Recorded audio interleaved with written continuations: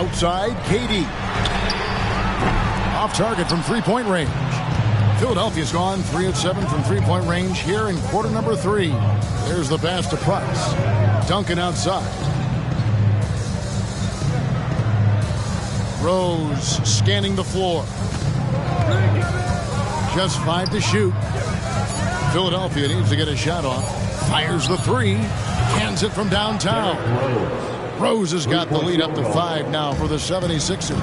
And great elevation on that shot from Rose. When his jumper is falling, he becomes a nightmare to defend. Three-pointer, Lillard. It's rebounded by Richard Jefferson. Philadelphia's gone to the three-point shot 8 times already in the second half and hit 4 of them. Duncan outside.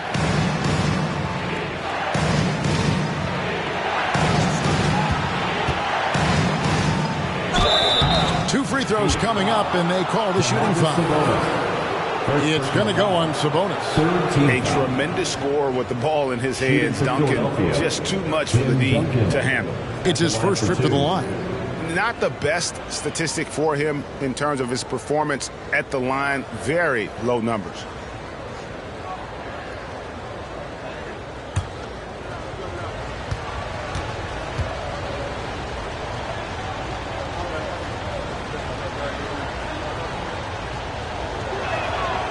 That free throw missing. Yeah, the quiet intensity that Duncan brings, just incredible. He's a consistent force whose teammates really look up to. Draymond Green, he's checked in for Phoenix.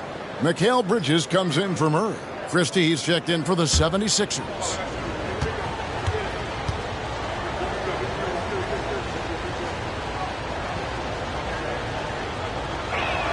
Good on the second free throw. And it's the Suns with the ball. They trail by 6. And after this one, they're home against Minnesota. That'll be the second of 4 games at home for them. About 7 seconds separating the shot and game clocks. Pass to Lillard. Launches it.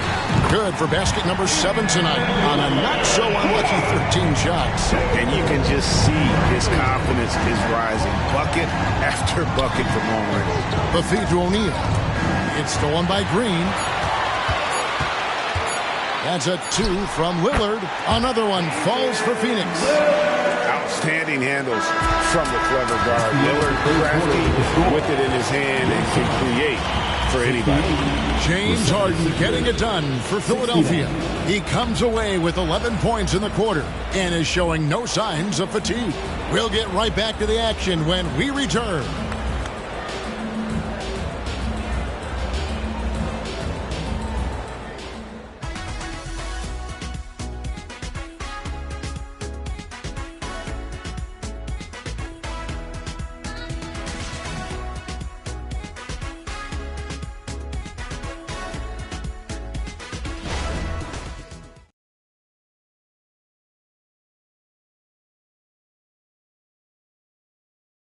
And let's go back to a terrific pass that we're calling tonight our State Farm assist of the game.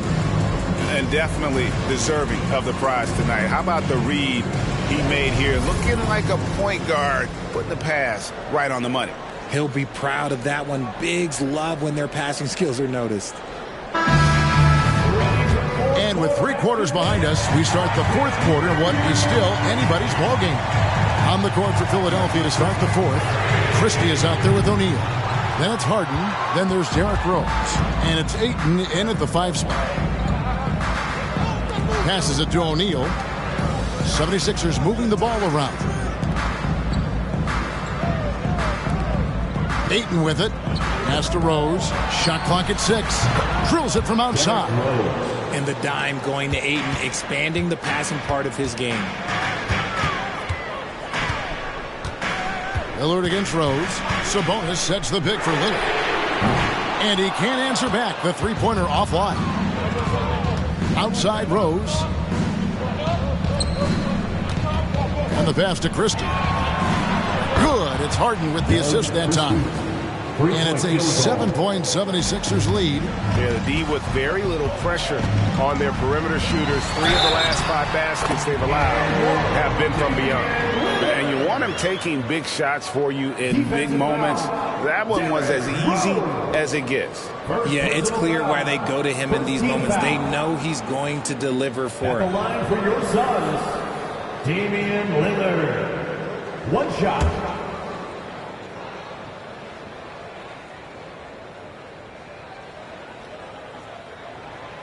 And, you know, such a fierce competitor. Lillard can score from anywhere on the court, and there's no one you'd rather give the ball to with the game on the line. Here's Christie.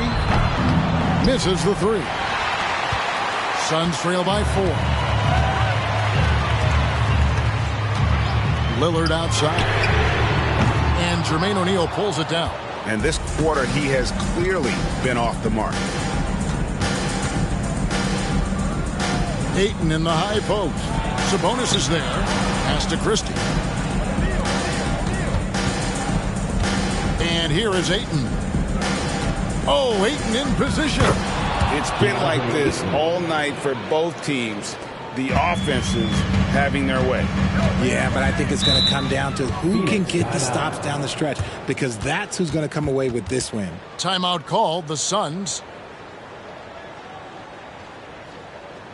Fans, please give a big round of applause for your Suns youth team.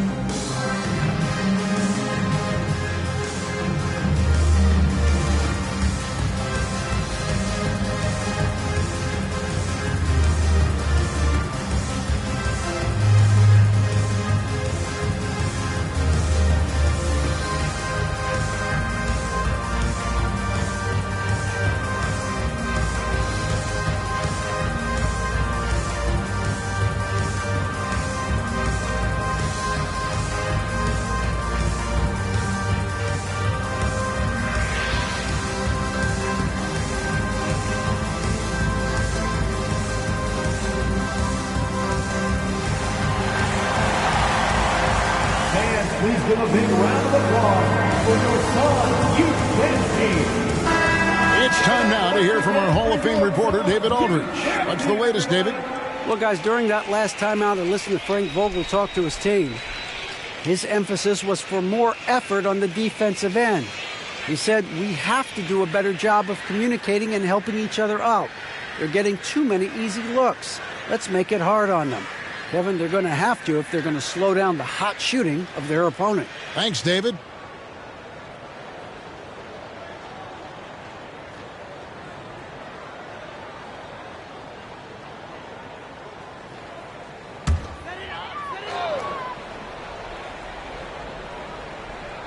Second minute off the clock now in the fourth. And Lillard gets double-teamed. A shot by Sabonis. Nobody around. Good. Great play by Lillard to set it up. Lillard's got his 5th assist in this one. Pass to Ayton. To the middle. Here's Harden. Lillard with the rebound. And so Lillard will bring it up for the Suns. A 3 from Bogdanovich. Knocks down the 3 ball. And it's now only a 1-point 76ers lead. A dead-eye shooter. Bogdan working off the pass there. Oh, Ayton in position. It's stolen by Green. Just over 2.5 minutes played now here in the final quarter of regulation. Lillard outside. No luck that time on the shot that would have put them on top. You know, some people could say he's struggling on offense this period. I like to think of more of drowning. Just can't seem to find his confidence. O'Neal. It's good. And the 76ers lead by 3. And this is where O'Neal goes to work. The closer he's to the rim, the more dangerous he becomes. Shoots from the line. Bridges misses. Oh, Oh, come on. Those are the looks you can't mess up. From this close inside, you got to get the job done. From deep, Harden. They grab their own miss. O'Neal kicks to Harden. Out to the right wing. 76ers moving the ball around. Ayton a screen on Sabonis. Shot clock at 3. Here's Harden. Gets it to go from 18 feet away. Assisted by. Now it's a 5-point 76ers lead. They're in strong position coming down the stretch, and he is a big reason why.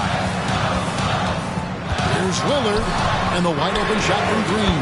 And it's good. Assisting on the play was Lillard. Lillard's got assist number 7 for him tonight. And Philadelphia calls time here. Timeout call for Philadelphia. Attention, Suns fans. Here comes your Suns hot squad. Let me hear you make some noise.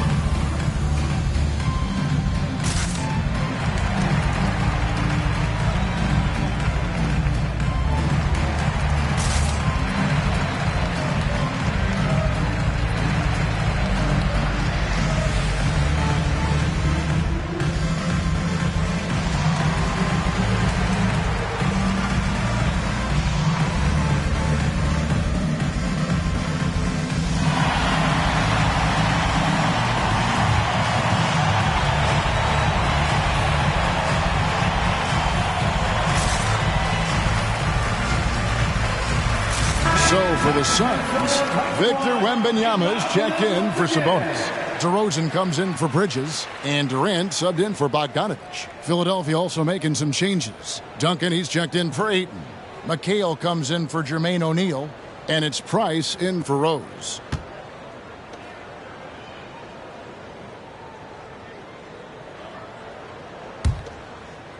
And Philadelphia has possession. The lead is 2. Pass to Christie. Lob pass to Duncan. And really just unselfish basketball on the interior. That's the kind of pass a coach loves to see. Price against Lillard. The 3 from KD. And it's good. Assisting on the play was Lillard. Lillard's got his 8th assist here tonight. Any shot for KD is a great shot for his team, and I don't care how far back he is. 18 feet out, and that one clearly a foul. Gets the whistle, and 2 shots coming out. First team foul. And guys, let's get your take on the hustle stats for the 76ers. All you have to do is look at one stat, and that is their block numbers. It tells you how tight their D has been. They've been going out of their way to smother the defense. And also, guys, how about the hustle we've seen on the boards? They're getting after it and cashing in on second chance scoring opportunities.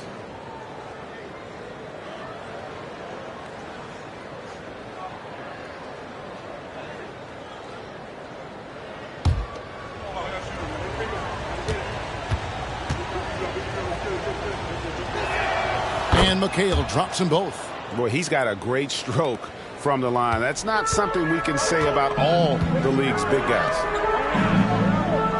KD sets the pick for Lillard to tie it up. An absolute bomb from three-point range. Lillard's got it all tied up now for the Suns. Nice passes to McHale. Now the pass to Harden. And again for 3. Buries his 10th triple of the game. Unbelievable. And a deep 3 from Lillard. And right away, they match it with a 3-pointer of their own. That's a dozen straight points coming off the triple. Pass to McHale.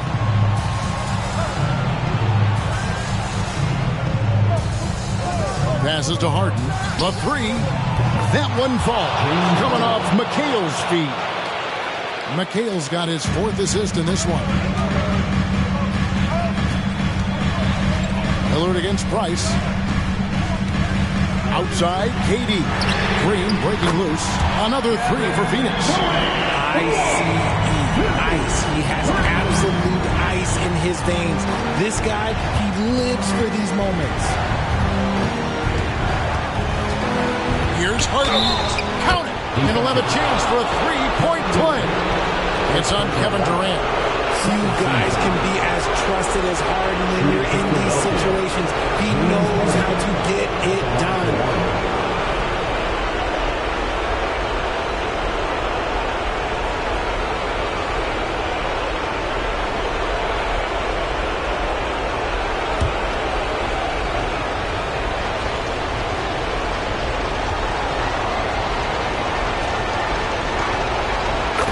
Easy to see why his teammates trust him. He's a leader on this team and loves coming up huge in the clutch. Here's Durant and blocked. That one goes careening off the glass. Lillard against Harden. Beyond the arc. The rebound by Victor Wembanyama. Suns trail by 3. Here's KD. The rebound by Harden. And not allowing the shooter even an inch of breathing room on that one. I'm sure they'll think twice about shooting against him next time. Harden draws the double. 6 to shoot. Here's McHale. Fouled on the shot and picks up 2 points. So 1 free throw coming up. And the lack of effort to fight over the screen there makes that an easy shot. Yeah, as soon as these guys feel contact, they are just disappearing like they're not even there. You got to show some fire and keep defending.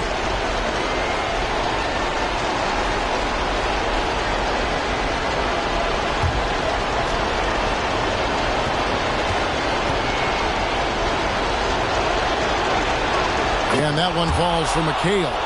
Now they're going for the jugular. A few more trips like that, and we might be able to see this one in the books. Durant against Harden. Green with a screen on Harden. For 3, Durant. That shot off. And close to making the defense pay for the lax coverage that time. Pass to Christie. That's in, coming off an assist from Price.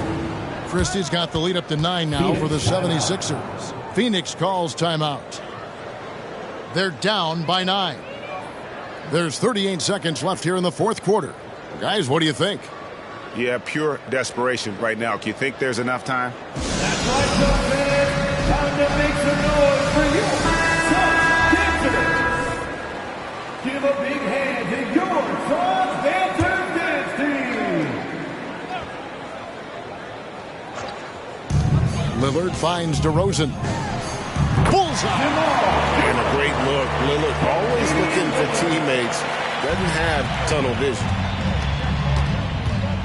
Price passes to Harden. Duncan outside. Over to the left wing. And the pass to McHale.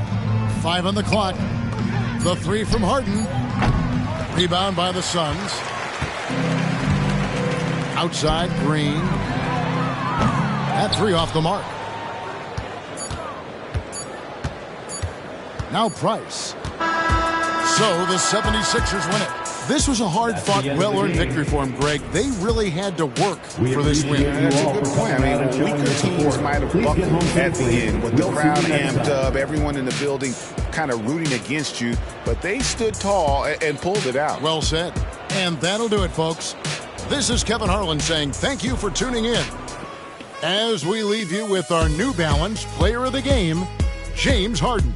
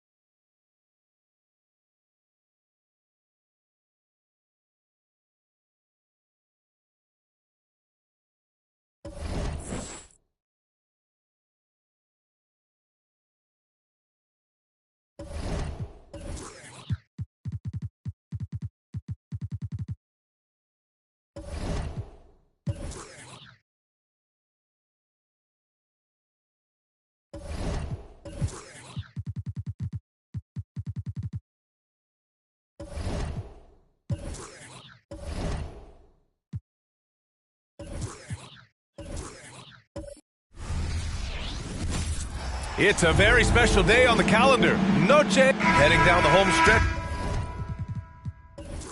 to this regular season, Doris. A lot of teams fighting for playoff positioning. BA, I love this part of the season because when we're this deep in it, what happens in the arena is there's a playoff level of intensity. Teams are bringing their A games. Competitiveness is starting to round into postseason form. This is a special time of year. Now let's take a look at Toronto's starting lineup. We've got Kevin Love, and it's Olajuwon in at the center position. And it's Love missing. And so it's Carter who brings up the ball for the Magic. Pass to Hardaway. Here's Weber, covered by Love. Weber, no good. Now Jones. Against Atlanta, he was really on his game. And it's in there. Well, instead of forcing it all the way to the cup, he just goes with that little teardrop. Outside Hardaway. 4-3. Count it. 1 for 1 to start the game. Defensively, you have to stay connected to him on the perimeter. Harper passes to Love. Tried to come right back with a 3 of his own, but it's no good. Pass to Hagan.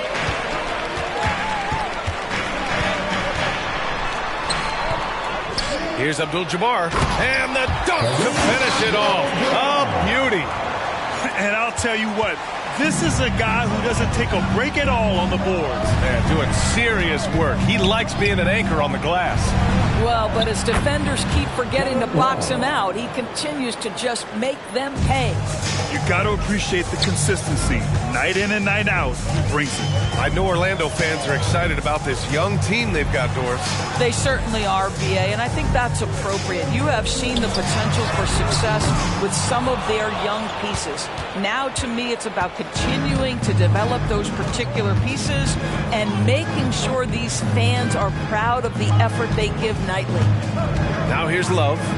Last game out, 36 points for him. Drops in the 3. What you love about this is there's an unselfish nature to Kevin Love's game, and I believe that's contagious. Hardaway, the pass to Weber. And here in the first, approaching 3 minutes play. Carter, good. That's how you up the ante. Come right back at him. And you would expect nothing less from these two, taking pride and making plays. Now here's Love. Impressive scoring stats with around 27 points a game. Well, Kevin Love understands that the 3 can make all the difference in momentum. You get one, I'm going to answer right back. Here's Weber.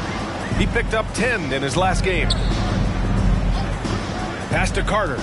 From the arc. It's rebounded by Olajuwon. Yeah, and the defense really respects his shooting ability, and they showed it with that tight coverage. Harper passes to Love. No good from outside. Orlando has gone 2 for 4 from range to start things off.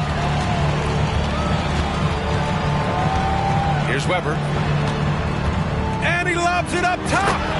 You could just see how in sync they were there. That's what it takes to pull that off. Here's Richmond. And you look at his numbers, just over 21 a game. Harper misses. Now here's Hardaway. Defense right on him. Pass to Hagan. Outside Hardaway to the middle. Hagan's shot is good. Looks like we're starting to see a pattern here. Not afraid to get in the paint and get wet. Toronto trailing. Here's Harper. He's averaging just around 8.5 points a game. Here's Richmond. The 3 is up. And the Raptors miss again. He's got a great defensive mind. He gets good position and affects the release. And he did it without fouling, and that's become an art, changing shots without making contact. Here's Hagan. Coming in off 21 points in his last outing. 5 to shoot. The Magic need to put one up here. And it's slammed in by Carter. Nice one-handed jam. Simple and effective, B.A. Hey, with the lead, I'm surprised he didn't come up with something a little more creative. Outside Love. Launches it. Rebound by the Magic. Yeah, just a little off his game this quarter. He's trying to work his way into a rhythm.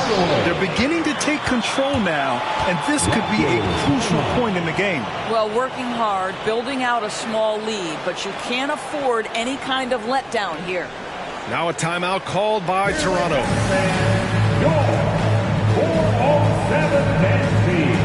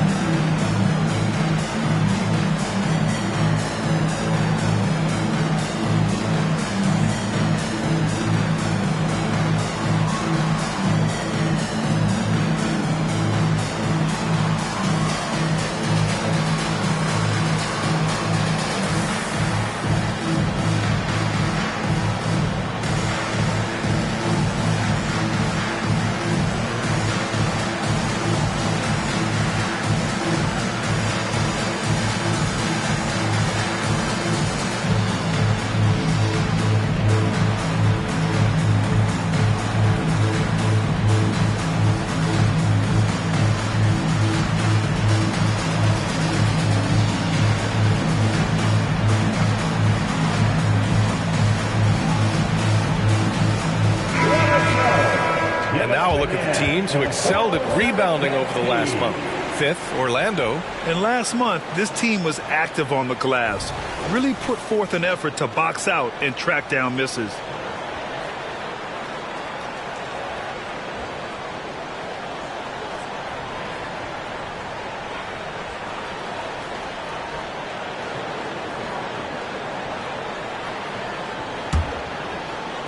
And here are the Raptors now.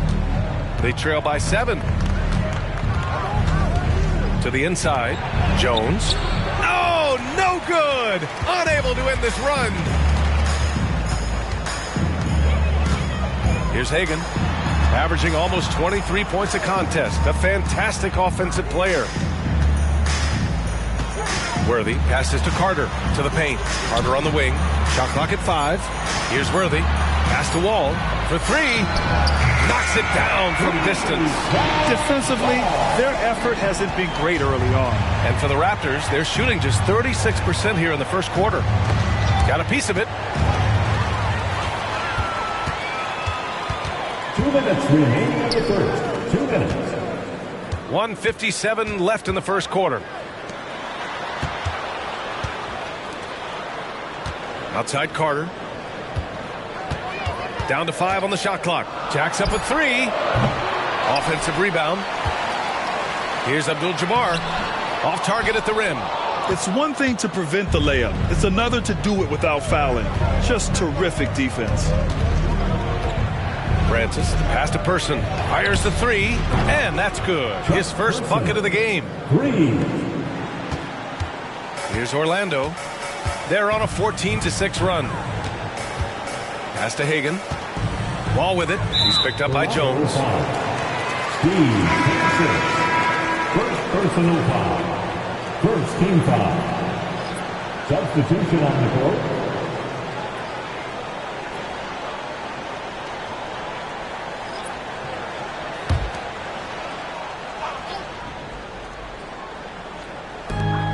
We've got 1:13 left in the first quarter of the game. Worthy passes to Wall. Here's Sloan. And good. Coming on the assist by Wall. Now, John Wall's vision is unquestioned. He puts it on time and on target, creates an easy look for his teammate. Pass to Francis. They set the pick.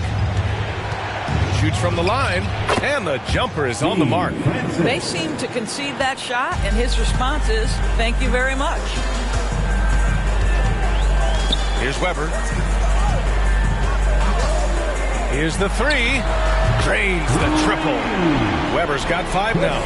And their offense looking like a well-oiled machine. Francis, pass to Noah. Outside, Hill. Here's Richmond. Back to Hill. 6 on the shot clock. Goes up from the top of the key. Got a hand on it. Here's Weber. Here's Abdul-Jabbar. Oh, and he just knocked down the buzzer beater. What a huge shot to beat the buzzer. My goodness. Well, that's the perfect end to the quarter for them. You have no idea how much of an effect those buzzer beaters can have on a team's momentum. And a double-digit lead on the scoreboard as we end the first quarter of play. Magic out in front. They lead by 13. And back in a moment as we'll get underway with quarter number 2.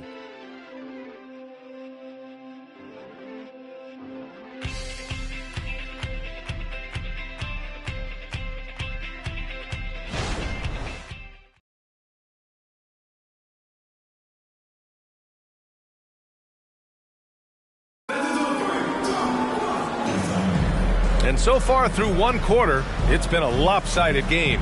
We'll see if that changes here in the second. Let's get a quick check of the scoring breakdown here for the Magic. Yeah, their early focus on outside scoring has paid off. They're finding plenty of points from three-point land. Yeah, and in addition, their ball movement has really unleashed their offense. Boy, they've been fun to watch. Toronto's gone 4 of 9 so far from the perimeter. So on the floor for Toronto to kick off the second quarter. We've got Kevin Love. And it's Hill in at the small forward position. Pass to Francis. Here's Starks. Puts up a 3. Orlando grabs the miss. This game against Toronto here, it's their first look at the Raptors. And here's Wall. Here's Worthy. Hasn't gotten one to fall yet. There's foul. Grant Hill. First personal foul. First team foul.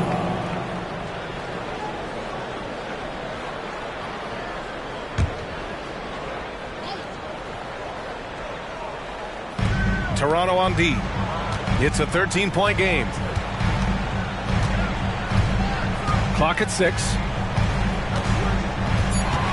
Here's Weber. Noah grabs the board. That's the shot they wanted.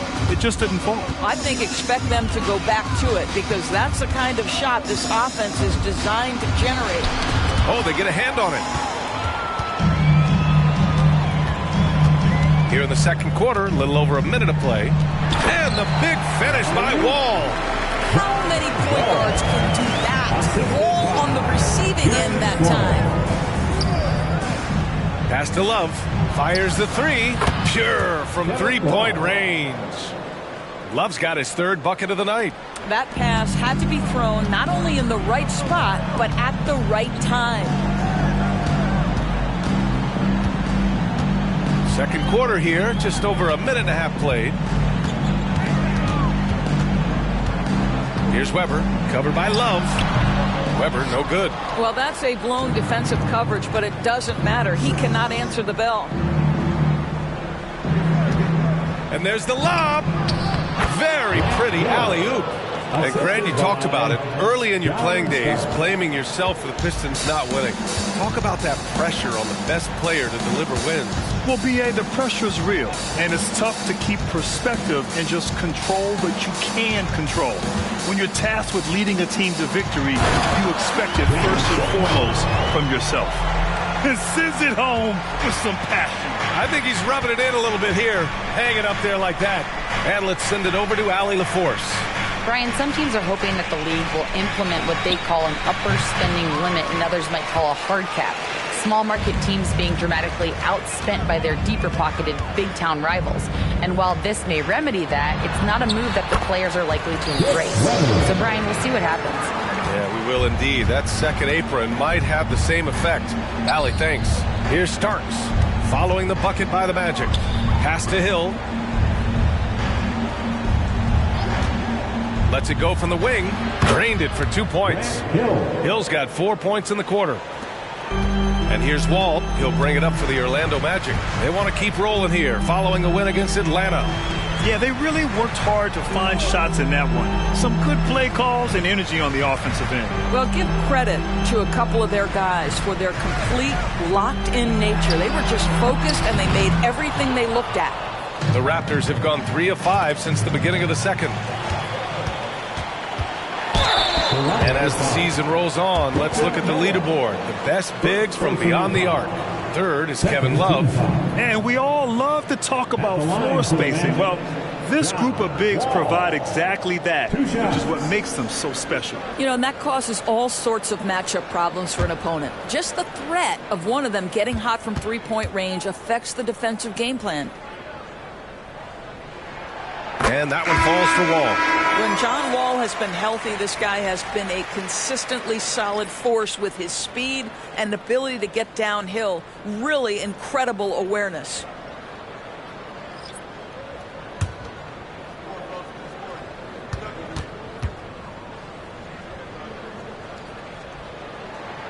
Good on both. Brandon, look at the league's basketball-related income. The players and owners split it about 50-50. You know, BA, that's why they call it a partnership. You talk about a shared interest. The NBA has really become a leader by example in all of professional sports. Unselfishness can be infectious. Terrific teamwork. Pass to Weber. And he lobs it up to the rim. Out of bounds. It'll be Toronto's ball. Well, when you're careless with the basketball, you can expect that to happen.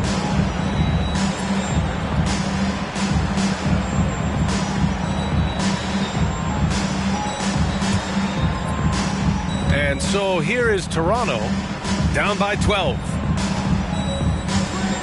Harper passes to Love. And count it. Now 4 for 9. I'll tell you, you can't put your head down after a tough first quarter. You've got to keep fighting, and now he's starting to roll. Outside Hardaway. Launches a three. It's hauled in by the Raptors. Here's Starks. No made baskets yet. Love for three. Sloan pulls it in. Orlando has gone 5 of 10 from beyond the three-point line in this game. Hardaway, the pass to Weber.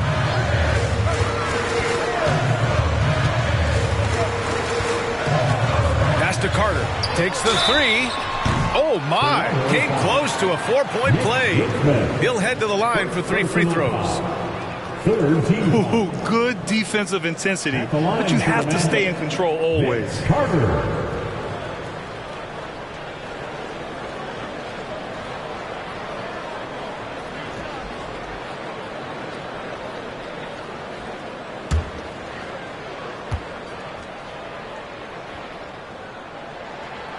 That free throw no good.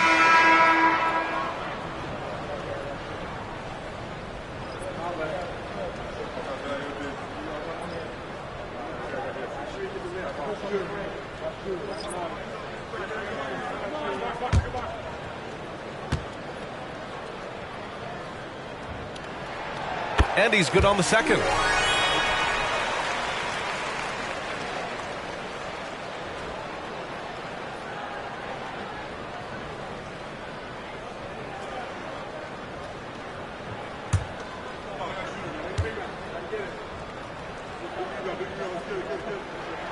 And he nails the third.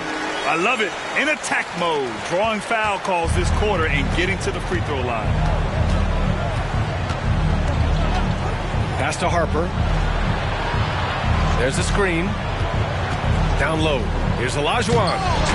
Orlando grabs the miss. The biggest lead of the game, 15 points. And here's Wall. He's got 7. Floats one. And Hardaway lays it up and in. Hardaway's got 9. They're winning the battle down low by imposing their will. Here's Starks, defended by Hardaway. Here's Harper. And he got the whistle on the way up, so he'll be headed to the line for a pair. Personal foul. First team foul. Shooting for Toronto, Ron Harper. Taking 2 shots.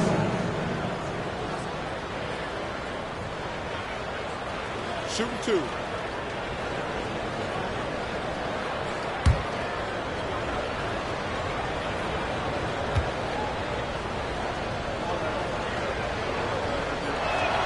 And the first one at the line is good. So both teams making some changes here.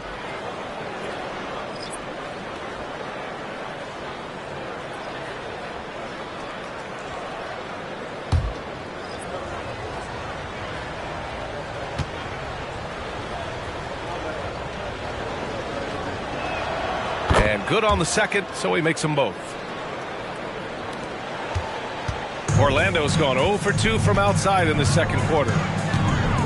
Hardaway, the pass to McDyess. Knocked away. Here's Sloan. The 3-ball. Cleared away by Person. Here's Richmond. His last outing, he had 18 points. The Raptors making a switch here. Hill's checked in.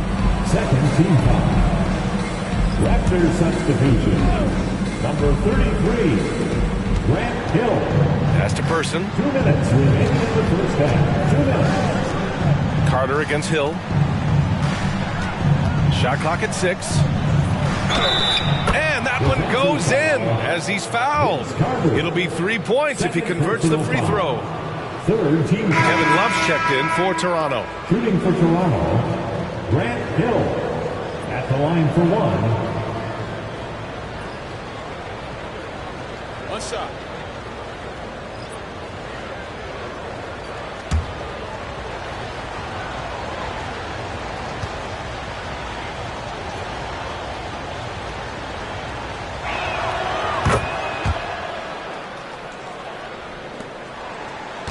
Orlando leading. Outside Hardaway. Lets the 3 fly. Connects from downtown. Hardaway's got 5 points in the quarter. It's been a dominant night for him, staying productive throughout. Harper passes to Love. And they come right back with their own 3-pointer. You have to stay attached to Kevin Love when he is out in space. This guy's 3-point ability is one of his greatest weapons. Here's Weber. 7 points in the game. Carter outside. Oh, almost had a 4-point play right there. But he'll go to the line with a chance for 3. Fourth team foul. At the line for the Magic, Vince Carter.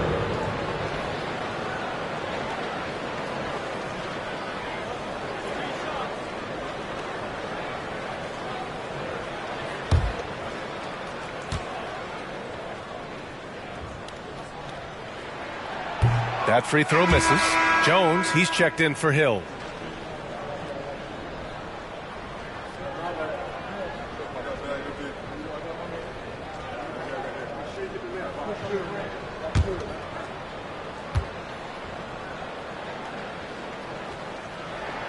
And the second free throw is good.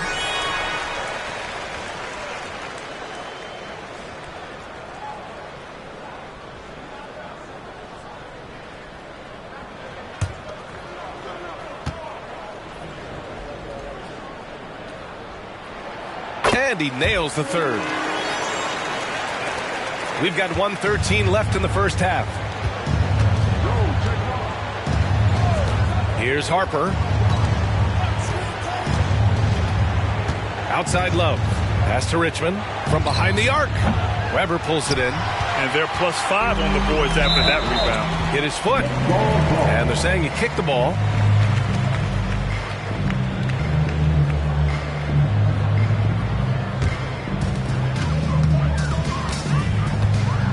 Now here's Hardaway. He's got 12. Here's Hagan. Drills it from deep. Hagan's got 5 now. And just not letting up at all. I mean, you have to love this approach. You want to get the ball to the guys who make plays. One thing we've learned in the NBA, the game is never over. So you've got to continue to score, continue to build your lead. Pass to Weber.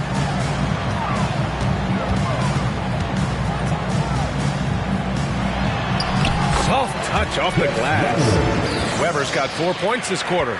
He really hooked the defender with that pump fake. It worked to perfection. Here's Harper, defended by Hardaway. Now Love. 6 to shoot. Outside Jones. Over Carter. That's good from Jones. And the assist by Love. Jones has gotten his second bucket on the night. And so that brings the first half to a close. It's the Magic up by 12. And we'll be right back after halftime to get the third quarter underway. 39.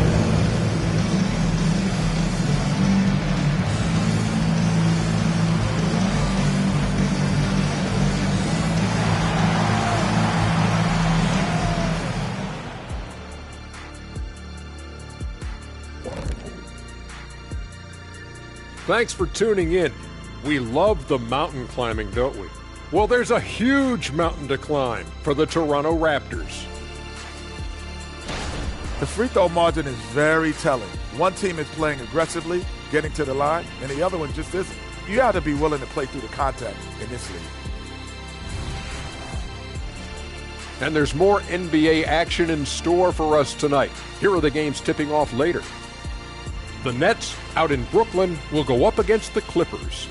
That one gets started at 8 p.m. Eastern Time. Close matchup. Should be a good battle. That's it for us. Thanks for tuning in. Now let's send you over to Brian Anderson with the third period.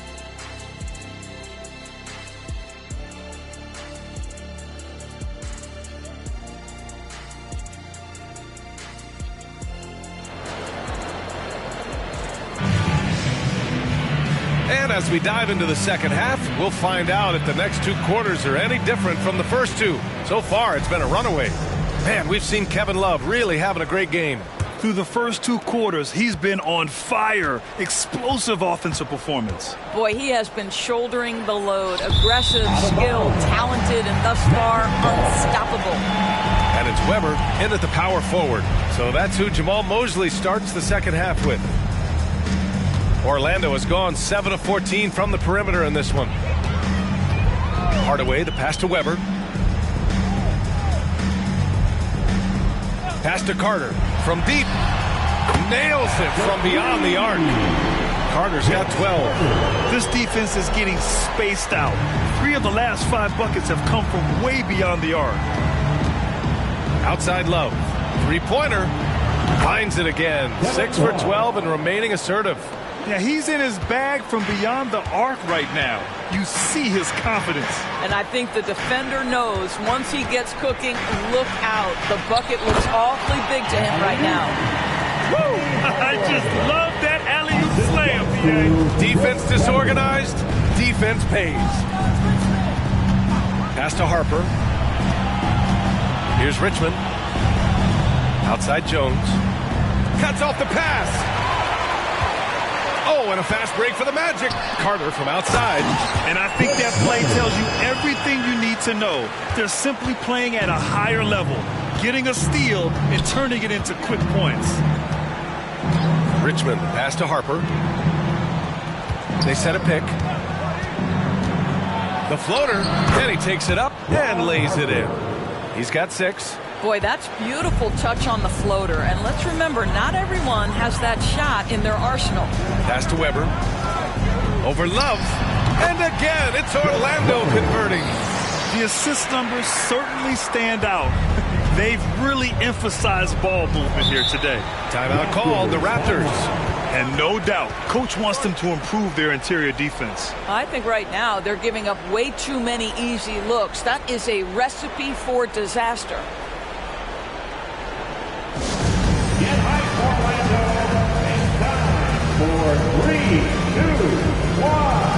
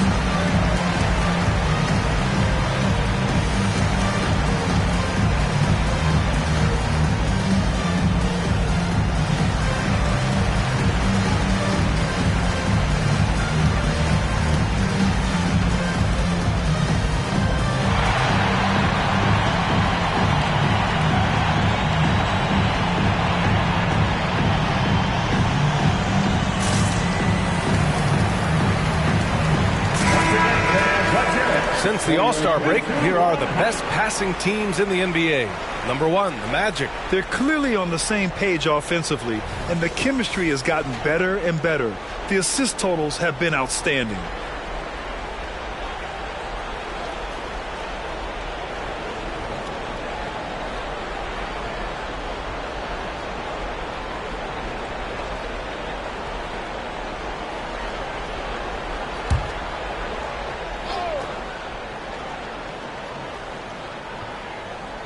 And now around 2 minutes gone by in this half.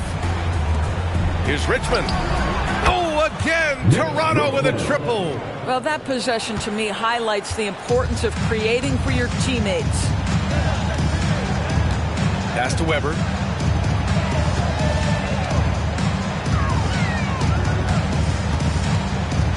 Carter with it. Beyond the arc. Oh, drew the foul and almost hit the three-point bucket.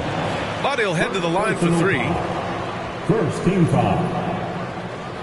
At the line for three, Vince Carter. 3 shots. 3 shots.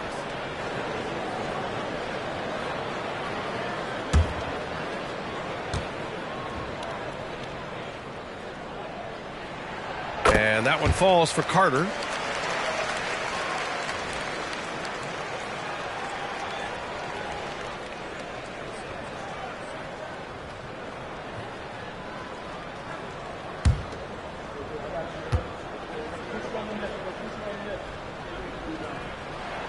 Good on the second one.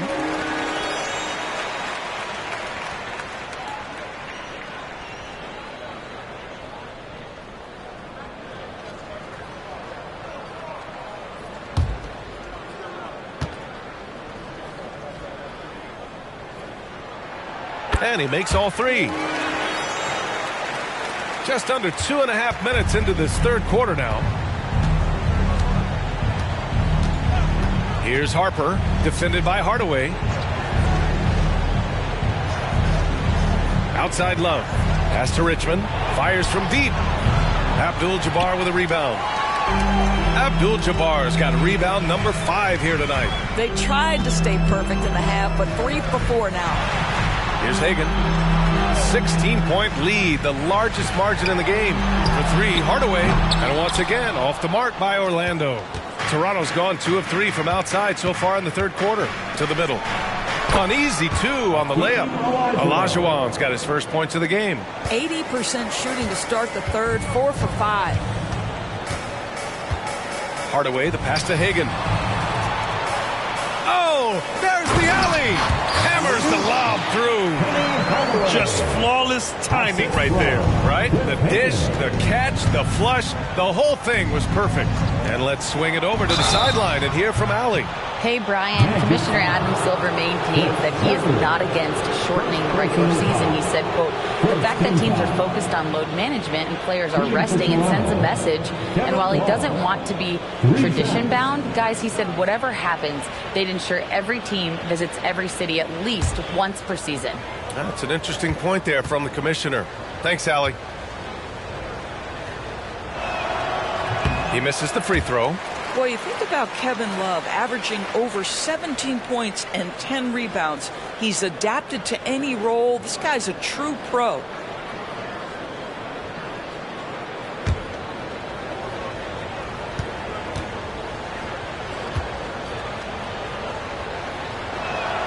He hits the second from the line.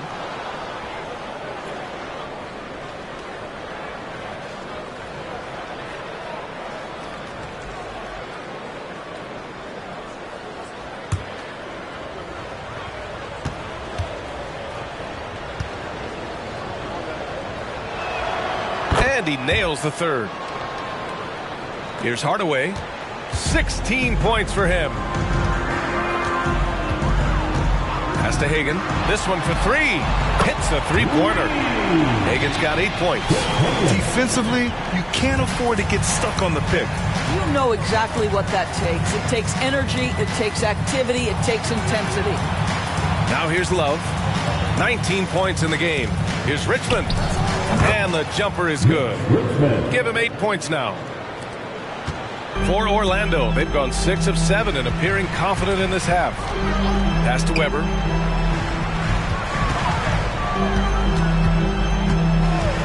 Outside Carter. Releases. And again, it's Orlando converting. And no surprise here, right? This guy is not only a gifted player, but he is so smart on the offensive end. And Toronto calls time here.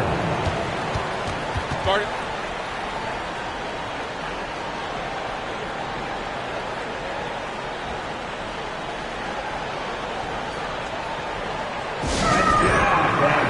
5, it's your 407.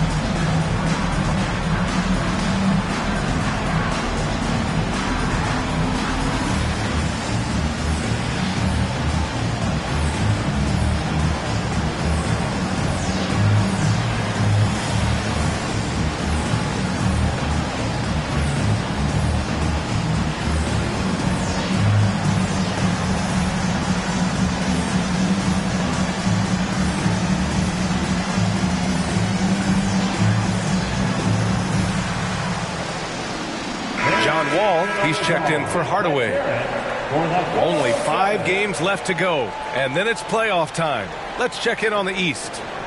You look at Toronto, with the playoffs fast approaching, they are well positioned at second place in the conference.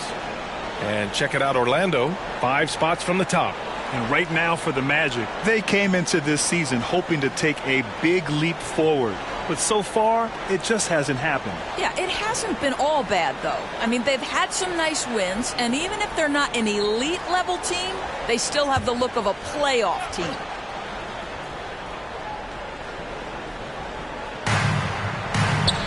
Love passes to Richmond. Throws it up high.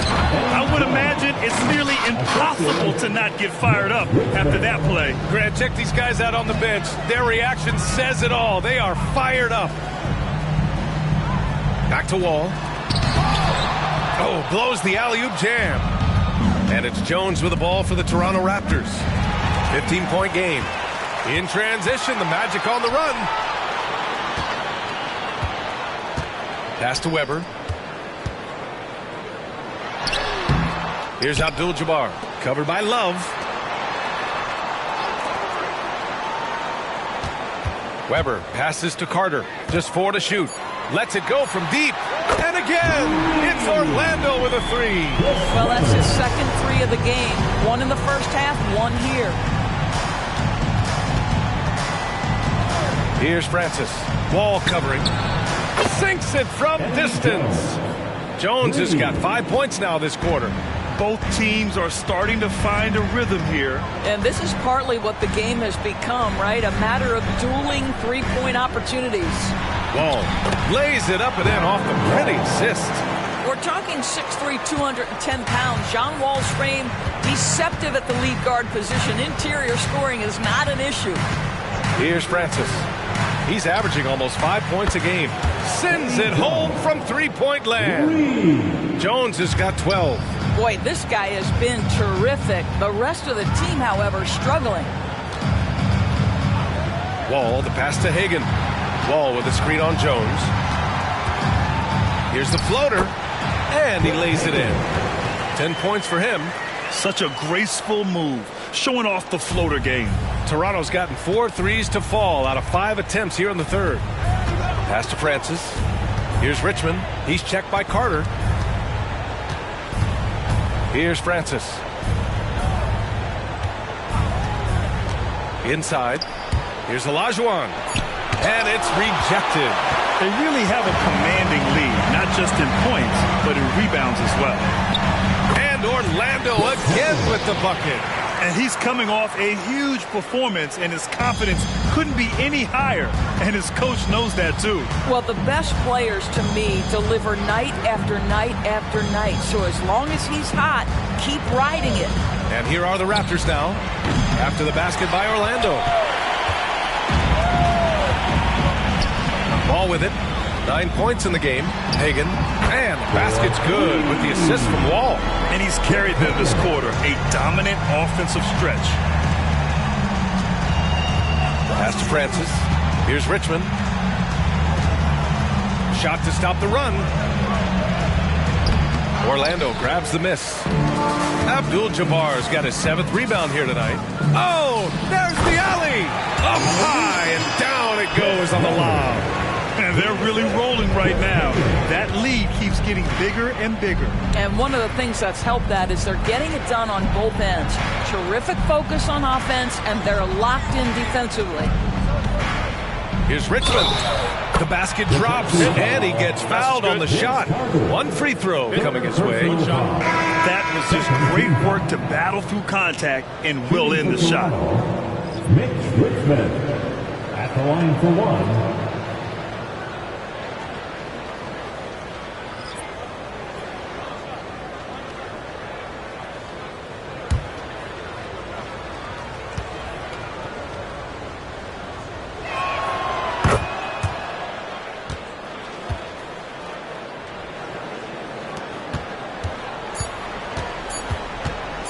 From deep three-point land. Ooh, he released it in time, but it's off the mark. And so it's the Orlando Magic ending the quarter with a 20-point edge. It hasn't taken them too many shots to get their points. They're winning with efficiency. All right, we'll get back to the action after this break.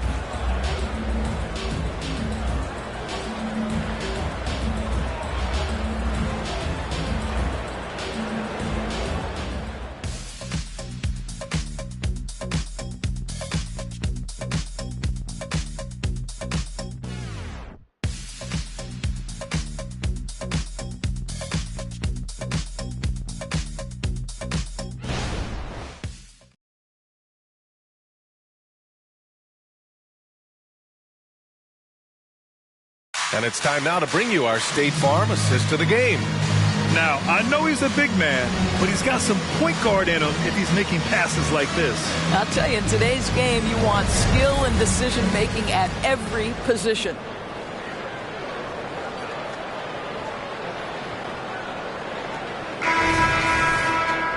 And with the fourth quarter upon us, time is running out for this game to become competitive.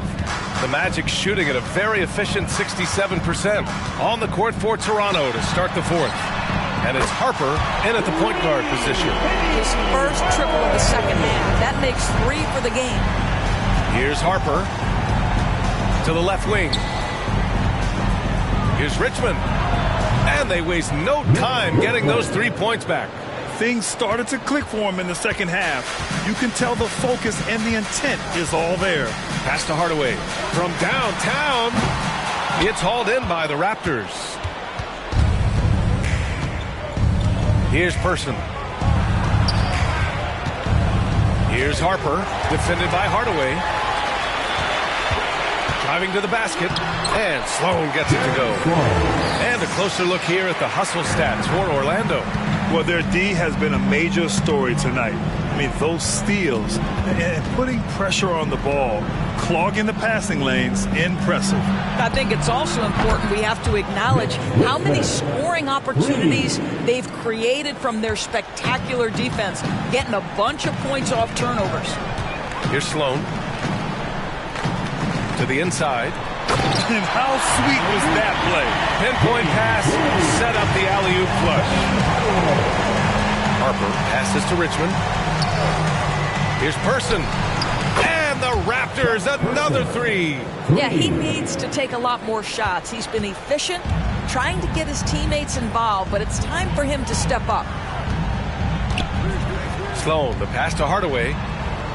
They set the screen to the middle. And down it goes. Jam that one home. Now that's how you capitalize on a screen. And good positioning, too. Gave him a clear path to the hoop.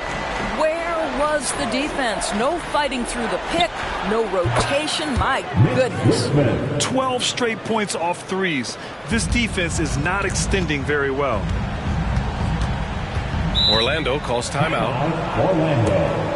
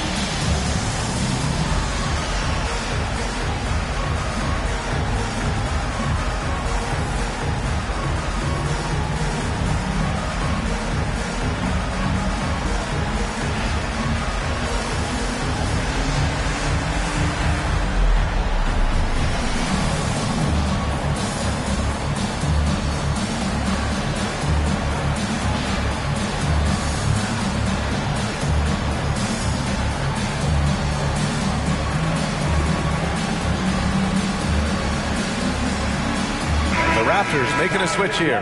Jones is checked in. Your 407 Kent State.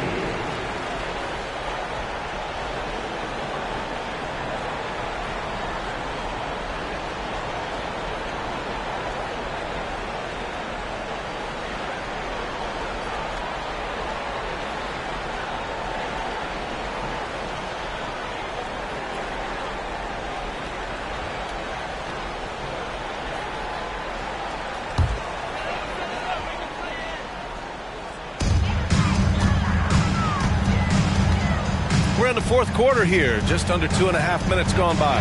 Hagan nails it from 3. And the Magic lead by 20. That's his third triple this half, and that's after hitting only 1 before that.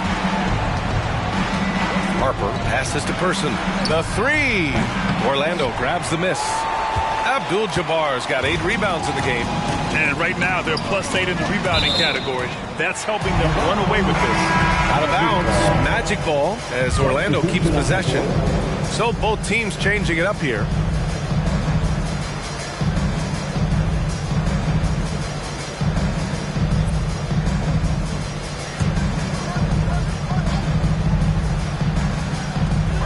Worthy passes to Carter. Here's the teardrop, and the layup is up and in. Carter's got 19 points. Absolutely ruthless. He's not about to start showing mercy now. Well, when it's closing time, he's trying to lock the door. He's been going all night. Now here's Love. Here's Richmond. Hardaway grabs the board.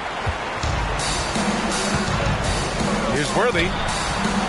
Love with the defensive effort. Now there's your rim protection. That's how you defend the post. Boy, he really anchors well on the block. Very difficult to back down.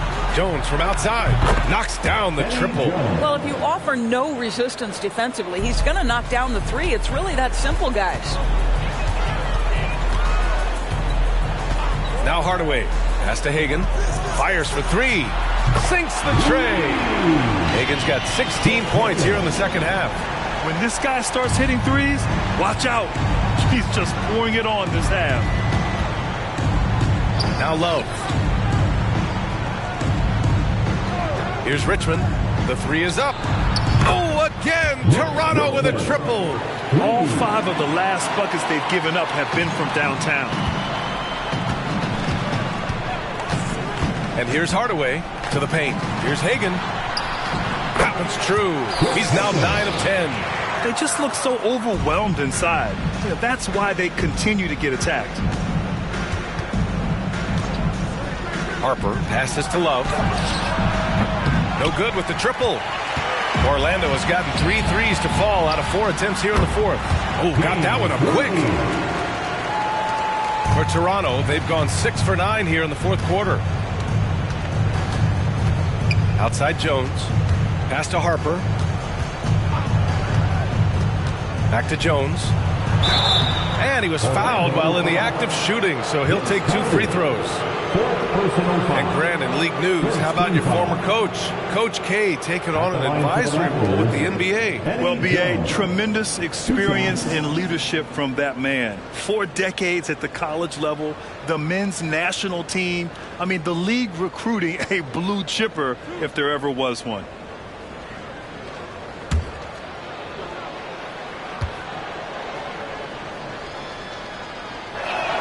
The first one falls. And the Magic making a change here.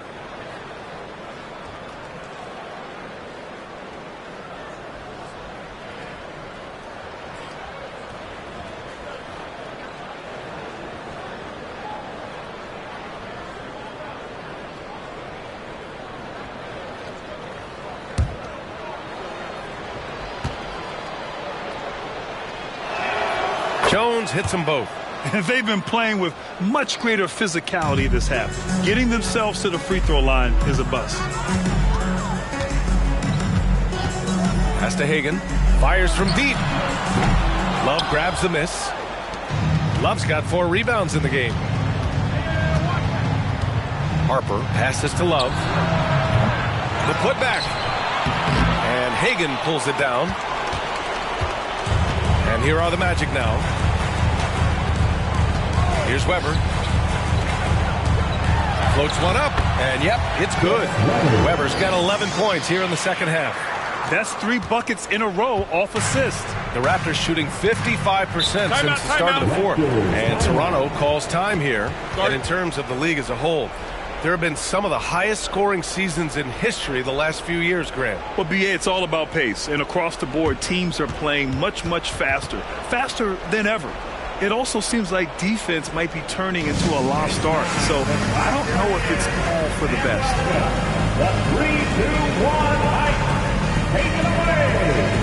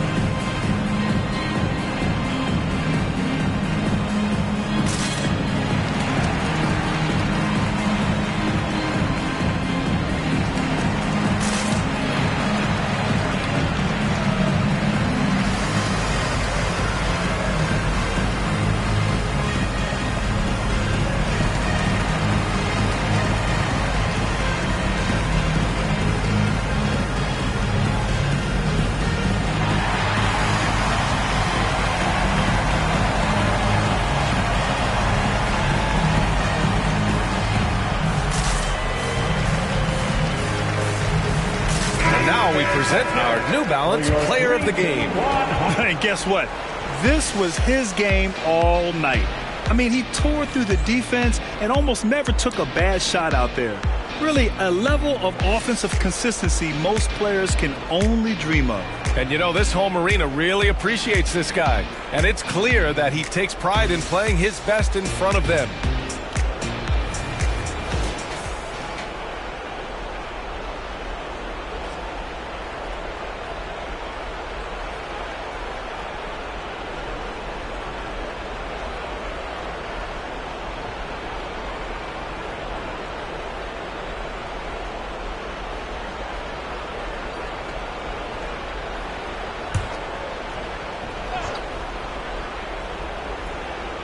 Here's Harper. Back in 2020, you were in the Orlando bubble doors, called the NBA Finals. What was that experience like? It was the most unusual circumstance I've ever been put in the game of basketball. I hate the idea that people call it the, quote, bubble title. Please know that that was grueling to have been away from your family for several months at a time in the most unusual of circumstances. But here's what I know unequivocally. I hope we never go back. On target from range. You have to show more effort defensively. Everyone knows he can do that from deep. Well, to me, that's just inexcusable. You start to wonder how much they really want this basketball game. Now here's Jones. Love for three, and the three-pointer goes. Love's got 22. Boy, they've got Kevin Love in catch-and-shoot situations. Turn the lights out. He's that good.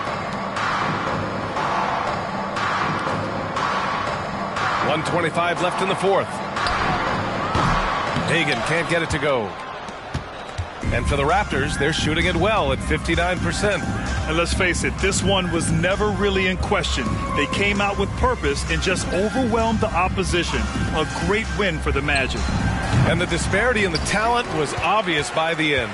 Sometimes you just don't have enough ammunition to compete. Yeah, B.A., just a total beatdown. And the next time these teams meet, I can't imagine it'll be any different. And for the year, this will give them win number 17. At the line for Orlando, John Wall. 2 shots. Take a break. Take a break. 2 shots.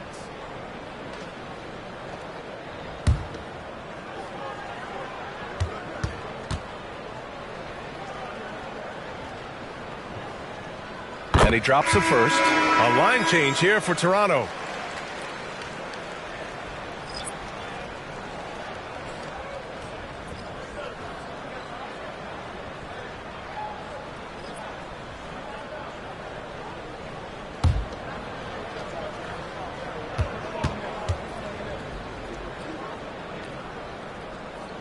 And so Wall nails them both.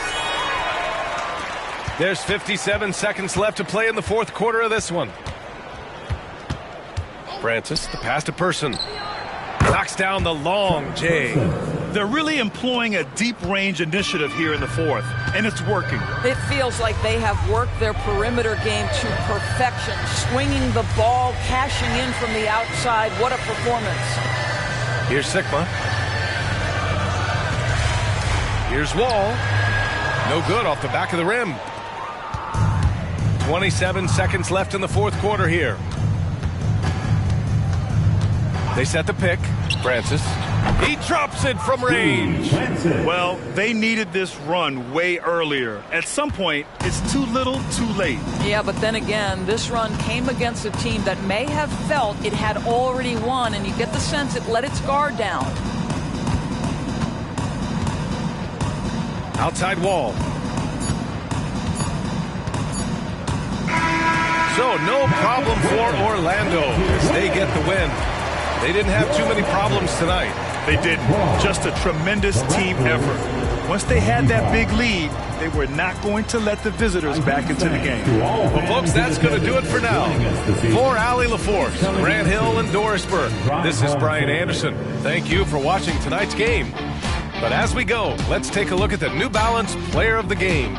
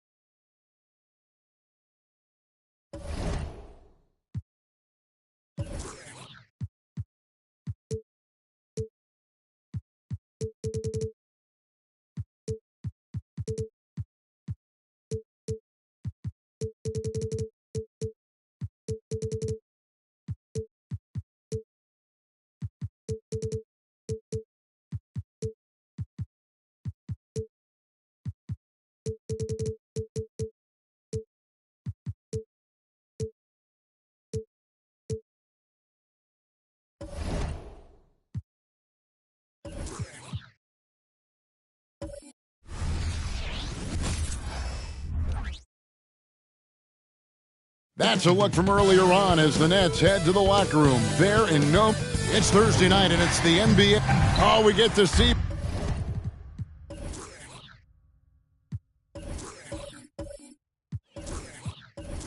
Brent, two of the league's strongest backcourts tonight, and this is probably the kind of game that suits your taste. Am I right?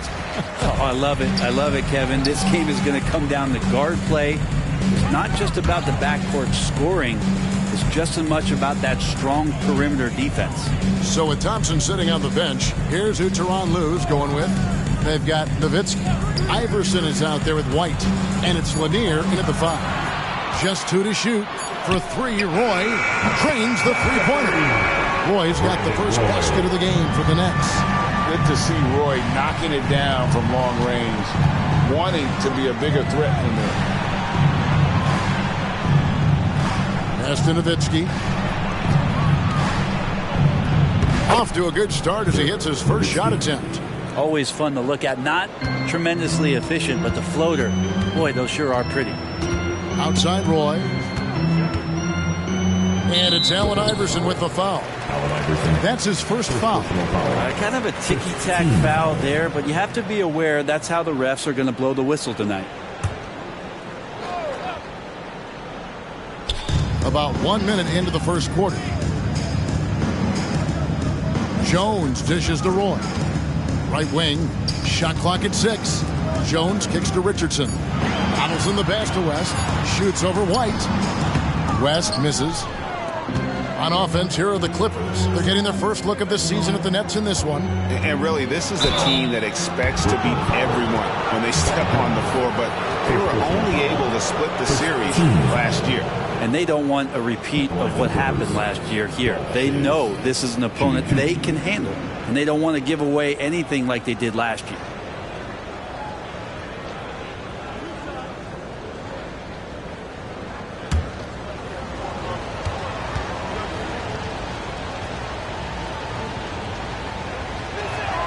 And the first one at the line is good.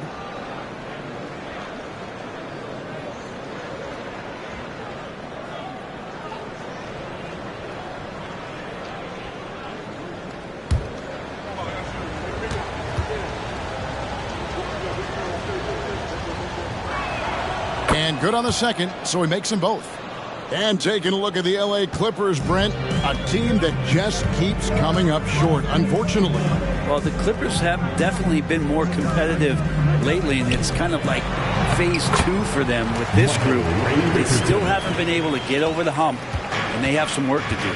Uncovered at the rim, finding cracks in the defense here early on. Just really smart basketball and exploiting whatever holes that he's seeing right now in the defensive squad. Here's Richardson. Clippers able to drain the 3. Passes it to Jones. And about 2 minutes played here in the first quarter. Hits it from three-point range.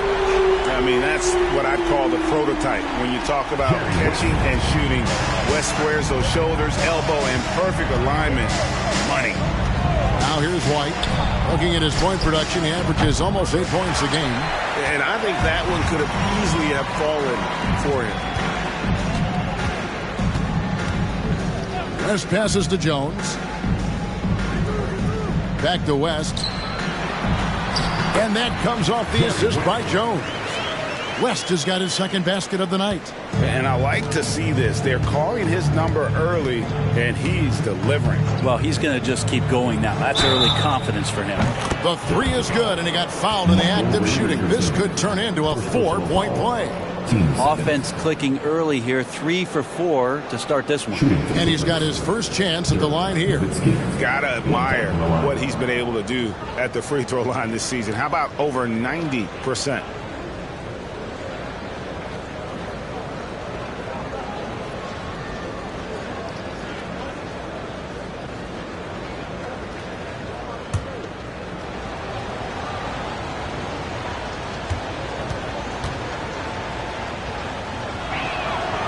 A free throw drops for Dirk Nowitzki. And so much to like about the shooting ability from Dirk. He has revolutionized the big guys stretching the floor. Now here's West. 5 points in the game. And if they know what's good for them, that's the way they'll defend against him every time he takes the ball in the three-point lane. Here's Lanier. He's covered by Roy. Off on the layup. Brooklyn trailing. This is to Richardson.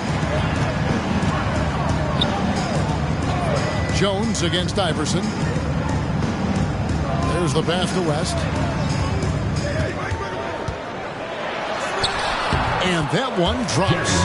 West has got 7. A lot of give and take between these sides early. And both teams look like they came to play. We should have a good one. Pass to Shades. Fades back. It's rebounded by West. Brooklyn's gone 2 or 3 from deep so far in this game. Kicks it to Richardson. Outside, Jones. Pass to West for the 3. And that comes off the assist by Jones. Jones has got 4 assists now tonight. Oh, man, this would be a different ball game if they didn't have this type of scoring to rely on. Here's Shades. Last game we saw him score 13. Nowitzki, that's for 2. Good as the jump shot falls. That's now 8 points for Nowitzki. Yeah, here's a list of things I don't want to do, and right at the top is guard that guy. Nowitzki against Jones. Passes it to West. Lets it go from deep. It's hauled in by Lanier. And here's White. He'll bring it up for Los Angeles. Trailing by 2. The pass to Shades. Now Nowitzki. Here's the 3. The shot, no good. Here's Richardson. Another one falls for Brooklyn. He's a terrific 2-guard. Roy with tremendous court vision. White the pass to Shades. And it's off from three-point range. That's leading by 4. Outside, Jones. Pass to West. That one, no good. Clippers have gone 4 for 9 from the field to start this game off. White against West. Nowitzki left side. It's stolen by West. Right side, Jones. And that'll be 2 free throws coming up. Officials on the call with the foul. First personal foul. And as the season draws to a close, GA, we've got teams vying for playoff position, only adding to the importance of each game now. And for those teams, you have to have the right mentality. You can't treat these like normal regular season games. These are an extension of the playoffs.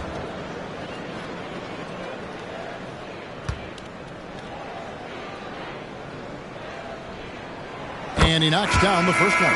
Hudson's checked in for the Clippers. Thompson comes in for White.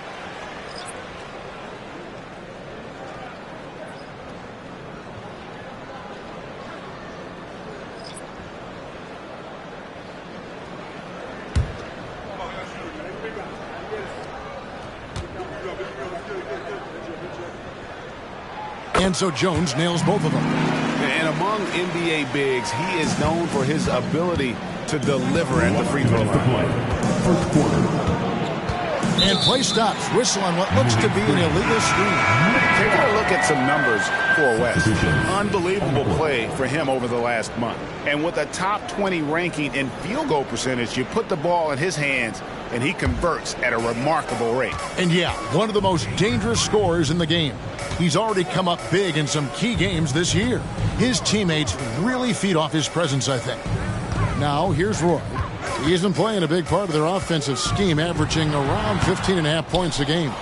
Well, mid-range is where he makes the money. So when the D's slow to get out on him, always surprising to see him miss from there. The shot goes in. First shot, first basket.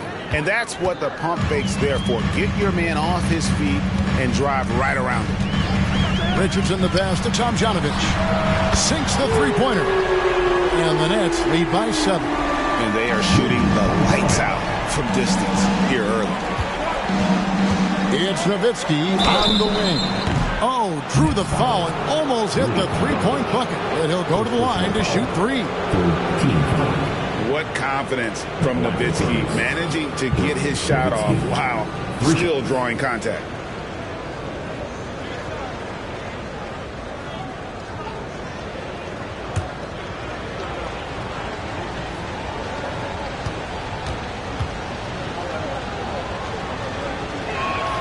And that one falls for Nowitzki.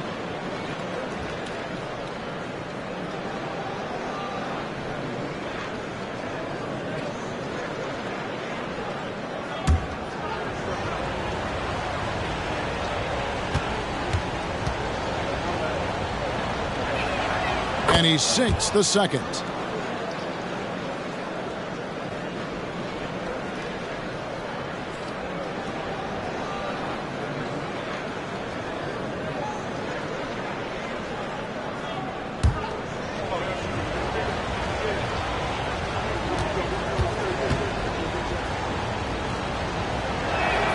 And he makes all three. Just solid. Really one of the very best there is at the free throw line. Thompson against Richardson. Here's Dumars. And oh, the blocked shot grabs it out of the air. Lobbed up there for Thompson. And it's Thompson with the jam. And he pulls off the Houdini to make that catch and slam it through. Stupendous alley-oop. Richardson the pass to Tomjanovich. A three-pointer off the mark. And I thought that was going to drop. It looked good from here. Nowitzki outside. That's in, coming off the assist from Thompson. Nowitzki's got a couple of threes now in the first for the Clippers. Richardson the pass to Tomjanovich. And nothing is falling for him right now. Los Angeles has gone 3 of 7 from three-point range in the first quarter. Thompson against Richardson. And Thompson kicks to Nowitzki.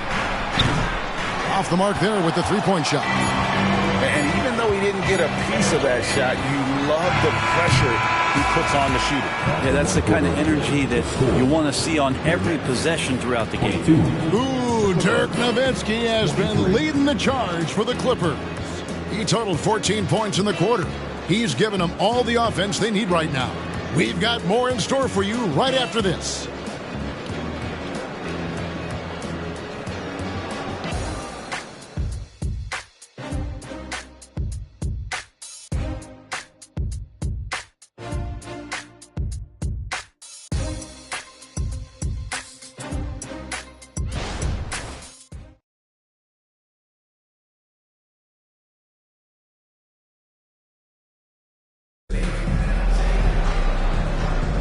And it's been a pretty even game here after one quarter of play. And a chance to catch up on some numbers here. Scoring breakdown for Los Angeles. In the early going, they've been heat-seeking, very crafty at drawing contact to work themselves to the line. And let's make sure that that selfish nerve doesn't get tapped, because right now there's great ball movement. They're setting each other up. Let's see if that maintains. So with Nowitzki sitting on the bench, here's who Tyronn Lue's going with. We've got Hudson. Thompson is out there with Davis. Then it's Heinsohn. And it's Lanier in at the center position. Now here's Thompson. That's tipped. Richardson right side. Bing can't hit. That's not the type of opportunity he fails to convert very often. Here's the teardrop, and that's 2 points on the layup. Bing's got the first points up on the board here in the second quarter for Brooklyn. Thompson passes to Lanier. From 7, and he overshot that one, missing. And being that close to the hoop, I thought he had enough room to finish that one. And that one, good. And now it's a 3-point Nets lead. And those are the kind of nice inside looks they've gotten here in the first half. Just over 1 minute has passed here in the second quarter. And they call an illegal screen here. When a pick like that is questionable and creates that much of an advantage for the offense, you have to blow the whistle. Yeah, a quick little lean like that is going to get the ref's attention. Foul called. Jones checked in for the Nets. And the Clippers making a change here as well. White's checked in. Now here's Jones. Here's Richardson. And that comes off the assist by Jones. Jones has got 5 assists in the game. There are only a few players in the league who can hit a teammate like that in stride. Beautiful assist. It's Thompson off the drive. Rebounded by the Nets. Richardson's got his 4th rebound in this one.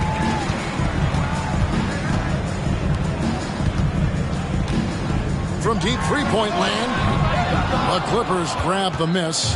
Tough loss coming against Cleveland in their last game played. Yeah, I mean, on the road, their defense was just overrun. Couldn't match the intensity of the opponent, and it cost them. Well, let's hope there isn't any carryover from that letdown in this one. That's pretty much not how they want to defend the three-point line. Somebody's got to shadow him out there. With a short break in the action, gives us a chance now to send it over to David Aldridge. Thank you, Kevin. Well, the Clippers have their sights set high. Coach Tyronn Lue says this is definitely a championship team, but it's not going to just come. We've got to put the work in. There's got to be a lot of sacrifices. If we come together and do the right things, we definitely have a chance. Kevin, back to you. And David, he's a big reason why. Thanks so much. Brooklyn with the ball after the Clippers pick up 2. And plenty of contact on the shot, so 2 free throws coming up. There's the foul against the Clippers. Say this about Richardson. He is a fearless player. There isn't an opponent who doesn't think he can dominate or a situation he can't take charge of. There is no back down in Michael Ray. Roy's checked in for Dumas. Nowitzki's checked in for Los Angeles.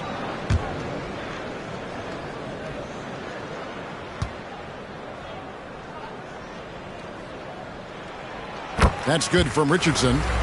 When it comes to the essential components of a winning team, GA, how much importance do you place on veteran leadership? Kevin, I think it's important. You want a few guys in the locker room who've seen it all.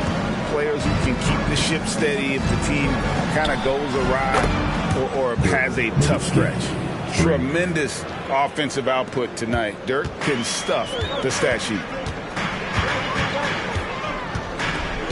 Richardson the pass to Tomjanovich. Trying to answer back, but that 3 is off the mark. Pass to White. With the floater, the shot will not fall. Good work defensively by Richardson. Brooklyn leading by 3. Pass to Tomjanovich. This one for 3. That ball is in the basket. Now he's shot 6 and made 3 of them. And that's his 2nd in this quarter, guys. He's made 3 so far this game and is showing no signs of slowing down. And the Clippers decide to take their first time out here.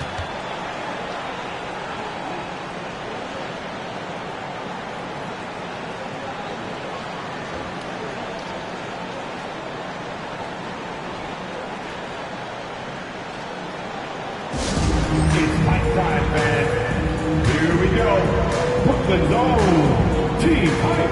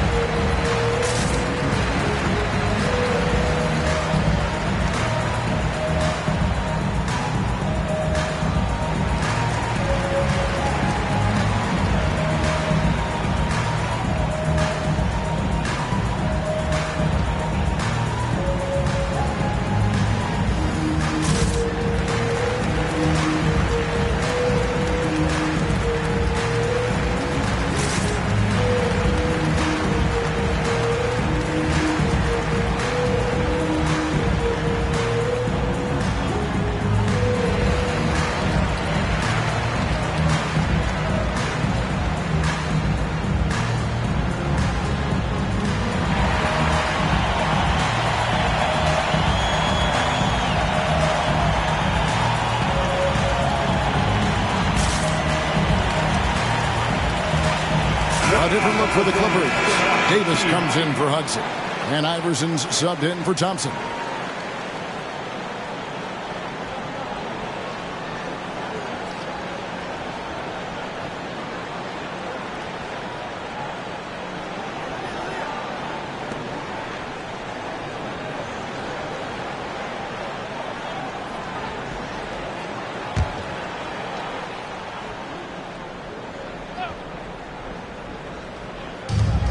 Here's Iverson. That's in there. Davis with the assist. In the mid-range, Iverson can be so dangerous. He is just so skilled at making those shots. Davis against Roy. And there's the pass to Schrempf. Oh, he blocked it and deflects off the backboard. Pass to Iverson. Back to Davis. Outside, White takes the three, buries it from three-point range. And now just a 1-point Brooklyn lead. And he has really come to life here after a slow start in that first quarter. Outside, Jones. Pass to Roy. From outside the arc. And again, Brooklyn with the triple. They've been outstanding from beyond the arc this quarter. Their percentage has been climbing steadily.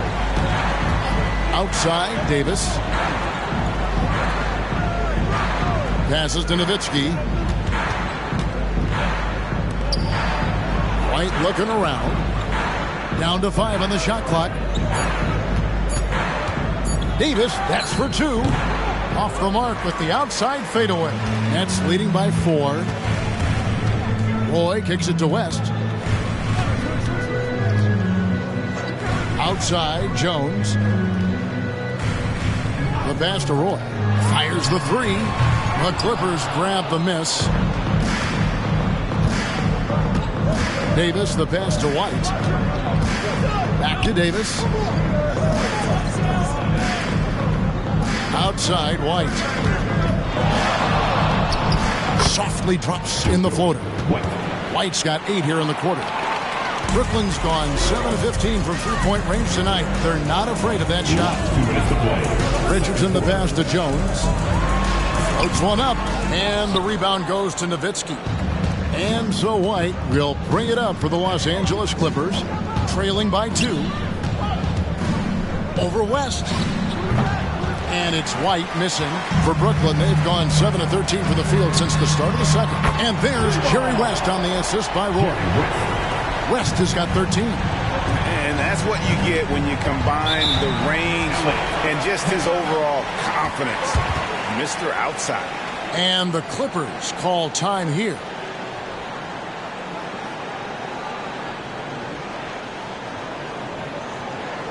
Fans, get out of your seat. Come on, start making some noise for your Brooklyn Nets. Team Hype.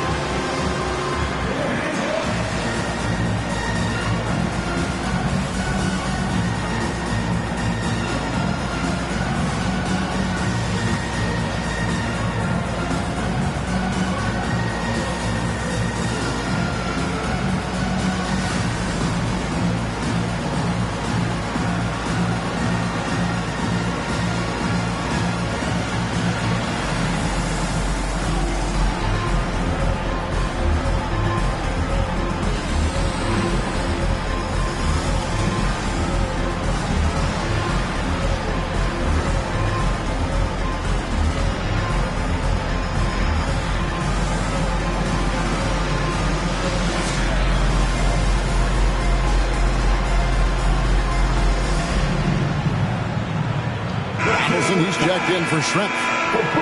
Let's check out the standings in the Western Conference and see how the playoff race is shaping up. Look at the Clippers. Right now, the 6th best record in the conference, looking to hold on to playoff position and finish the regular season strong. And right now for the Clippers, this hasn't been the breakout season that many were predicting, but they're still very much in the hunt for a high postseason seed, and that will keep them focused here during the season's final stages. Well, the goal is very defined. They have to have a strong finish to the season and make sure they get home court advantage for at least the first few rounds of the playoffs. Here's Shades. He has 5. Another foul would give him 3 before the half. Something to keep an eye on, guys. And right now, let's watch that terrific swat. And that block might serve as a spark for this team. We'll see if it can ignite them.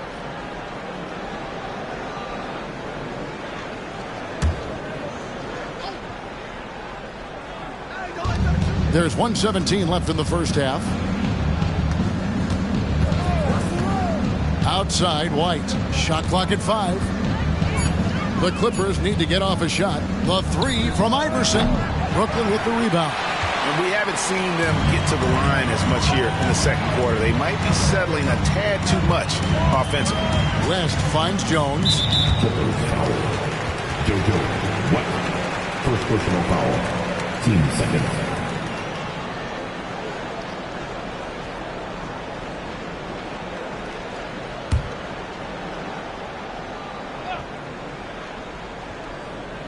Here's Donaldson. Hasn't made one yet. Inside. 6 on the shot clock. Here's Roy. Shooting foul as the whistle blows. He'll shoot 2 free throws. Second personal foul. A willingness to get physical. Roy takes the hit and still gets off the shot. The Nets have made 3 free throws so far. Haven't missed any.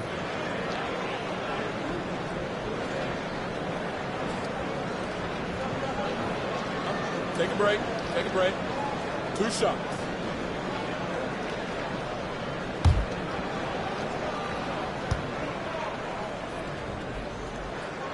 The first one falls. And you have to appreciate the work ethic that Roy has. A true gym rat. And this guy just wants to get better.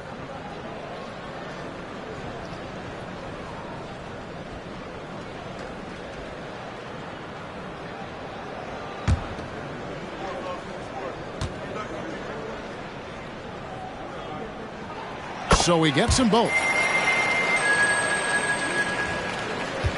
White with it. He's got 8. Pass to Shades. Here's Nowitzki. 3-pointer. Sherry West grabs the board.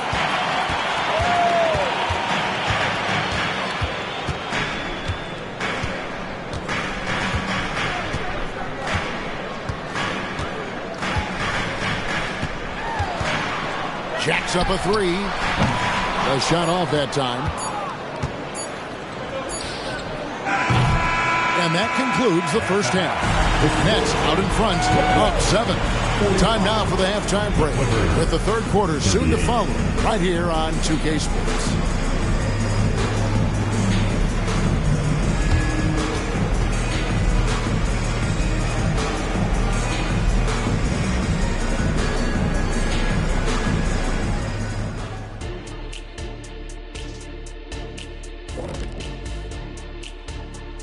Welcome, everybody. The story tonight has been a solid showing through the first half for the Brooklyn Nets. What a game, huh? How would you guys analyze that first half, since that's what you're here to do?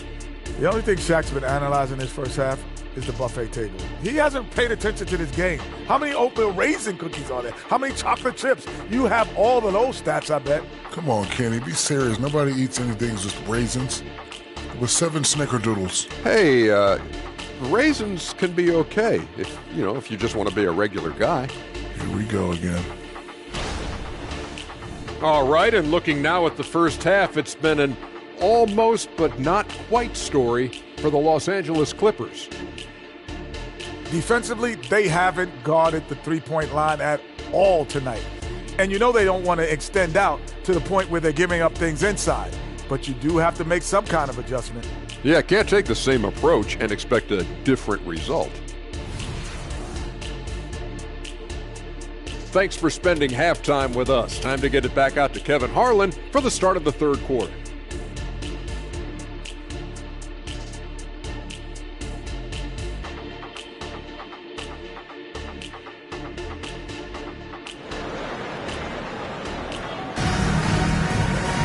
And for those of you just tuning in, thanks for being with us. The second half of this game still to play. Dirk Nowitzki having a dominant impact in this game. Well, through the first 2, he has been nothing short of a marksman from deep. Yeah, you would hope the defense at least would start to consider creeping up on him just a little bit. And we've got third quarter of basketball for you. 2 quarters in the books. Clippers trail by 7. So with Horford sitting on the bench, this is the group that Jacque Vaughn has right now. They've got Donaldson. Jones is out there with Roy. Then there's West, and it's Richardson in at the 2 spot. Here's Lanier. Uses the glass to finish the layup. Lanier's got the first basket of the second half. That one for the Clippers. Outside, Jones.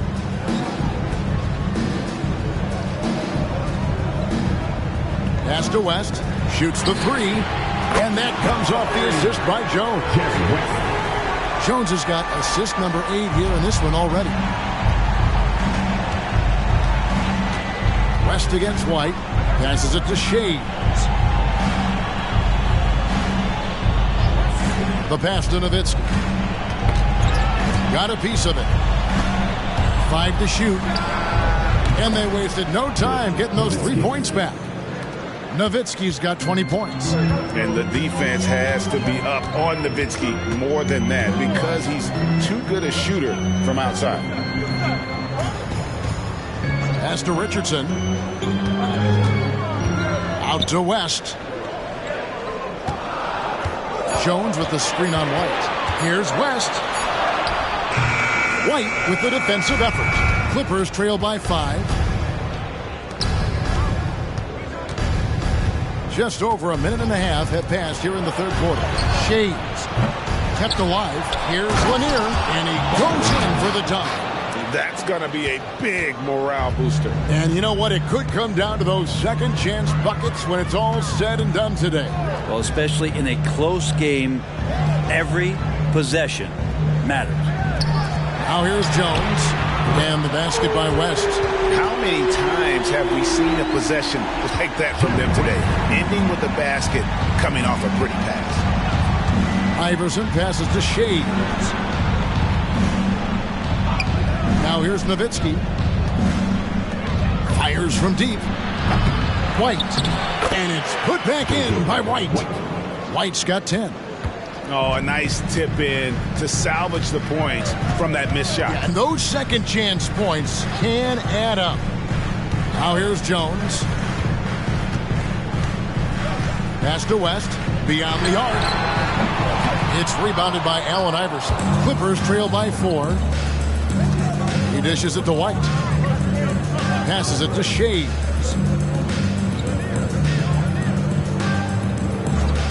The pass to Nowitzki. From deep. And the basket by Shades. 8 points for him. You got to try to scramble the Jets right here and get that guy off the sweet spot. That's one of the best three-point shooters in the league. Jones against Nowitzki. Pass to Roy.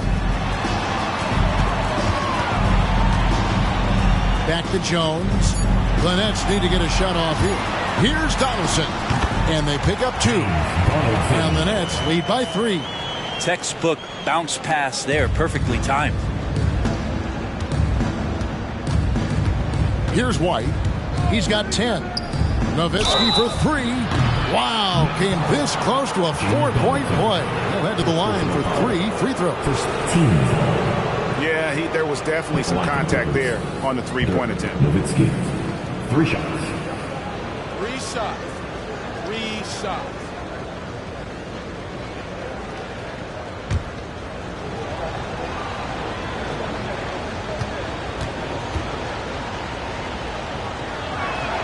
And he hits the first of 3.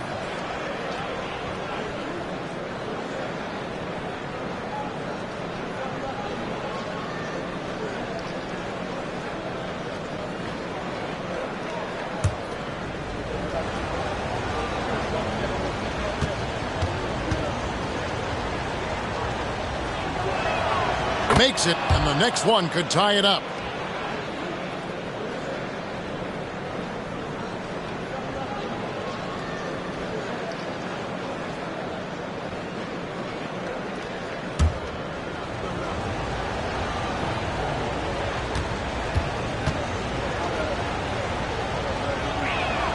Makes it, and he continues to shoot well from the line. For Brooklyn, they've gone 3 of 5 to start the second half, developing a nice rhythm out there. Outside, Jones. Pass to West. 3-pointer. Dirk Nowitzki with the rebound. The game has been very close in a lot of areas, but rebounding has been the one differentiator thus far. For the lead, the shot's good from Shays. Shays has got the lead up to 3 now for the Clippers. How can you forget about him? I mean, he's not going to miss that open of a look. And the first timeout called of the game for Brooklyn. You know what time it is. It's time for Team Hype.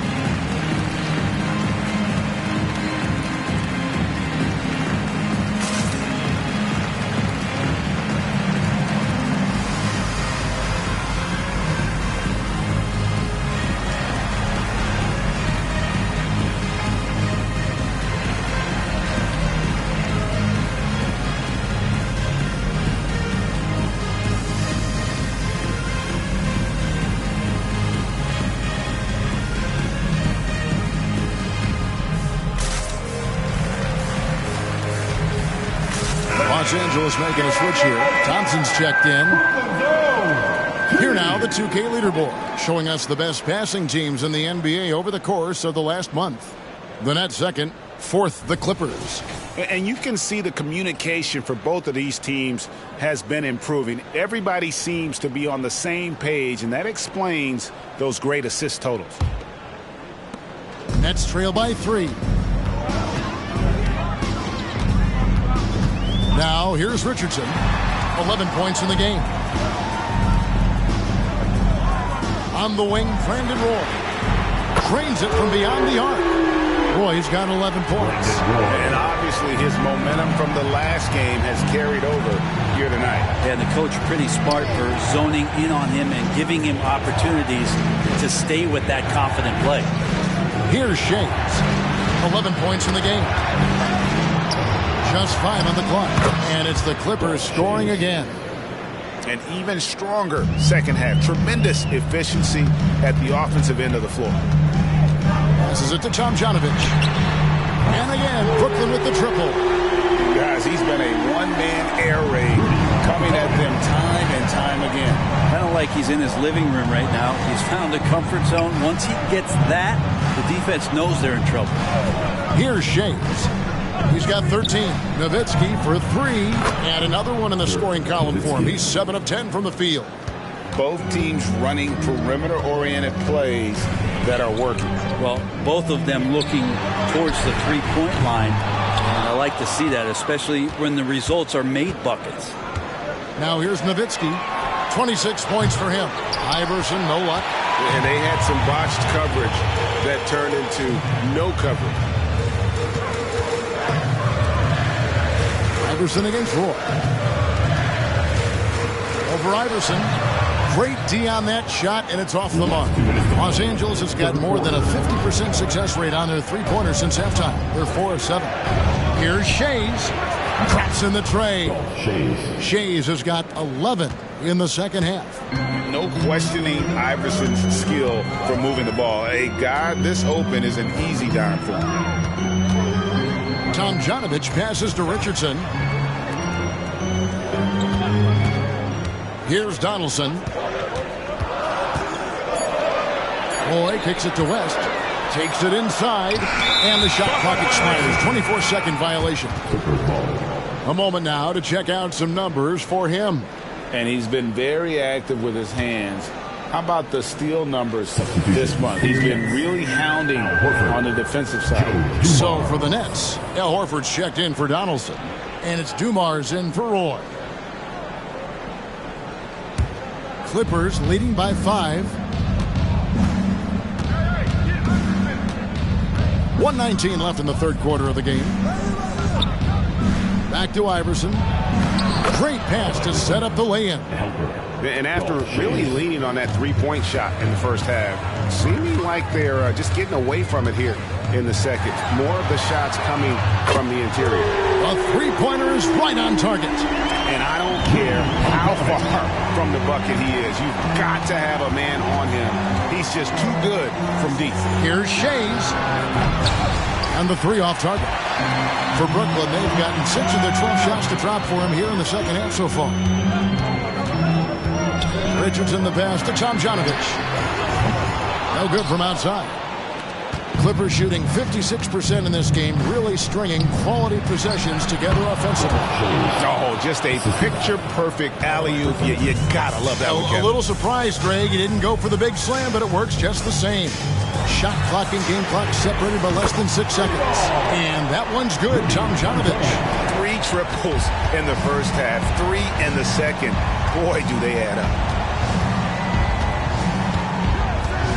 Iverson outside. Over Horford, and it's sent back by Horford. Swatted by Horford. In terms of defense, Al Horford up there amongst the top. Ooh, Dirk Nowitzki has been leading the charge for the Clippers. He ends up dropping in 2 from distance, making a difference from long range in this one. And we'll be right back after this.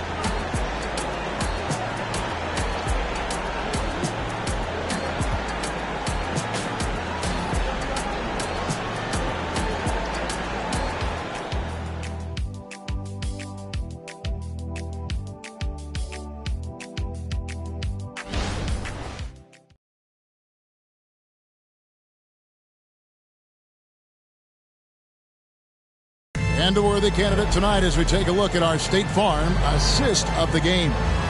And the definition of teamwork right there, guys. I mean, what great communication between them, and what a beautiful feed. The coaches talk about it all the time, but to be able to play with that kind of feel, nice play, collaborating, improvising, and organic. And it's been a very competitive game so far as we get rolling here in quarter number 4. So with Davis sitting on the bench, here's who Tyronn Lue's going with. White is out there with Thompson. Then there's Hudson. Then it's Nowitzki. And it's Shays in at the pivot spot, manning the middle.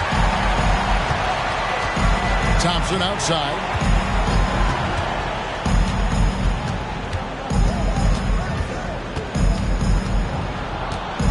Left block shot on the way. And it's in off the backboard. And the Clippers lead by 2. And that was the right call. When you need a basket, go to the guys you trust the most. Yeah, whether it's teammates or the coaching staff, hopefully a combination of both. But when it gets close, he's getting the ball. Now here's White. Fourth quarter just getting started. 1 minute in the books. Now the pass to Nowitzki. Good on the triple. Now it's a 5-point Clipper lead. Well, he's been doing it all night. Why not go back to it? Yeah, he's feeling it. Keep feeding him until he misses. Jones against Hudson. Pass to Horford. Over Nowitzki. Another one falls for Brooklyn. Yeah, now can hit a jump shot, but, man, down low, he's tough. Just about 1.5 minutes gone by here in the fourth. Pass to Nowitzki. And it's Tomjanovich with the rebound. Nets trail by 3.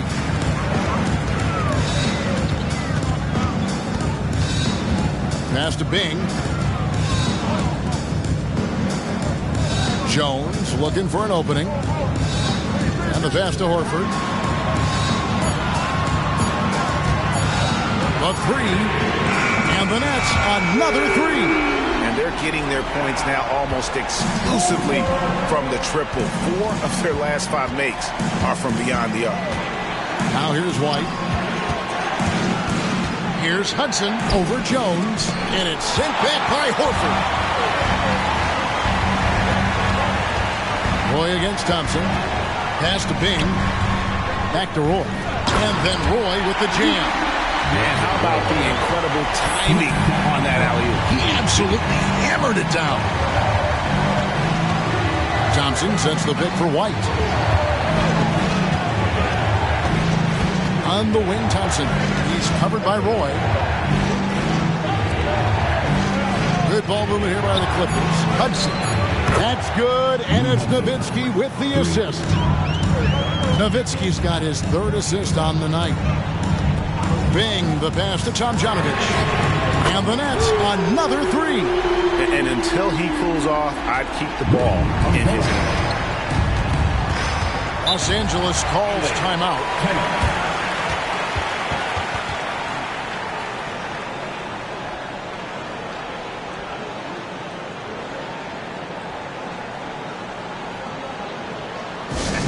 Here they are, Team Fight.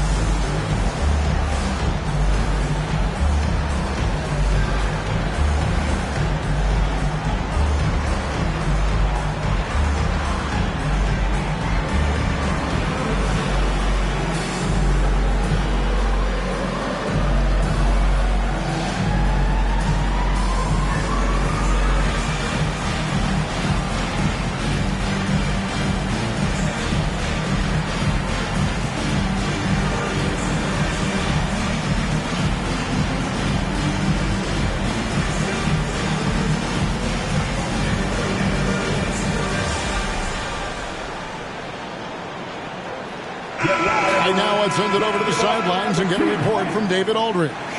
Well, guys, over the break, I was able to listen to Tyronn Lue's huddle. Now he reminded his team, keep looking for the deep ball. If the three is there, take it. You've done a good job getting those looks, so keep taking them. Back to you guys. Thank you, David.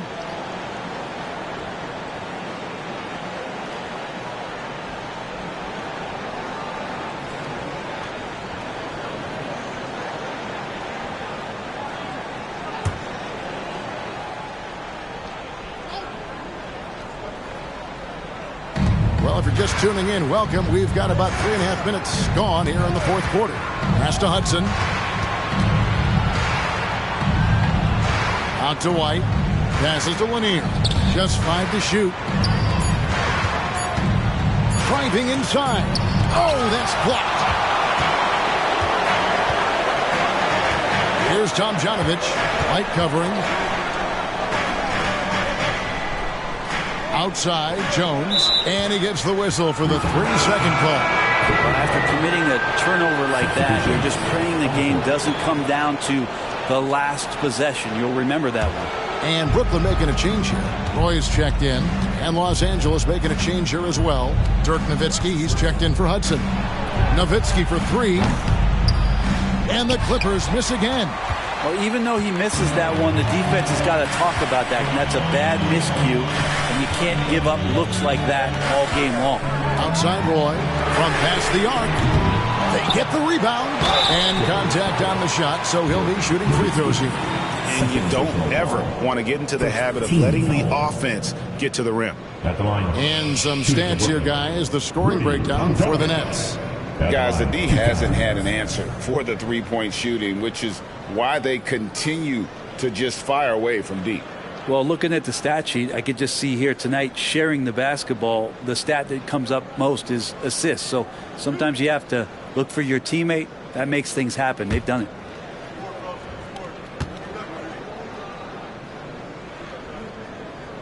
And he makes the first.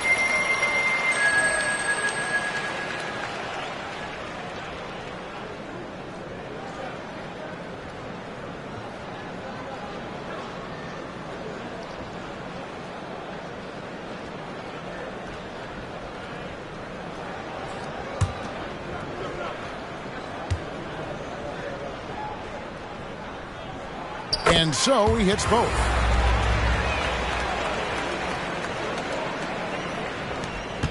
And so White will bring it up for the Clippers. And there's the pass to Shays. It's the three-point bomb. Shays has got 21. confident and composed on the three-point shot at a critical juncture. West passes to Tomjanovich. The shot's good on the assist by West.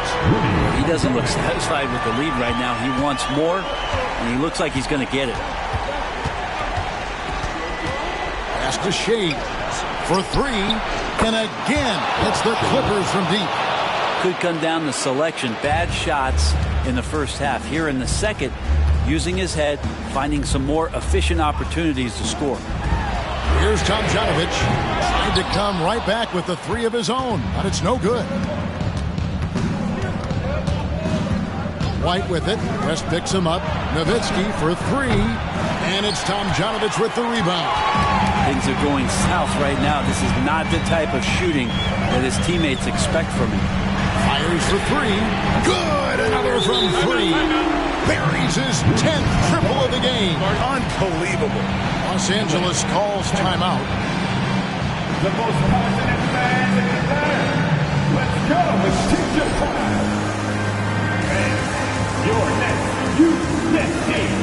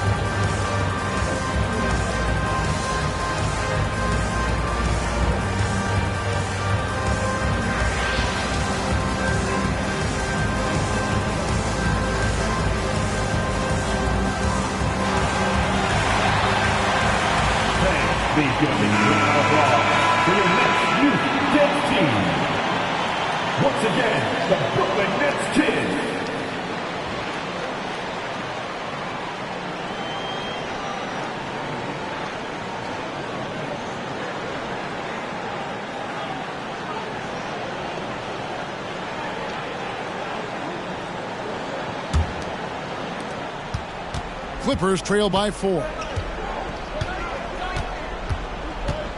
Now White. Here's Shays. And the three ball is good. Shays has got 27 points. Man, I'll tell you what, the pressure is cranked up. Who better to call than this guy? And stolen by Nowitzki.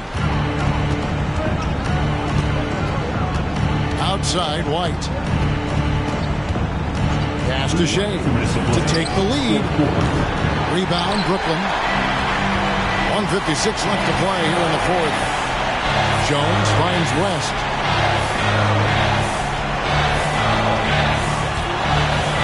To the paint. Here's Donaldson. That ball, nice feed that time from Jerry West. West has got his fourth assist in this one. Jones against Iverson. Here's Lanier. And he makes no mistake on the slam dunk. Going to the rack with energy. And the D afraid to cut him off. Yeah, got to chalk that one up to some shaky defending. There's some ways to get your coach's attention, and that draws the coaching staff's ire. If you came to watch a scoring battle, you're in the right place.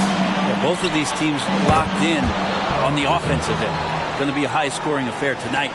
He's a difference maker. Iverson with all the shots in his arsenal and ready to deliver. West against White. West passes to Donaldson. It's not going to go for him. Well, a lot of players in the league are going to make that shot, and for him, it's pretty much automatic. It's a good defensive effort to prevent the layup. Nets shooting an efficient 53% from the field.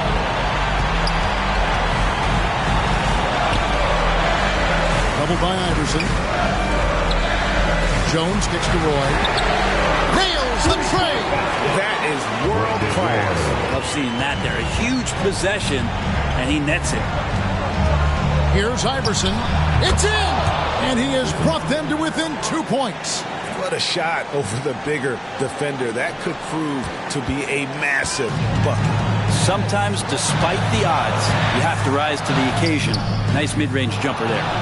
And he's easily been their best rebounder tonight. Well, he's been everywhere, and collecting those rebounds, that ends any kind of offensive possession and gets them started. Second personal foul. First team foul. Two shots.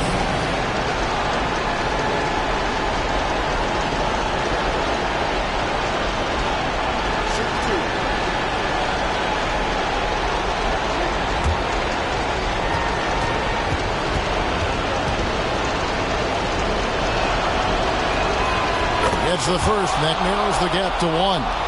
He is so good with the ball in his hands when it matters. Iverson is not a guy defenses want to send to the line in late game situations. And it's tied up with that one. You can't have any more pressure on you than he had at the line right there. Shows you what he's made of as he's able to tie it up. And so Jacques Vaughn calls timeout.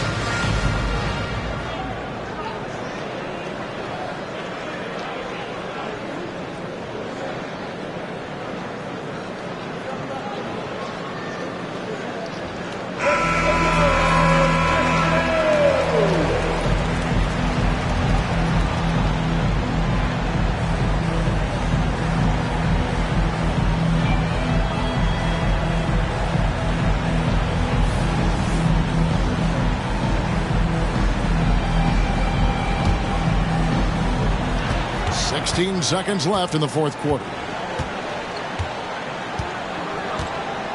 White against West. Count it! Wow, the obsessive quest for perfection. West truly believes every shot he takes is going in, and I tell you what, on a night like this, he may be right. And the Clippers call time here. They're behind by 2. 3 seconds left in the game. Guys, what's your take? And with a couple seconds still on the clock, I try to get the ball in as close to the basket as possible. That way, if you miss a quick one, you may have time for a putback to tie it at the buzzer. And so it's Brooklyn who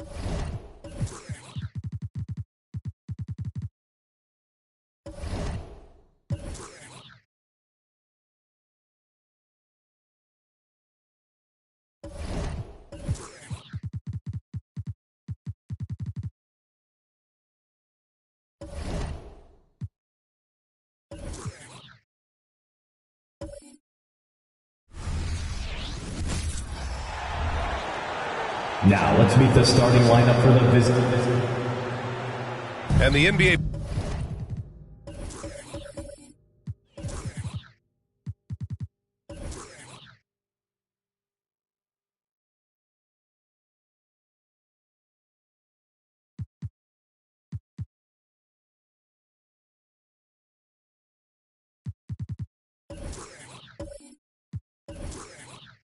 Playoff picture has really come into focus, Clark. It's nice for the teams that already have their spots locked down. Yeah, I agree. I mean, it's a huge benefit for those teams to be able to give guys a rest in the last few games. Very valuable. It makes a big difference going into the playoffs when you can be rested and ready. And let's check Miami's starting lineup. We've got Carmelo Anthony. He's out there with Chris Paul. And it's Brown in at the small forward position. Carmelo Anthony. 3 shots.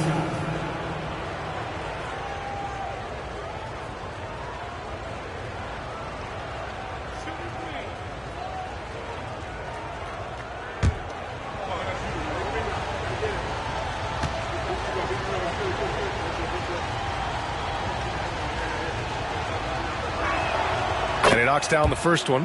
One thing about the Pacers, Clark, year in, year out, they compete. And, you know, it doesn't matter who's on the roster. They can and will outwork most teams.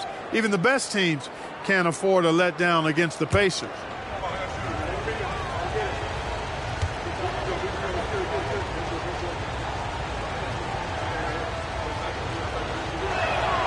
And he sinks the second. And, you know, Carmelo Anthony is a special player, guys. A bulky, small forward with a quick trigger release, an elite scorer.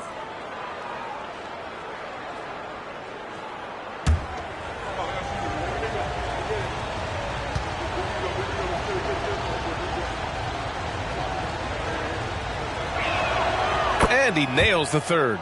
Two-part equation. You have to be aggressive enough to get to the line, then talented enough to sink them. Gilgeous-Alexander passes to Wagner. Now here is Howard, guarded closely. 5 on the clock. Pass to Red. From downtown.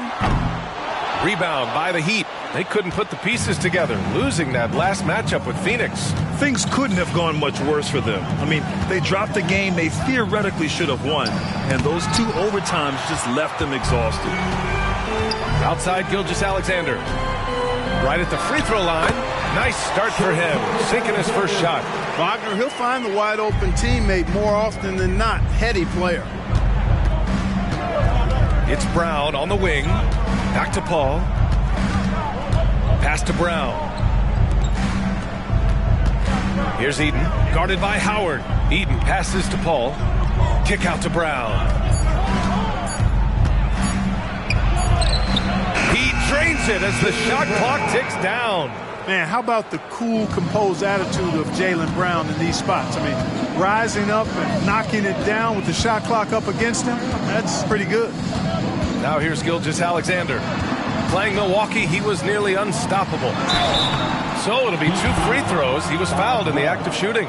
First personal foul. It is. I mean, no reason to back off and give him the layup. I mean, much better off making him go to the line. For the Pacers, Chris Bosh.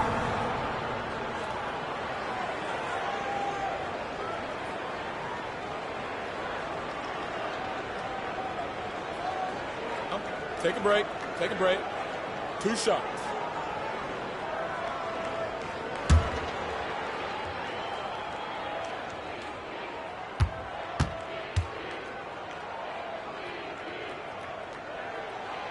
And that one misses. Bosh, such a huge contributor, comes up big in so many moments.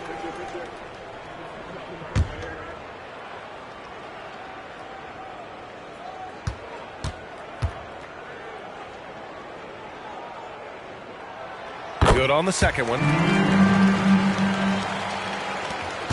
And it's Miami's ball. And this matchup with the Pacers, their first meeting of the season. Last year shows that having the better overall record doesn't mean you're going to dominate the lesser opponent. Guys, they split the season series, and you know, there's always randomness to this game. The unpredictability of it. You win some, you lose some, but they certainly want to impose their talent level tonight. Now here's Gilgeous-Alexander. A real weapon on offense, averaging around 24.5 a game. And it goes out of bounds. Last touch by Love. All right, a moment to check out some numbers for Chris Paul.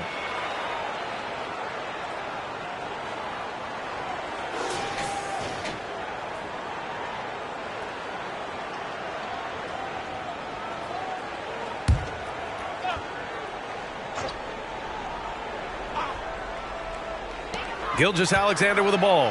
Now guarded by Brown. Yep, that one's good. An exceptional finisher, and some contact like that won't stop Shea completely. You think of Wagner mostly for his offense, but Clark, he's a great defender as well. You know, B.A., he really is. He moves his feet well, both laterally and up and down. He's got great size at 6'10". He can step out and defend guards in the pick and roll. Very versatile defensively, and he's got a nice zeal in how he goes about it. And he'll draw the foul. He'll head to the line for two. And a chance for us here to check out the top passing teams in the league this past month. Fourth, Miami. And over this last stretch, this team has been incredible passing the rock, playing great team basketball.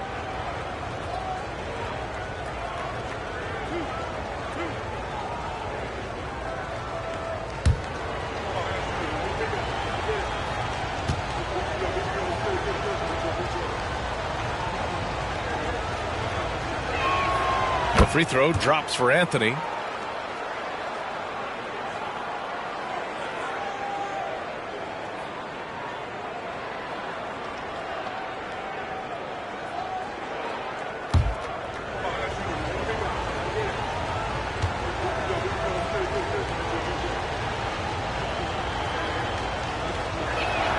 And so he makes both from the line. And here's Gilgeous-Alexander. He'll bring it up for the Indiana Pacers. Trailing by 8. Laid it in with a nice touch off the window. Hey, he's not just a jump shooter now. Red, excellent at finding angles and available space inside. Paul passes to Love. Now here's Anthony.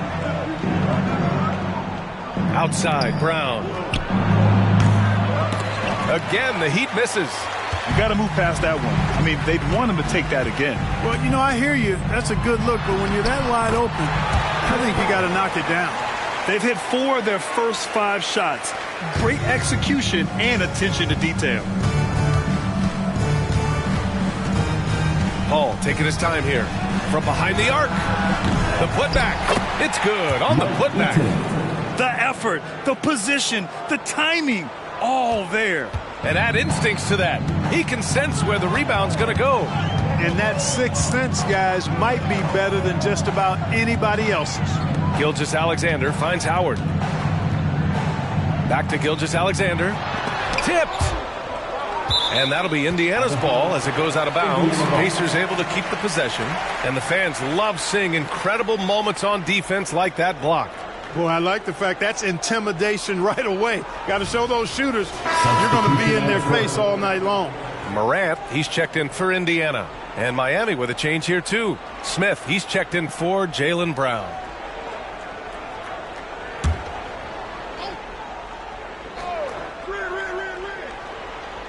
Four on the clock. Gilgeous-Alexander from outside. It's hauled in by Eaton. You know, when he has the ball outside like that, that's exactly the kind of D they need to play on. Anthony outside.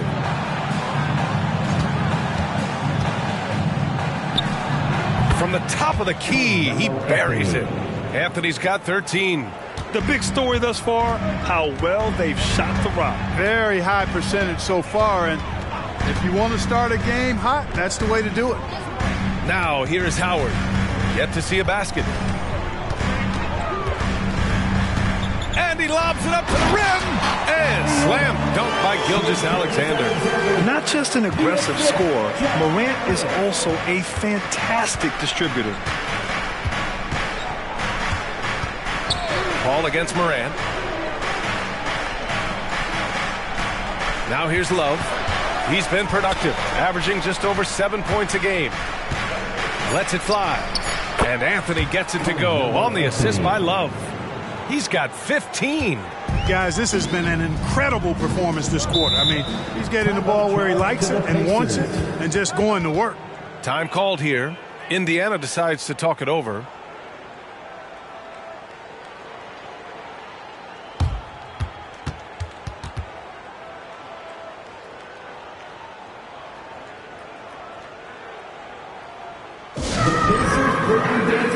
Coming out in the court. Let's turn it up.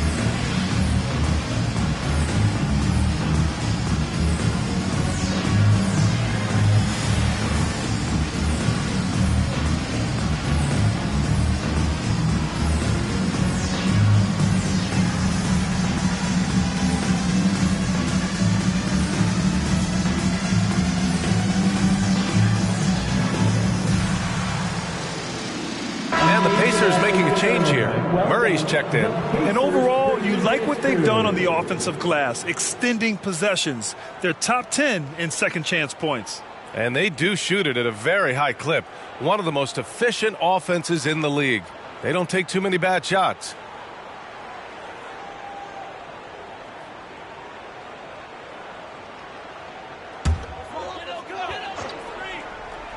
Here's Red. Coming in off a 14-point game last time out. Nice dish from Red that time. The sweet shooting lefty, showing you he's got more than just shooting in his package. Moran against Paul. Pass to Smith. Back to Paul.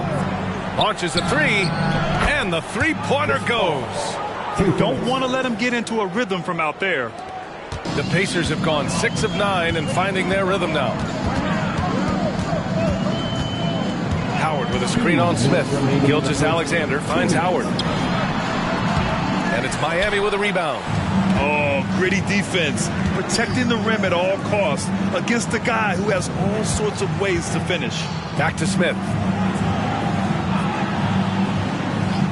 Paul, the open look. Again, the Heat score. Boy, I like their energy coming in. Terrific execution so far. And, you know, it's an all-out effort they've come in with. Very aggressive offense so far.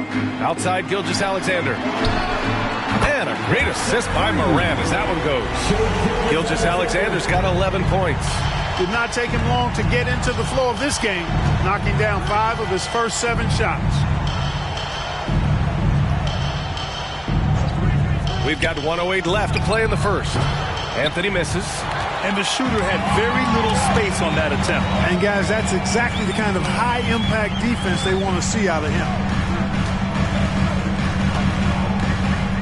Morant with it. Still without a bucket. And the bucket is good. And Morant can really fill it up, especially from these in-between areas. Here's Paul. Three-pointer, Anthony. Buries it from 3. 18 points for him. Wow. Some strong perimeter shooting here in the first quarter. How do you stop this? I mean, it seems like they can't miss. Morant, the pass to Red. Murray for 3. And again, it's Indiana with a 3. Man, this is just fun. These teams are trading threes back and forth. Nothing like answering back. One team gets 3, you fire 3 of your own. Boom. Anthony. And Morant clears the board. That's a shot he'd like back. He's usually going to make those. And he's going for the lob. And it's Howard finishing it off. Great timing and recognition as Howard is able to go up for the alley-oop. 4-3. Oh, he got it up in time, but it wouldn't fall for him. A big-time effort for Carmelo Anthony, providing a lot of energy for the Miami Heat. He dropped 3 threes in that quarter. They haven't found an answer for him yet. We'll be right back after this word.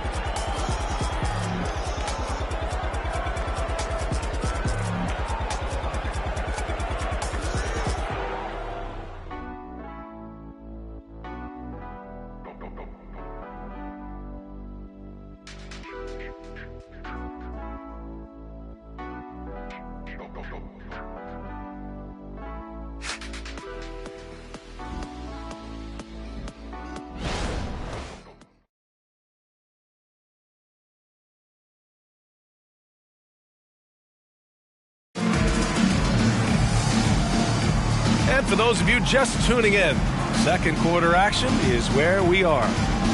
And let's quickly check out the scoring breakdown here for the Heat. You know, so far in this one, these guys have been knocking it down from distance. You've got to like their confidence as this game continues. They're on a nice roll. And another thing, they found the open man. Really playing unselfish basketball, moving the ball around there on the perimeter. And Grant, as someone whose career spanned eras, you feel playing defense is more difficult than it was 2 decades ago? Oh, BA, it's much more difficult. In part because the contact allowed is much more strict. Shooters can create contact and be rewarded with free throws. And the skill level on offense has truly raised. It makes it tough for the defender to really get down and play that tough-nosed defense. Setting the floor for Miami. Smith out there with De'Aaron Fox. Then it's Carmelo Anthony, and it's Love in at the 4 slot. Carmelo Anthony's skills right on display there. Taking that shot right into the defense and knocking it down in spite of contact.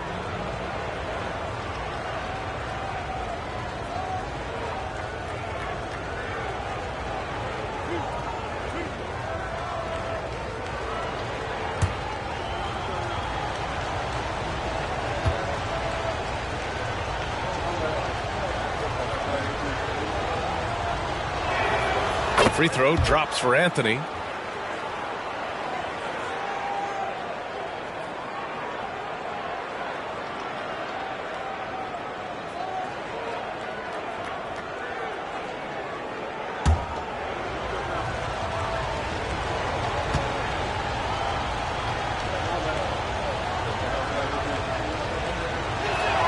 And Anthony drops them both. And it's Morant with the ball for Indiana. 4-point game. Bane finds Morant. And there's the screen. Here's Bosch. 11 feet out. Good. And the setup by Morant. Morant's got 4 assists in the game. For a lot of guys, that's a tough shot. But Bosch made that tweener look easy. 3-pointer, Anthony. The Pacers pull it in. They defeated Milwaukee in their last game. And most of the arena was totally against them. But they looked inward, trusted each other, and made good plays. Well, you know, the cohesiveness was evident out there. These guys feel like they can win in any arena. And they proved it that game. Now here's Fox. No points so far. Hauled in by Brown. On the wing, Bane. Morant surveying the floor. Over Love. And it's Morant missing. The Heat with the lead. Pass to Fox. And here's Love. Anthony, left side. Miami, no good that time either. The Pacers have gone 2 of 4 here in the second quarter. Outside Morant. The 3 from Bane. Tips it up. Great positioning on the putback. Brown's gotten his first bucket of the night. Great effort to turn the miss into 2 points. Yes, sir. Those are the hustle points. And great instincts, too, guys, anticipating where the miss was going. Let's check in with our reporter, Allie LaForce. Well, Brian, durability is a focus for Ja Morant. He said, quote, "The number one thing is being available, working on my body to get stronger, and on the court being way more consistent with my shooting so I don't have to go back to the rack, absorb all that contact, and hit the floor every single time." Brian? Yeah, that makes sense. Thank you, Allie.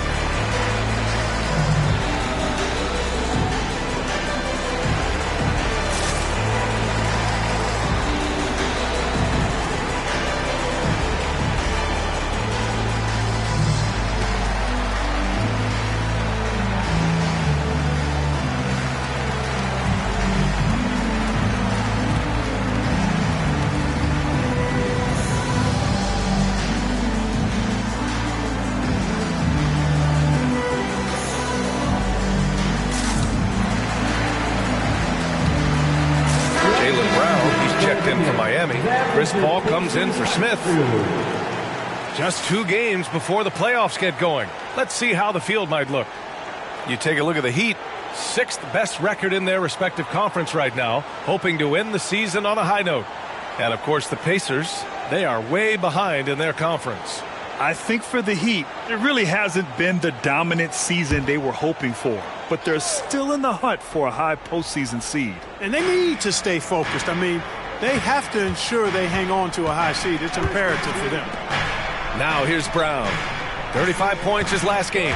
Paul, a screen on Wagner. Back to Paul. Lets the 3 fly. Out to Fox. Pass to Brown.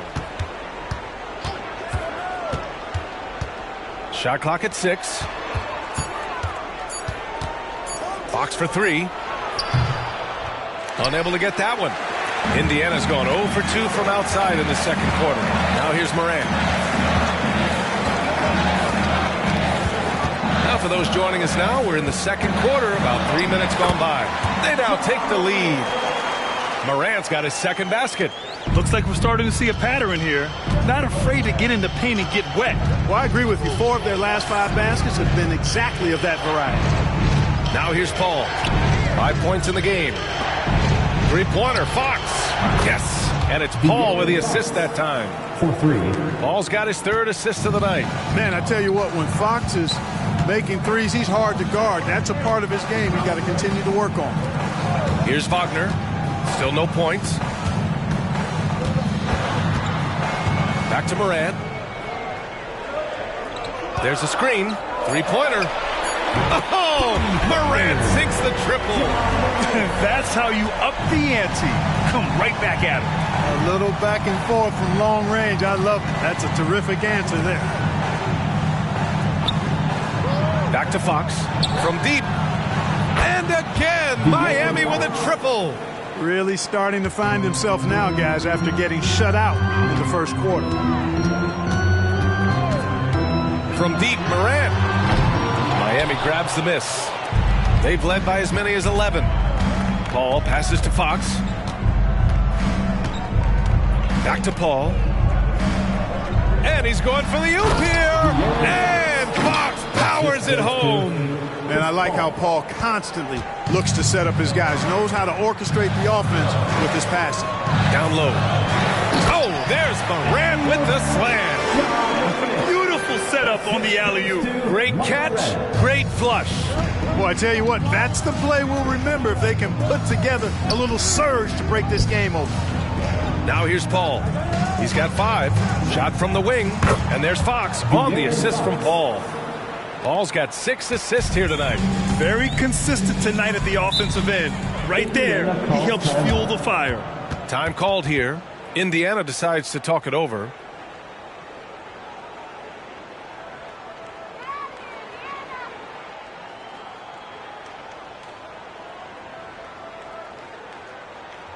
Joseph Rob, clap your hands. Here they are, your Indiana Pacers.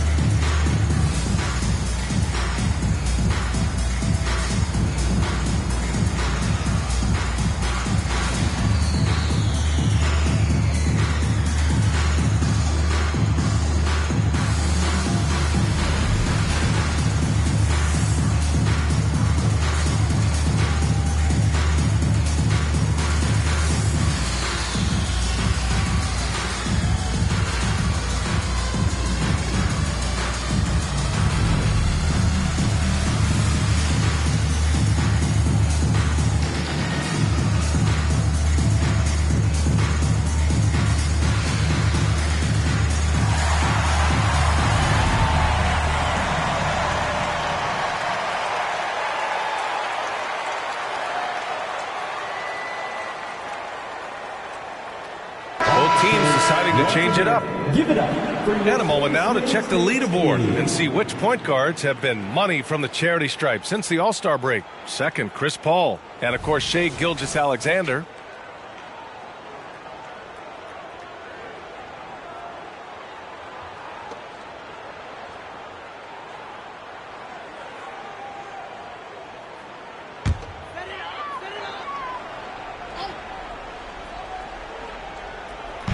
On defense, the Heat. 3-point lead. Wagner finds Gilgeous-Alexander to the inside.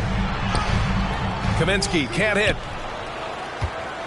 The Heat have gotten 4 of their first 9 shots to go here in the second. Szczerbiak, the pass to Paul. Paul, a screen on Murray. Kaminsky with the help. And here's Brown for 3. It's rebounded by Indiana. It's tough to get open in this league, and when you do, it hurts not to capitalize. Gilgeous-Alexander from outside. Nails it. He's now 6 for 8 from the floor. Yeah, total focus from Shea there. Ready to go off the feed. Paul passes to Szczerbiak. Pass to Anthony. Paul for 3. Connects from downtown. Paul's got 8. This is just fun. These teams are trading threes back and forth. Nothing like answering back.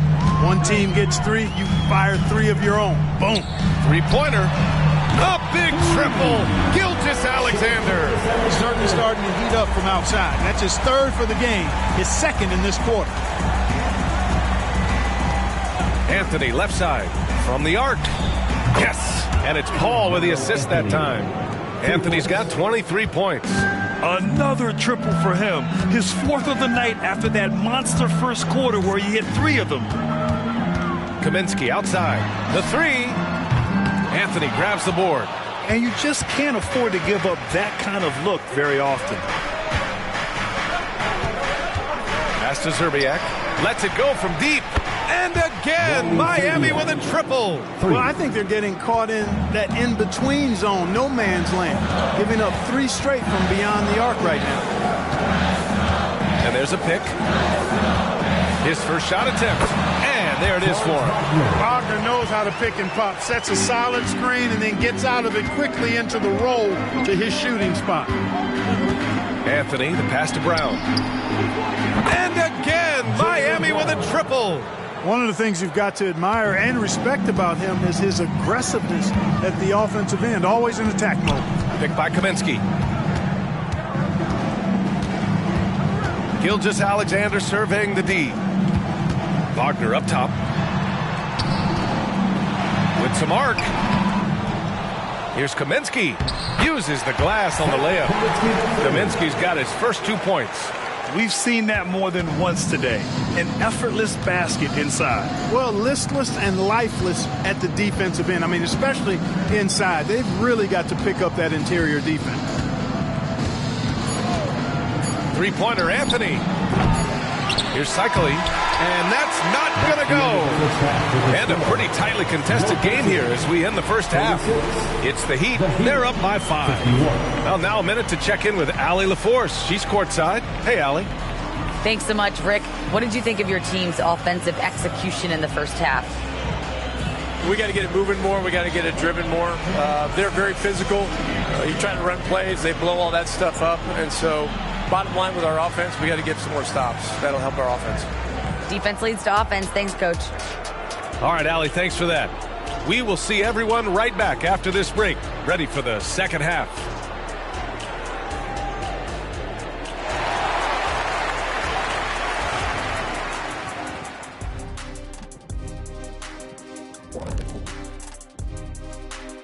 Thank you for joining us. Getting right to the story, things are going well for the Miami Heat. A lot of damage has been done from out beyond the arc. Guys are getting free looks, and the defense has not had an answer. They're shooting with a lot of confidence, kind of like Ernie shooting on the mini hoop. Oh, Ernie used to just shoot bricks everywhere. What are you talking about? Kind of like me beating a certain colleague of ours in a 3-point shootout in Oklahoma City. You were there to watch it, Kenny. Come on now. All right, fellas, let's take a quick look at 2 key players from that first half. The back and forth between these two have been fantastic. They're both leaders. You can see how much pride's on the line. They're bringing out the best in each other. Kind of like how you bring out the best in me and Kenny. And that's it for halftime. Thank you for joining us. We send you back to Brian Anderson for the start of the third quarter.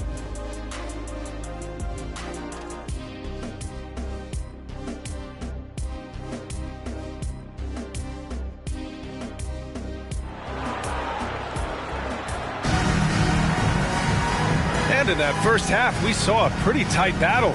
We'll soon find out what sort of adjustments were discussed during halftime. Boy, you got to like what Carmelo Anthony has done in this game.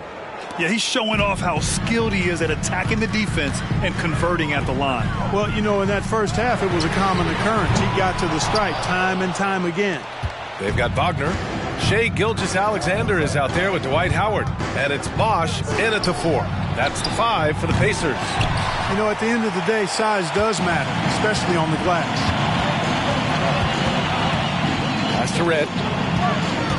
Over Anthony. Shot's good by Red. A 6'6" playmaker, SGA has a great view of the floor. Ball against Gilgeous-Alexander. Outside Love. And here's Brown for 3. They get the rebound. And here's Wagner. He'll bring it up for the Indiana Pacers. They trail by 3. And if you're just joining us, we've played just over a minute here in the third. Hits the three-pointer. The coaching staff encouraging Wagner to take these quick-hitting shots. They think it helps his confidence moving forward. And for the Berlin native, Franz Wagner, his NBA career is off to a terrific start. Yeah, at 6'10", he's extremely versatile. He's already a talented scorer at all 3 levels. Plus, he's able to put the ball on the floor and create for his teammates. Right there, we saw Bosch opened up space for the shooter. Well done.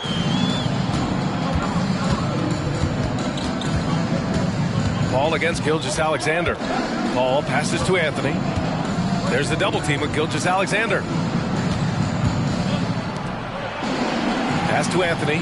Fires the 3. It's good. The assist that time from Paul. 3 points. Paul's got assist number 10 tonight with that last one.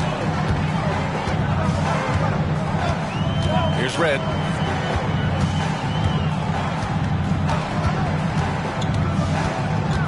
Over to the left wing. There's a screen. Just 5 on the clock. Now here's Gilgeous-Alexander. He's guarded by Paul. Red.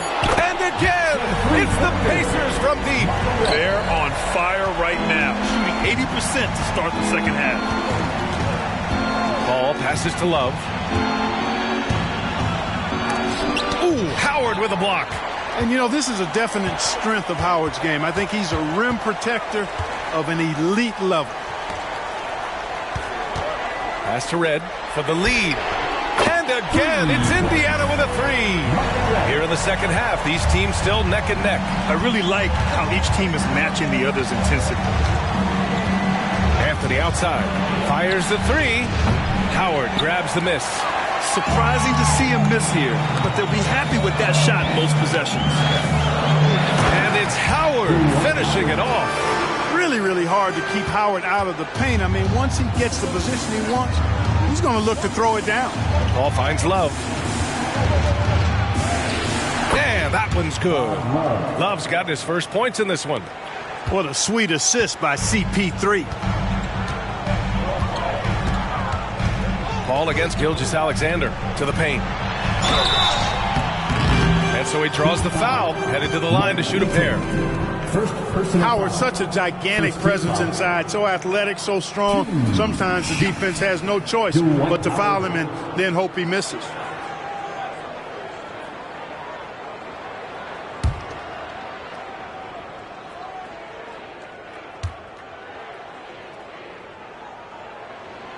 And he drops the first. And when you think of Howard, defense and rebounding immediately comes to mind. I mean, he knows his role and plays it pretty well.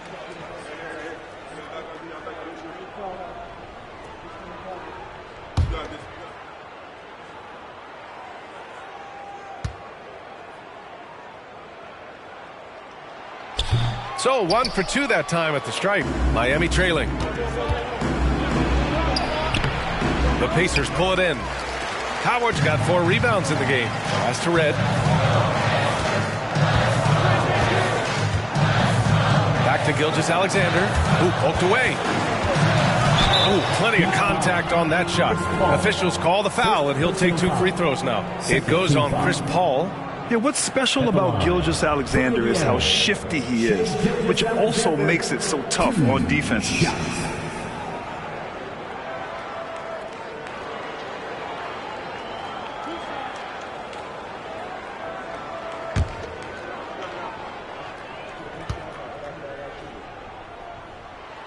And the first one at the line is good.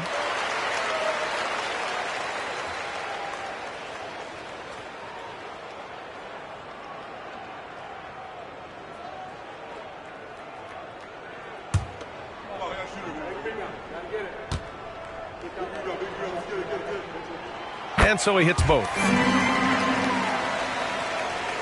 Miami's gone 2 for 5 from 3 since halftime. Miami calls timeout. Protecting the rim has to be their top objective right now. Yeah, you know, just look at the numbers, guys. I mean, they are being taken to the woodshed in the paint.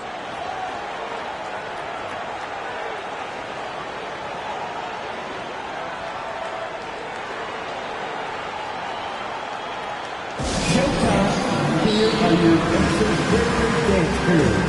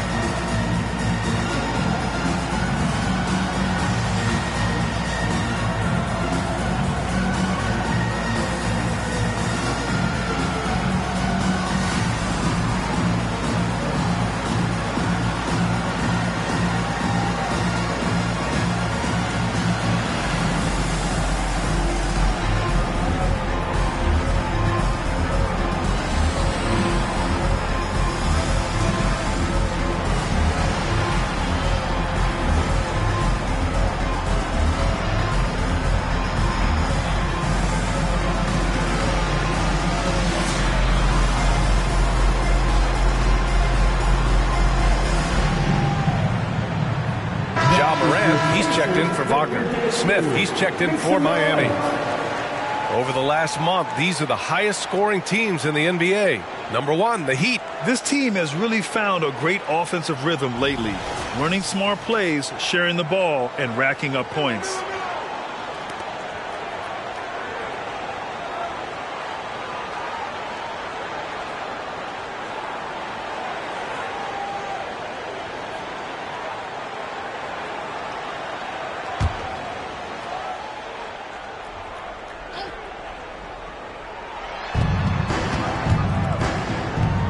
Against Morant. Outside Love.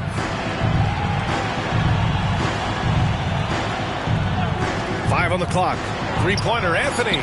Pure from three-point range. Anthony's got 9 points now in the second half. And here's Gilgeous-Alexander. He'll bring it up for Indiana. 2-point game. To the left side wing. Paul against Morant. Here's Bosch. Good. And the setup by Morant. Morant's got assist number 5 here tonight. Staying with his shot through the contact. Excellent body control from Bosch. Now here's Paul. Give him 8. Beyond the arc. Anthony, the pass to Love. On target from range. Love's got his second basket on the night. Nice find that time from Carmelo. We know he's a scorer, but that time did a good job finding the open teammate. Howard finds Morant. This one for 3. And again, it's Indiana with a 3. Yeah, he's been having his way this quarter, attacking the basket and protecting their lead. Pass to Anthony. Outside Love. Out to the wing. For 3, Smith. And the Heat, another 3. That's how you up the ante. Come right back at him. A little back and forth from long range. I love it. That's a terrific answer there. Now here's Morant. He's got 9. Morant buries the 3 with the D right on him. Okay, Ja. Getting a little revenge at the arc for that last shot. Morant against Paul. Pass to Smith. Back to Paul. Again, the Heat score. That's a textbook example of how to move the ball. Boy, you got to love that action. Gilgeous-Alexander, a screen on Paul. To the middle. Gilgeous-Alexander punches it home. And this is what makes SGA an all-star caliber talent, his ability to take over games. Pass to Smith. Back to Paul. There's the triple. And the Heat, another three. And he's coming off a huge performance, and his confidence couldn't be any higher. And his coach knows that, too. Showing no signs of slowing or cooling down. They're going to ride him as far as he can take him. Howard. And he was fouled in the act of shooting. Opportunity for a three-point play here. They're just taking what the defense gives them. And right now, that's the interior. Well, once they recognized the advantage they had inside, it made a lot of sense just to continue to attack that area.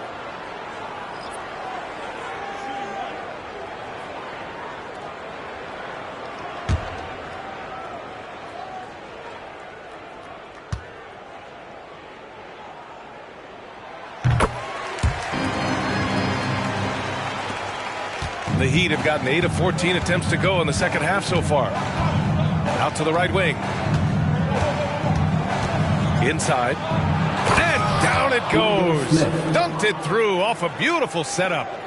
And plays like that one can make the difference in a close game. And it definitely got the bench on their feet, too. Making a statement for sure. I mean, we'll see if they can maintain that aggressive approach, guys. Good awareness that time to put the shot right back up before the defense could react. Smith outside. Down low. Here's Love. And the shot goes. Love's got 7 points. Bingo Smith. And we've got 28 seconds left in the third. Here's Morant. Drives to the hoop. That one is off. Oh, some solid defense from Fox. Miami trailing.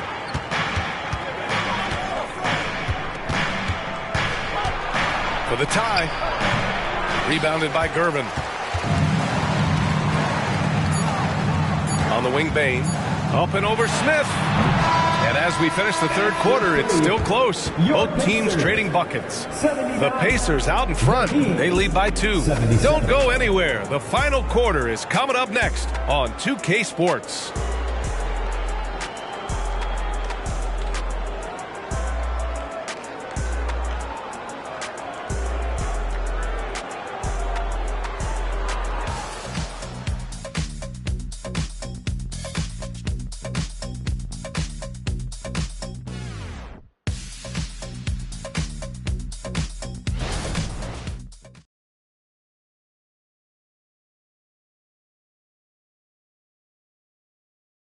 And while we have a chance, let's go to our State Farm assist of the game.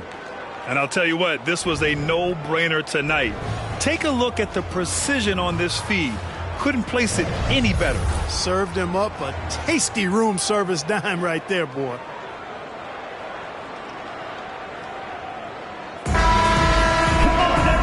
We've reached the fourth quarter in what has been a very competitive game. Should be an exciting finish. On the floor for Miami, starting the fourth quarter. Paul passes to Nedelicki. Here's Cycli, guarded by Howard. Pass to Fox. Brown with it. 4 on the clock. He nails it. And we're tied. You know, when Brown has that jump shot working, guys, he's very hard to slow down. Nice looking release on his shot. Here's Morant. Ooh, Morant going right at him. And this is just typical of him. Always making an impact at crucial moments in the game. You know, they want the ball in his hands here because they trust him to hit all the big shots. He drops yet another dive, just facilitating this offense like a maestro. Well, when you look at the assist totals, heck, they've been clearly the better team. Red can't get it to go. And this is exactly who you want taking that shot. He just missed it. Pass to Brown. Here's Cycli, and he dunks it down. The playmaking of Brown continuing to evolve. Nice dime there. The Pacers shooting 67% for the game. Just outstanding. Red, pass to Wagner.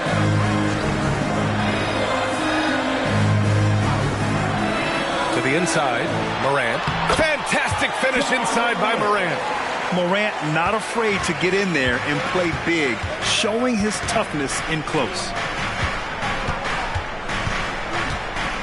Here's Nedelicki. Back to Fox. Count that one. He's scoring at a nice clip. He's 6 of 9 tonight. Man, where's the effort on the defensive end? You gotta play harder than that. Yeah, you know, it's made for a fun game, but you're right. You're exactly right. I mean, the defense has been non-existent. Time called here. Indiana decides to talk it over.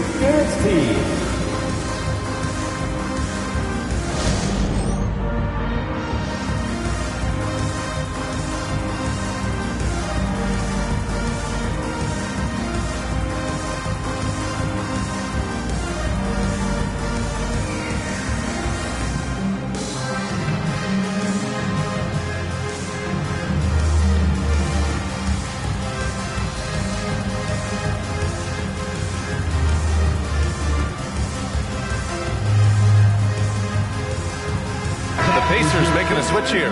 Time now to hear from our reporter, Allie LaForce. Hey guys, during that last break, I heard Rick Carlisle as he talked with the team, and he was adamant that they need to tighten up their D. That lack of communication at that end has led to breakdowns, wide open shooters, and easy buckets. He sounded pretty frustrated, guys. And Allie, thank you for that. And we're about 2 minutes into the fourth here. Wagner outside. Here's Red. Counted from distance. Well, he's having a great half here. Exactly the opposite of the first. And here's Paul. Fox outside. Now Paul outside. Brown. And the three off target. Fourth quarter play. We're about 2.5 minutes through it now. Back to Murray. The three. Red can't get it to go. And Brown has got the ball here for the Miami Heat. Pass to Paul. From outside the arc. They get it back. Cycli can't hit. The Pacers have gone 3 of 5 since this fourth quarter started. And he lobs it up top. And it's Wagner missing. Looking for the spectacular and coming up empty. And you know, guys, always a tough catch on the lob. Placement and timing have to be close to perfect. They're going at it on offense. Neither team backing down. Hey, defense is taking a back burner. Secondary on the marquee, but who doesn't love a game like this? Let's go. I like offense. And it's good. 2 points. Outstanding distribution there. I mean, what impressive passing ability. Here's Fox. The 15-footer is good. Fox has got 9 points now in the quarter. He's delivering for his team when it matters most. Composed under pressure, and he's now 4 for 4 here in the fourth. Pass to Wagner. Brown with a screen to take the lead. And it's Wagner missing. Miami has gone 1 for 3 in the fourth quarter from range.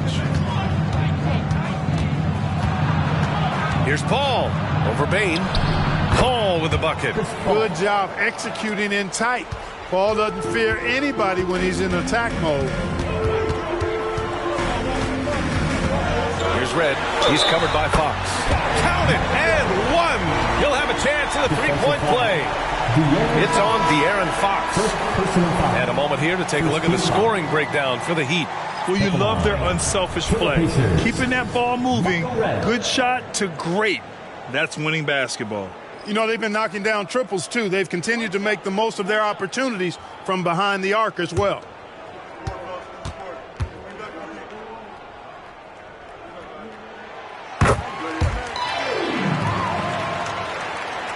The Heat have gotten 7 of their first 10 shots to go during this fourth quarter. Outside, Brown. Out to Anthony. Outside, Paul. Second chance effort. Eaton shot is good. And the Heat lead by 3. Wow, he really fires up his team with his ability to extend possessions. Pass to Gilgeous-Alexander. There's the 3. Knocks it down from distance. Gilgeous-Alexander's got 9 points now in the second half. Oh, obviously Gilgeous-Alexander has the will to win. What a relentless effort. Outside Love. And here's Paul. Clock at 4. Tries to hit him. Oh, rejected by Howard. And they'll turn it over. Couldn't get the shot off. A shot clock violation.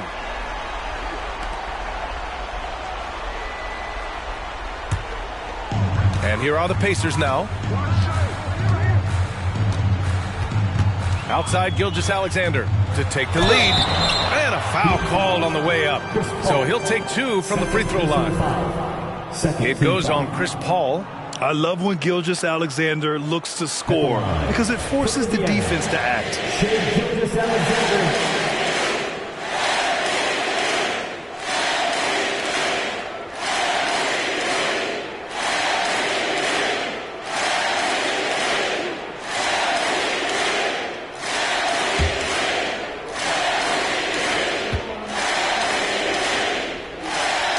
And the free throw is good. Now leading by 1.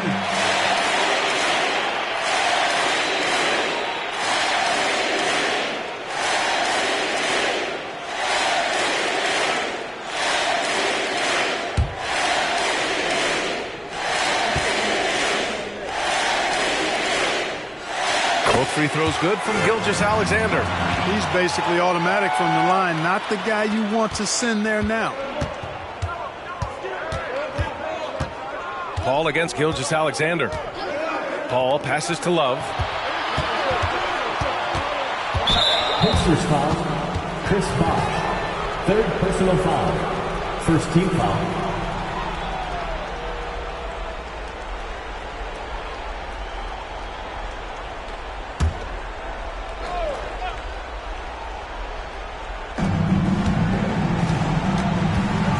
Scanning the floor. Over Wagner. Look at Brown. Getting it done inside. Hey, and with Brown, guys, it doesn't matter what point in the game it is. I mean, he's ready to shoot whenever he has the ball in a good spot.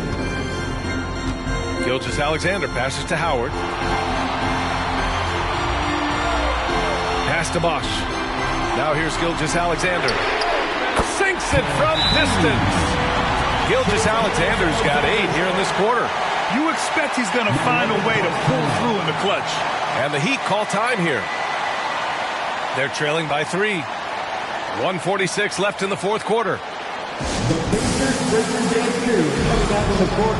Let's turn it up.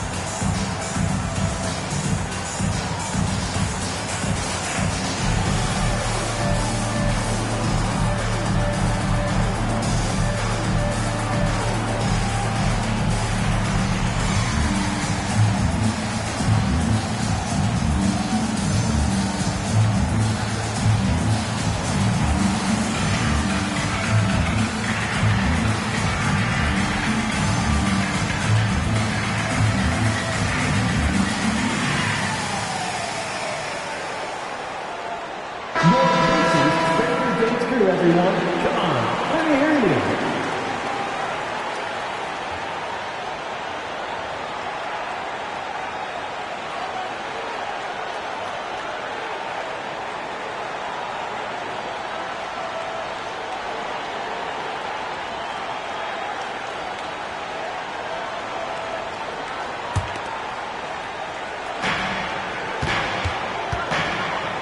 Now here's Anthony. He's covered closely. Puts up a 3. Sends it home from three-point land. Anthony's got 12 points here in the second half. He's done so much damage from beyond the arc, and he's still hitting those big shots. And it's a big one. What a performance from long range. Remarkable. Now here's Gilgeous-Alexander to the paint. Here's Howard. It's hauled in by Eaton. Eaton's got 6 rebounds in the game. Anthony, the pass to Paul. And that one's good. Paul's got 4 points this quarter. This is when some players pull in and tighten up a bit, but if you're talking about CP3, this is when it becomes fun for him. Paul against Gilgeous-Alexander. To the middle. Here's Bosch. Oh, and he got fouled on his way up. He'll head to the line to shoot 2. And you have to try to make something happen. I mean, they have to be aggressive at this point, even if it's risking a foul. I agree. I mean, you would have been better off using it on the floor and not on the shot. But the foul had to come either way, so it is what it is.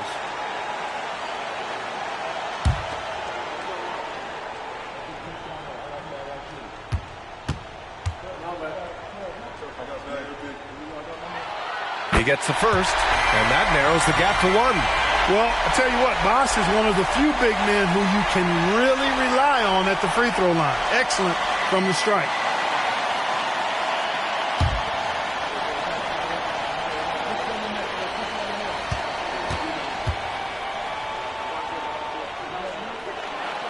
Both shots good from the strike. Nicely done. Without much separating these teams, that's when you have to make good at the line. Here's Anthony. The shot off that time. This might be a turning point. Massive possession here. Gilgeous-Alexander passes to Bosch. And he buries it. This is exactly what happens when you allow Chris Bosch to get going. And he lobs it up. And out of bounds, the Pacers will take it. Brutal play at this point. It's frustrating because they've battled so hard all night.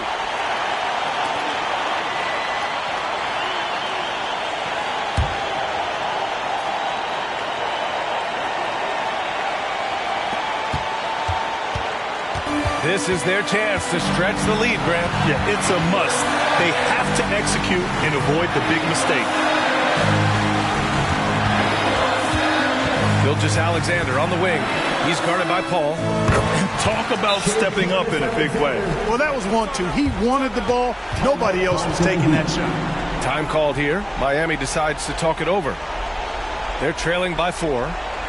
17 seconds left in the fourth quarter. Guys, what do you think? No doubt. They've got to get a quick bucket here. Yeah, and they need it hiccup fast. I mean, they'll be drawing up a quick hitter in the huddle here, no doubt.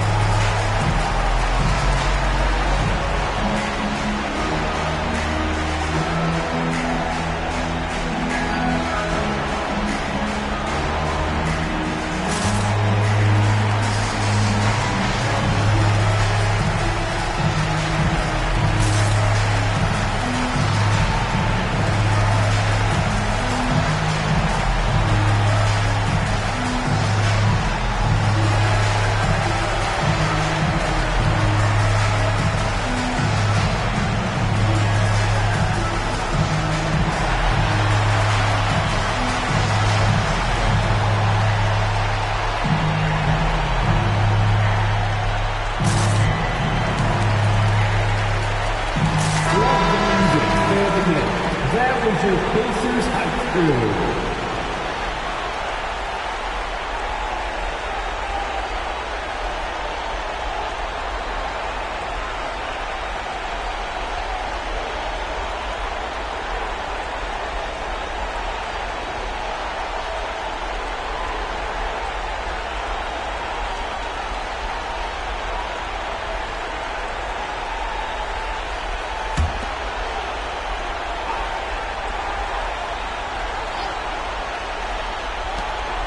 "17 seconds left to play in the fourth quarter. Well, Paul's got them dropping right now for sure. And now they decide to foul intentionally. Yeah, just a must-foul situation to stop the clock. And you know what? Who knows? If you miss it at the strike, and they're right there within range. You know, late game free throws are a lot different than early game free throws in terms of making.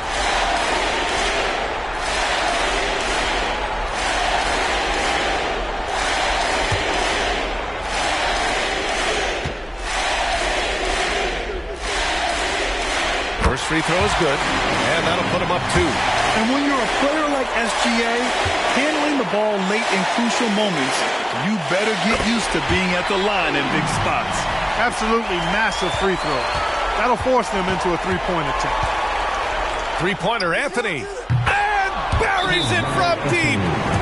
Oh, a tremendous three. We're tied. Time called here. Indiana decides to talk it over.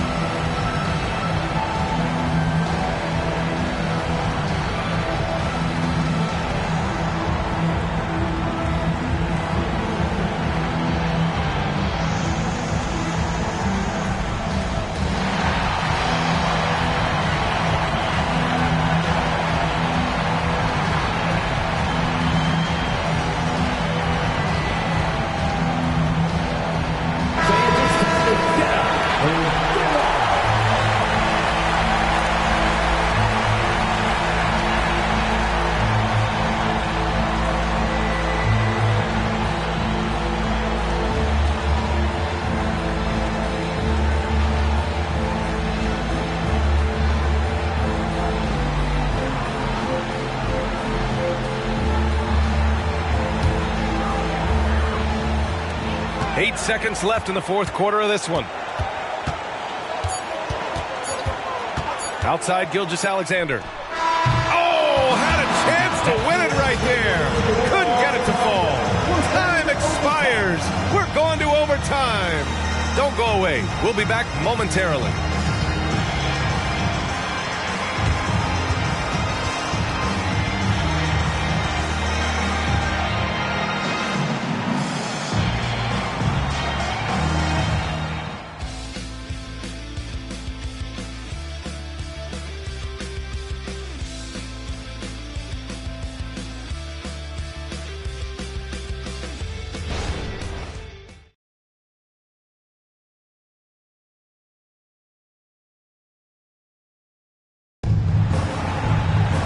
Well, 4 quarters weren't enough to decide this ball game. Sit back and enjoy as we move on to overtime.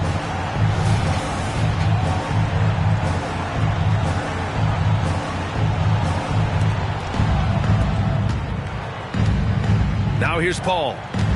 We've got Chris Paul. He's out there with Carmelo Anthony. And it's Brown in at the 3. That's good from Paul on the assist by Anthony. Paul's got 23. As the deep shots continue to fall, you can sense the frustration growing among these defenders. Yeah, and they either have been unwilling or unable to take that shot away. He is tenacious. Love to watch him battle on the defensive glass. Pass to Brown. Here's the 3. Oh, he drains the 3, and he'll go to the line for one more. That's on Franz Wagner. At the line for the Heat, Jaylen Brown, shooting 1. One shot.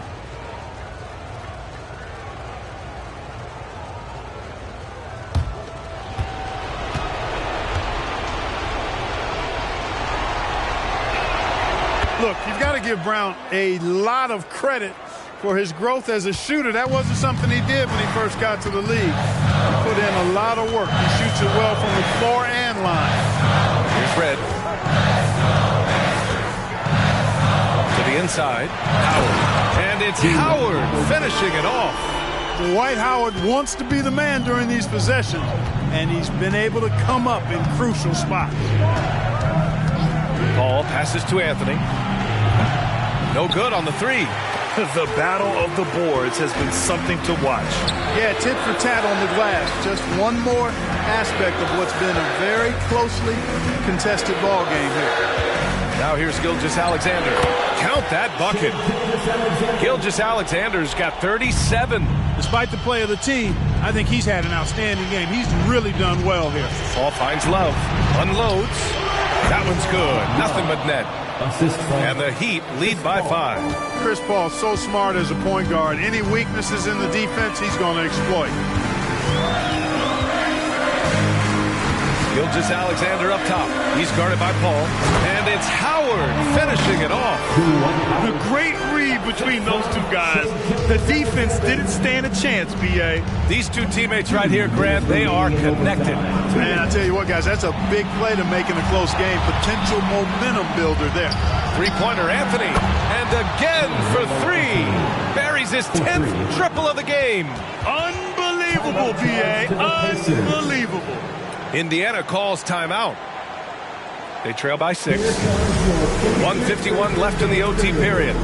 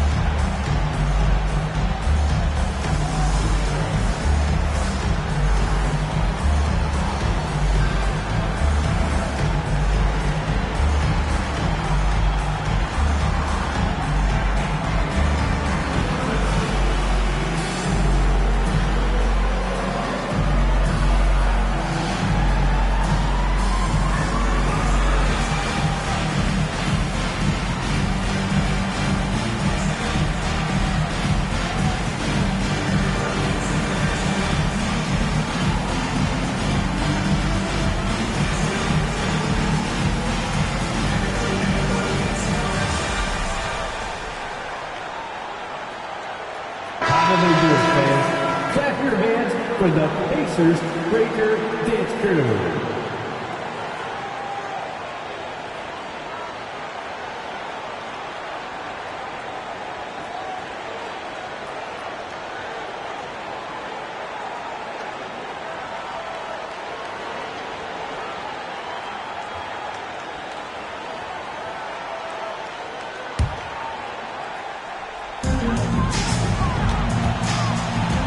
Gilgeous-Alexander against Paul.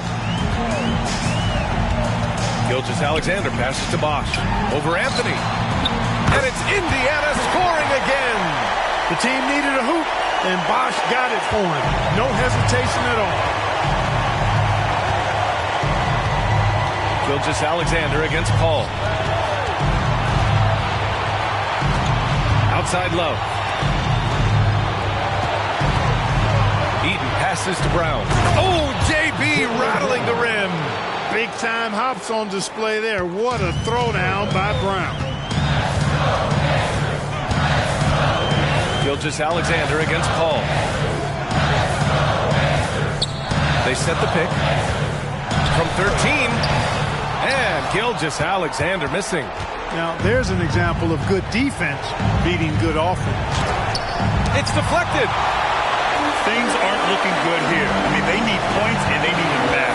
It doesn't look good, even with a quick bucket here. Outside, Brown. And an intentional foul right there. Michael Redd, second personal foul. Second team foul. Outside Paul. Oh, my goodness! He'll go to the line with a chance at a 4-point play. It's going to go on Shai Gilgeous-Alexander. Shooting for Miami, Chris Paul at the line for 1.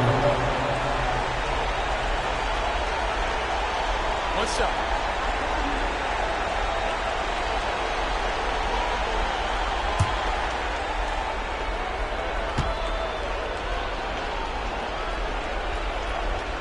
The free throw is off from Paul.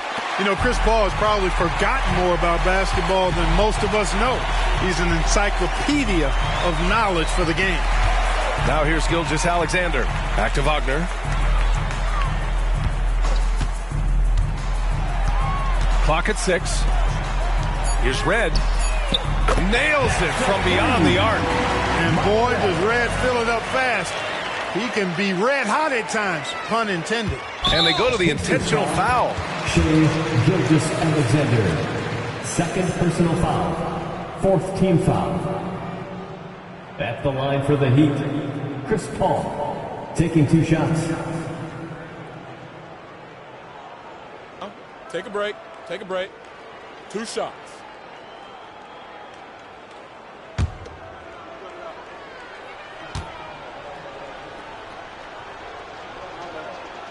So the first one drops, and that makes it a 7-point lead.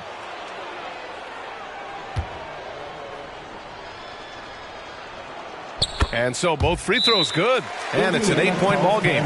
Indiana calls timeout. They're down by 8.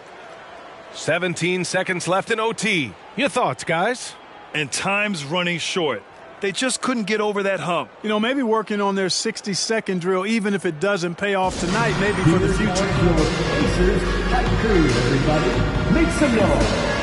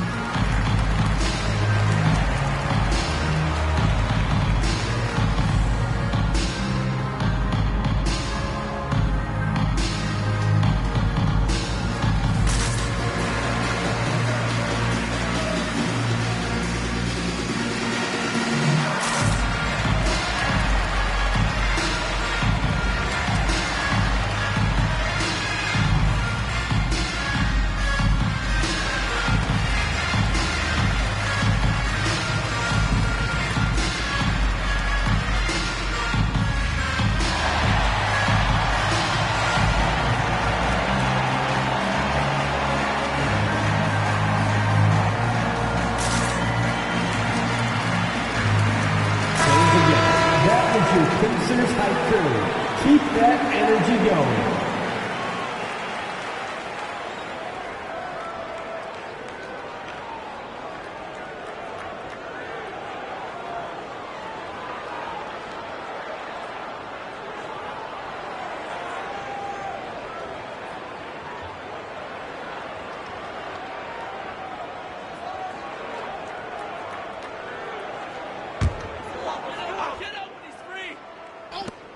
Tries a 3 off the inbound. Money. Oh, and that cuts the lead to just 5. Now, he's in his bag from beyond the arc right now. You see his confidence. Yeah, I'd be confident too. As a matter of fact, I mean, if you're stacking up threes the way he is, I mean, he's doing all this work from behind the arc. Miami, Carmelo Anthony. 2 shots. Take a break. Take a break. 2 shots.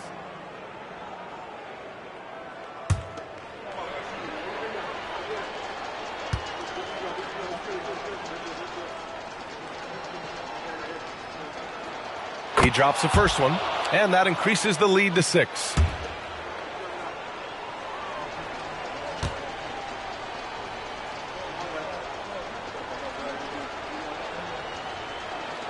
And he hits both free throws here, and it's a 7-point game. Those are critical foul shots. Love to see him knock them down there. From deep 3-point range, Red can't get it to go. It's never easy from that distance, but we see him drill those and shoot around all the time. But that looked to me, guys, like a heat check and was maybe a step out of his range. So that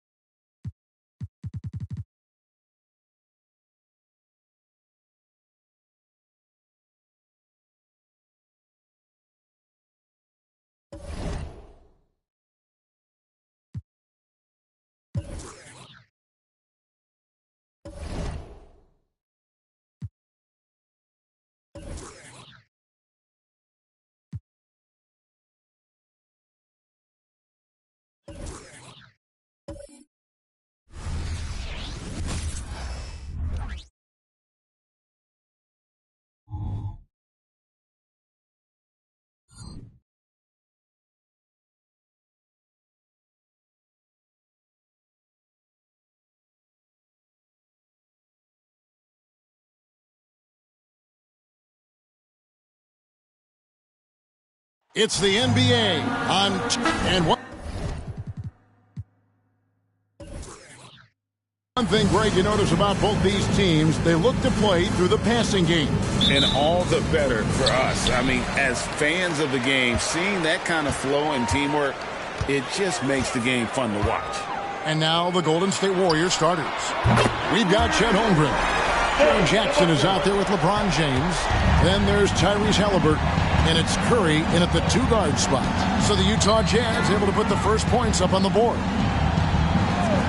James, the pass to Curry. And he can't answer back. The three-pointer offline. Always with the ball. Halliburton picks him up. James against Tatum. Tatum a screen. Phillips from outside.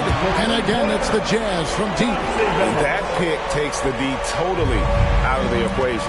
Hey, if you're not going to fight over, you're essentially giving the shooter the look he wants. Now here's James. He's scoring at a rate that puts him at another level. As impossible as it seems, he's truly averaging about 36 points a game. Wallace, the pass to Phillips. Now DeBusschere, covered by LeBron. Pass to Tatum. Launches a three. The shot goes in. First shot, first basket. This is how refined Tatum's motion is. He needs so little setup time. James outside. Over to DeBusschere. And LeBron with the basket, the assist by Halliburton. First make of the day should finally give them a little confidence. For whatever reason, they came in a little tight tonight. That should loosen them up. Aggressive closeout on a great jump shooter. That's how you defend against the three. Greg, there's a lot of impressive things about Tyrese Halliburton, most notably how efficient he is. Yeah, Kevin, those percentages are terrific. But not only that, he's phenomenal at it, making sure he keeps his teammates involved. Just a remarkable young point guard. And here is Phillips after LeBron James hitting the three. Connects from three-point range. Both teams running perimeter-oriented plays that are working. How often do we see this these days? Clubs answering each other from range. Jazz leading by 7. And the rebound by Jaren Jackson. Pass to Halliburton. LeBron outside. That's good, and it's Halliburton with the assist. Halliburton's got 3 assists in the game. Utah has gone 4 of 5 from three-point land to get things going here in the first. Phillips passes to DeBusschere. Phillips kicks to Tatum. And again, it's the Jazz from deep. This is why Tatum is a volume three-point shooter, because he knows how accurate he can be. LeBron outside. Dishes it to Curry. Lets the three fly. It's good from long range. And he's not going to miss that sort of an opportunity from deep. Curry against Tatum. The three from Phillips. And the Jazz, another three. 12 straight points off of three-pointers, and the D chills. James outside. Another three for Golden State. Flexing the range. LeBron too competitive to let the last 3 go unanswered.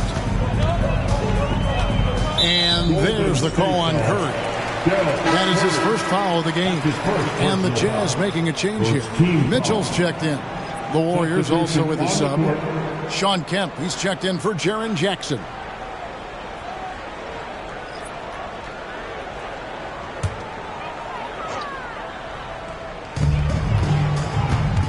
Mitchell kicks to DeBusschere.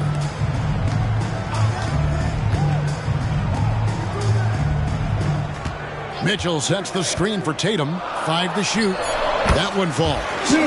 Tatum's got 8 points. And their offense already in a flow. Some stellar shooting to jump out to this lead. Halliburton finds James. Pulls it from the elbow. And the Warriors take on 2 more. How about 5 of 6 to start? Looks like he brought his A game. Billups passes to DeBusschere. And yes, a nice assist from Billups. Billups has got his 4th assist with that last one here tonight. And the Warriors decide to take their first time out here. A tough loss coming against New York in their last game played. They just got overwhelmed. We knew that game was going to be a tough one for them, and we were right. Ugly, ugly display. I thought they'd be more competitive, but I was wrong.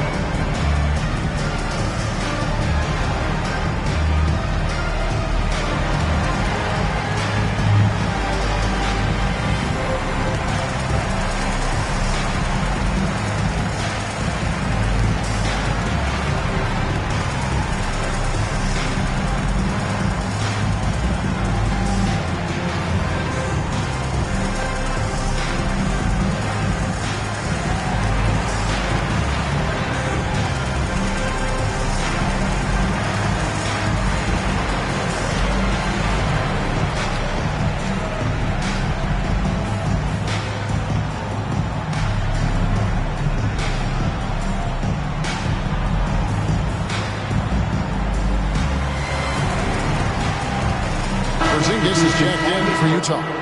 And Golden State also making a change. Abdul Rauf is checked in.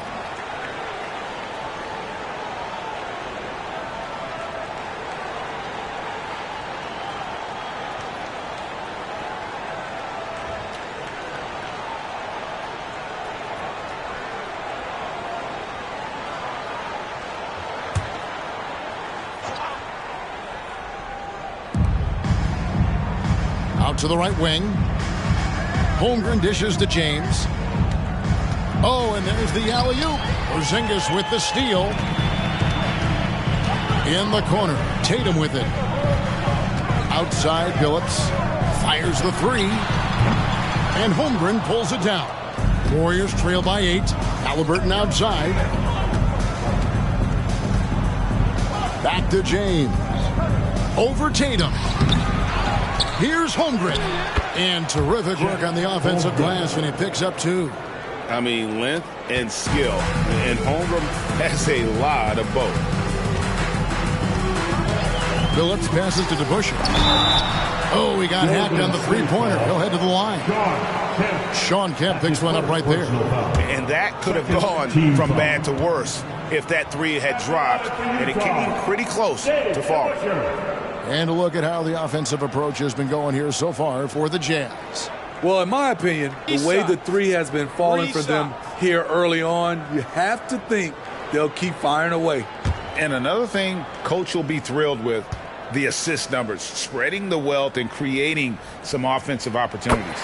And he's good on the first of 3.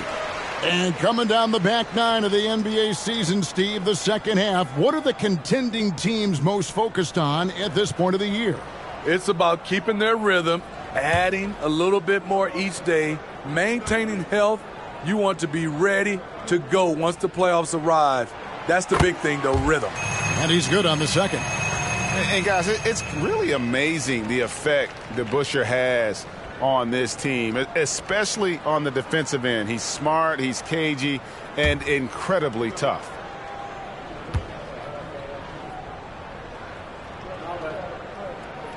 And he makes all 3. Greg, a lot more awareness in the league about the importance of mental health. Why is that so necessary? I mean, Kevin, the level of stress now has really grown. These players are under this huge microscope that now often extends to their families. And this is such a highly competitive environment.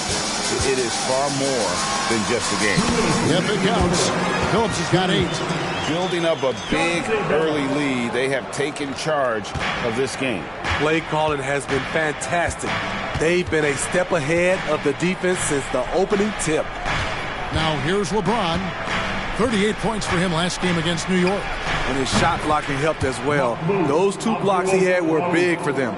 And if you're the guy who has to guard him, it is never going to be an easy night for you. Mitchell outside. There's the three. Phillips, no good. Just enough coverage to bother that three-point attempt. Phillips against Halliburton.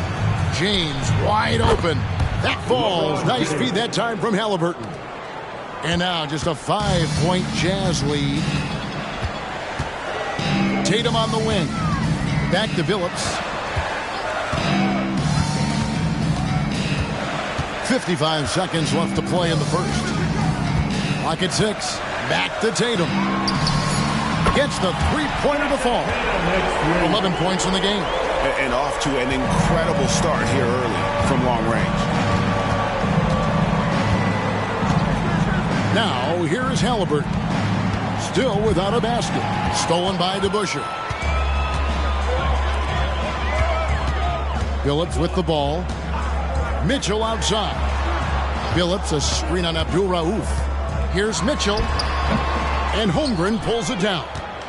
Missing that one helps out all the analytical guys from the mid-range. Gets it to go from beyond the arc.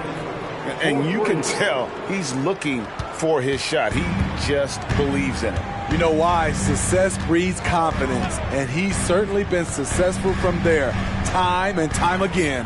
For three, Mitchell. That one's not going to go. A free-flowing first quarter. Great scoring through one. Jazz lead by 5. And we'll be back with you for the start of the second quarter when we return.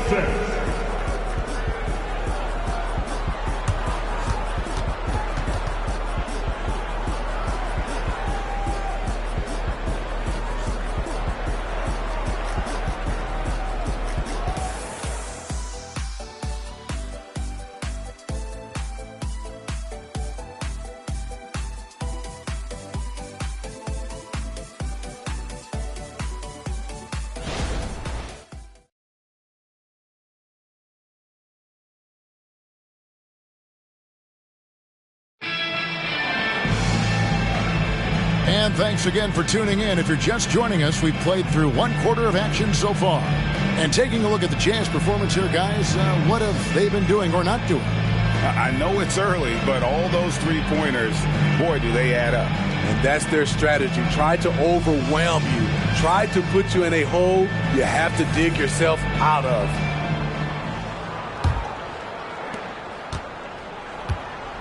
Setting the floor for the Warriors. Roy Hibbert is out there with Kemp. Then there's Abdul Rauf. Then it's Curry. And it's Westphal in at the 2. Pass to Abdul Rauf. Back to Kemp. 6 to shoot. Tries a 3. Rebound, Utah.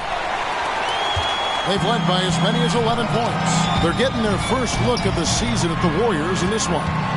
Well, the Utah Jazz, GA, have one of the highest win percentages in NBA history. And they're probably the greatest franchise to never win a championship. They made the finals twice. Unfortunately, they had to face Jordan and the Bulls both times. Second quarter of basketball, about 1 minute played so far. The 3. The rebound by Westphal. He was red hot in the first quarter. Hit 3 threes. Now suddenly struggling to find the range. There's the pass to Curry. The three-pointer, no good. Utah leading by 9. And with an update from the sideline, let's check in with David Aldridge. Thank you, Kevin. Well, back in grade school, when Jason Tatum told folks his NBA goals, they'd often suggest a backup plan. And he said, I always would tell them, I don't have one. I'm going to make this work regardless. Nothing else matters. Kevin? Oh, I like that. It's worked out, David. Thanks so much. And I was sure that was money on that one, but everyone is afforded an easy misser, too. Yes, let's look on the bright side. You got a great look. It's a play that you might want to go back to again. Oh, beautiful setup there. One thing you can say about Kemp, no pass is too high for him to go get. Timeout is called. First of the game for the Jazz.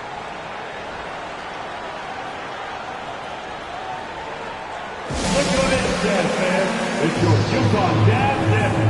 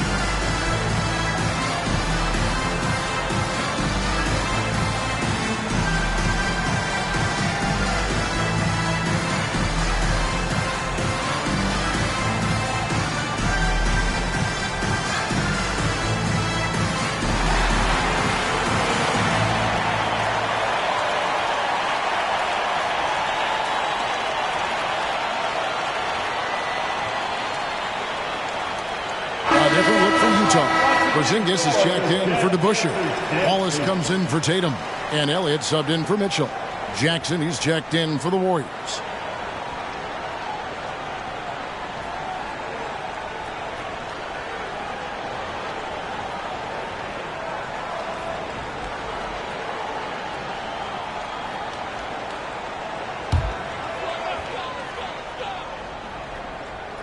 And we're about 2 minutes into the second quarter here. Porzingis sets the pick for Davis. Hits the jumper in space. And the Jazz lead by 9. And that pick takes the D totally out of the equation. Hey, if you're not going to fight over, you're essentially giving the shooter the look he wants. Now here's Hibbert. Scoreless thus far. Shot clock at 5. And the basket by Curry. And they're getting their points now almost exclusively from the triple. 4 of their last 5 makes are from beyond the arc. Here's Porzingis. He gives his team some nice contributions, averaging a bit over 10 points a game.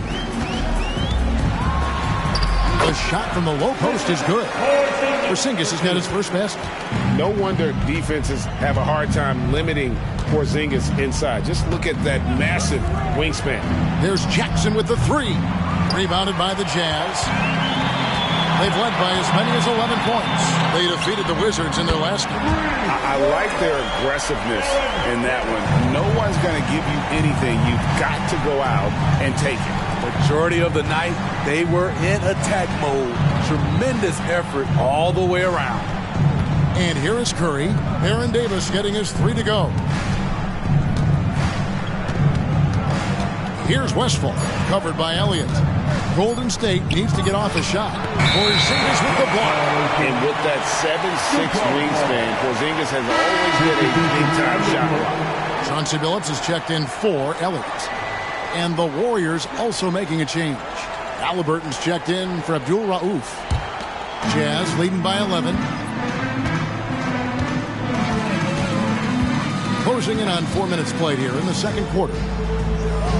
Loads it up for Davis, and it's Davis finishing it off. And scanning the floor well. Porzingis all about finding open teammates when they've got a look. Halliburton passes to Jackson.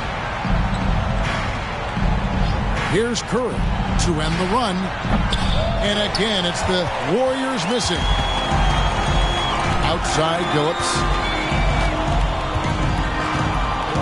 Back to Davis. Lets it go with a 3. Rebounded by Jackson.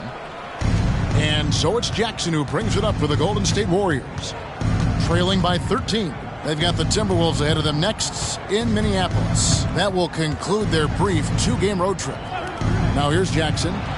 No scoring in this one. Missed opportunity, wide open from mid-range. He would love to get that one back.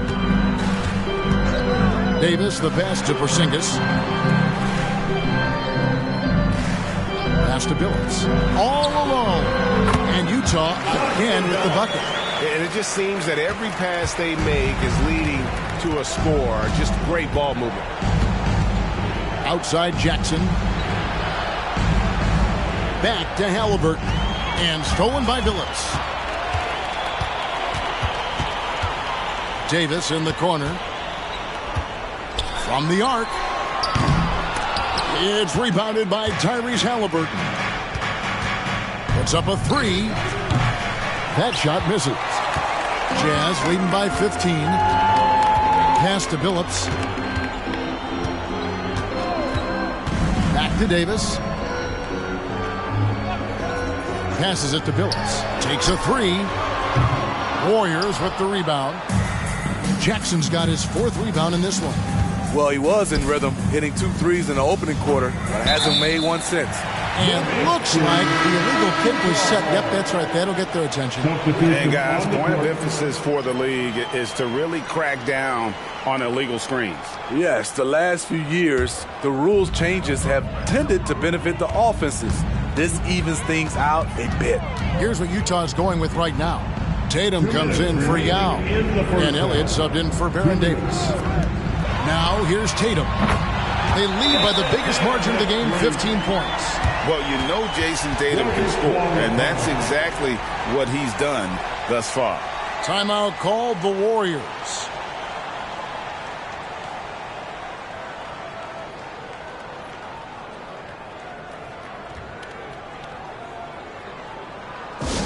Here we go, Jeff fans. Coming onto the floor, you got Jeff, Mike Dunn, make some noise.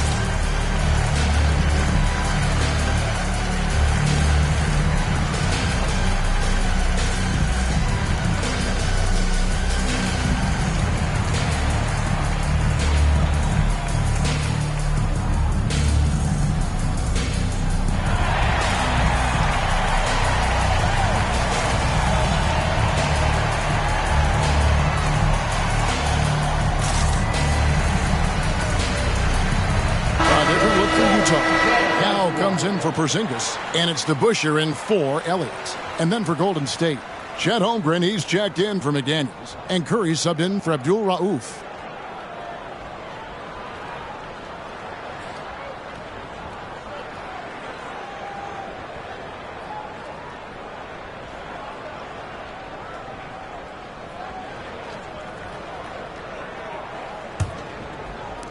Warriors trail by 18.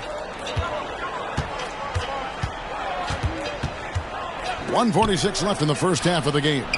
James misses. All the energy is on the other side right now, and every miss just makes it worse. You know what? This has always been a debate. Do you take the timeout, or do you let your guys try to fight through it? The pass to Tatum, a three ball, and Utah another three. Yeah, they're relying on their three-point shooting and getting pretty good results. James outside. Halliburton a screen on DeBusschere. Pass to Curry. Yes, it's James picking up the assist. Curry's got his third bucket of the night. Yeah, and when you're hit, you gotta hit back.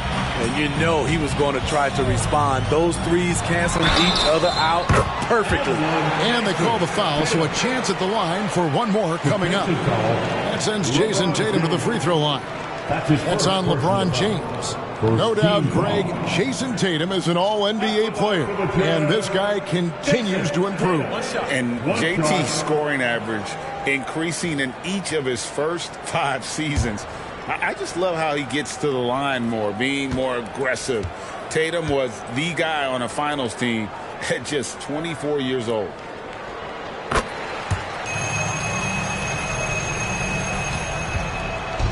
Guys, if they're going to make a run, no time like the present.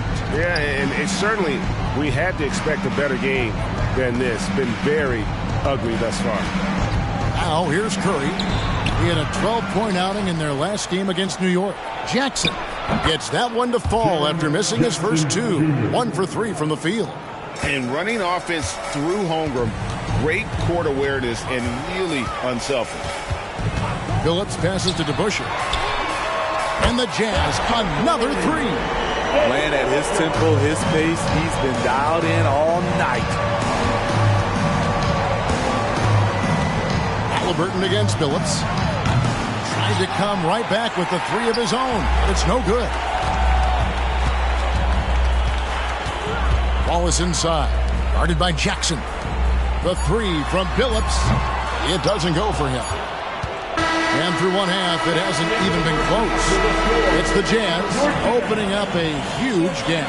And now let's catch up with David Aldridge, who's standing by from the sideline. All right, Dave. Thanks, guys. Here with Jason Tatum. You have been rolling early. How did you get in that rhythm? Just staying aggressive. Just continue to get in the gym and see something go in. It feels good to see him go in early. And it felt good to have us have a good start. Hopefully we keep it up. Yeah, it was flowing great in that first half, Jay. Thanks very much. Back to you guys. Okay, David, much appreciated. And now time for halftime. So we'll be back in just a bit to get the third quarter underway.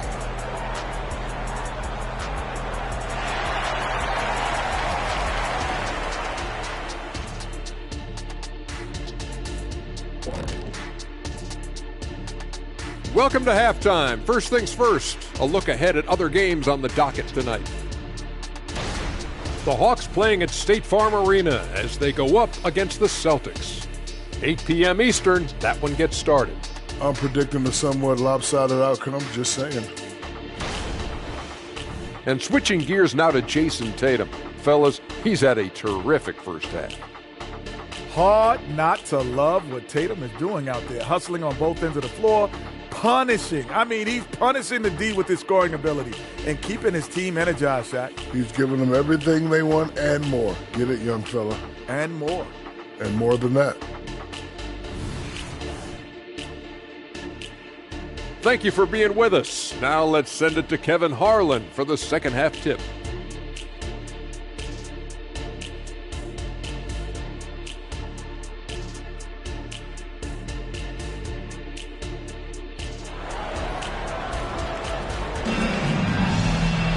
And with a big gap on the scoreboard, the second half begins with very different goals for these teams.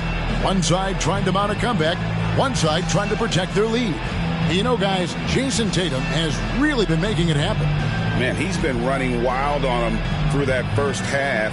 Absolute dynamite on offense. This is his challenge, to continue to dominate, to help them try to close strong here in the second half. And after a very lopsided first half, we'll see if things play out a little more evenly here in the second. We've got DeBusschere, Chauncey Billups out there with Jason Tatum. Then there's Yao, and it's Wallace in at the 3 spot. And that's the group for Will Hardy as they begin the second half. Who better to run the offense through? LeBron making it all look seamless. Billups passes to DeBusschere. And the rejection by Holmgren. And it's out of bounds. The Jazz able to retain possession here.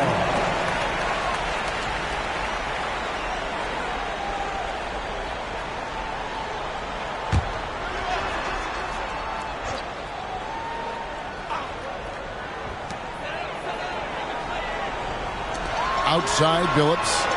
And we've heard defensive-minded players, Greg, say, man, everything is a foul nowadays. You can't even touch the guy. You can't defend. Do they have a point? It's getting tough, isn't it? I mean, you can't use your hands. You have to be set. It's almost like they want defenders to be traffic cones.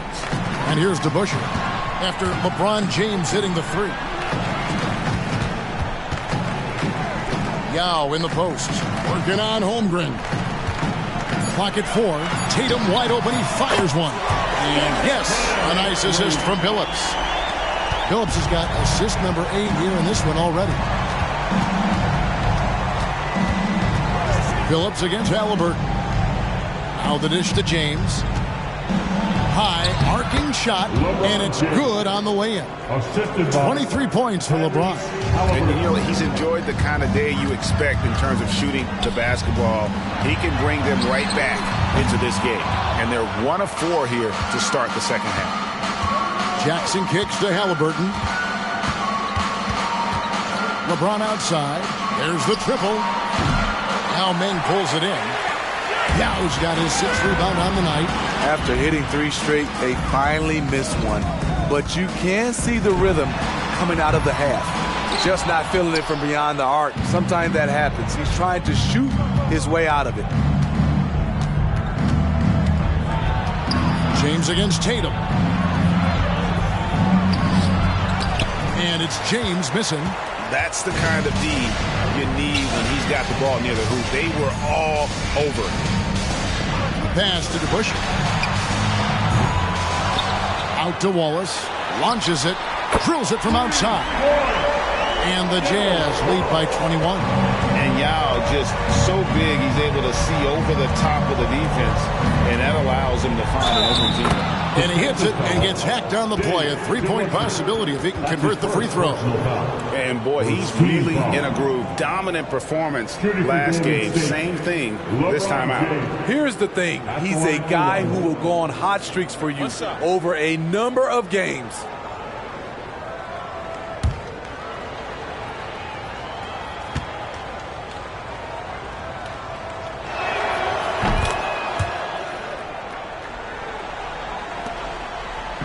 And here's Tatum. He'll bring it up for the Utah Jazz.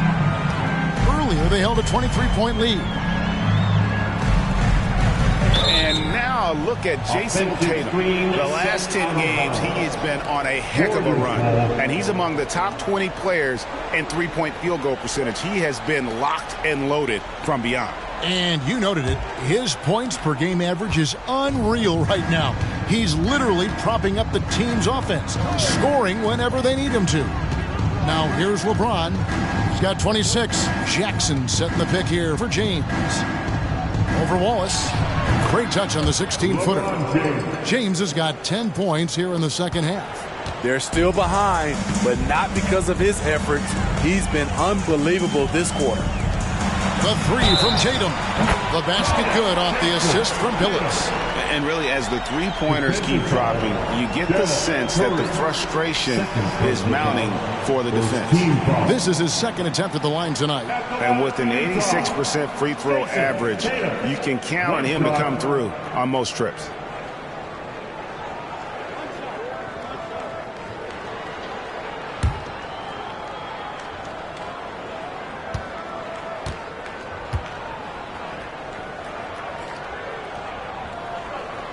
And that one falls for Tatum. And it's the attention to detail that sets Tatum apart from most players in our league.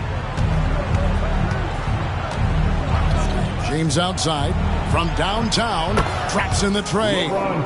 LeBron's got 31. And really the scoring this quarter has been just off the charts, doing all he can to bring them back. LeBron against DeBusschere, passes it to Tatum. Oh, drew the foul and almost hit the three-point bucket. But he'll go to the line to shoot three. That one on Holmgren. He's gone 2 for 2 at the line so far. Utah, Jason Tatum, 3 shots.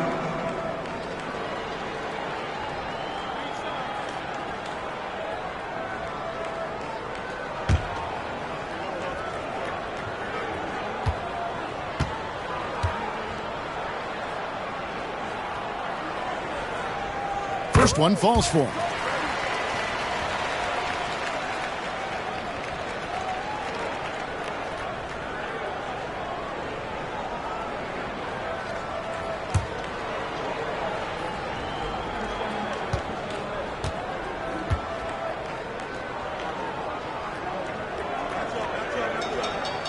And the second free throw, good.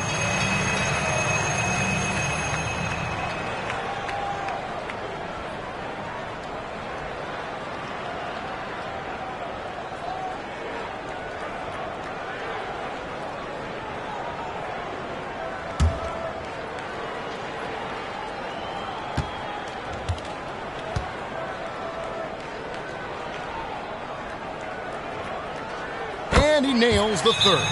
We're still waiting for that first miss from the line this half. Timeout called the Warriors.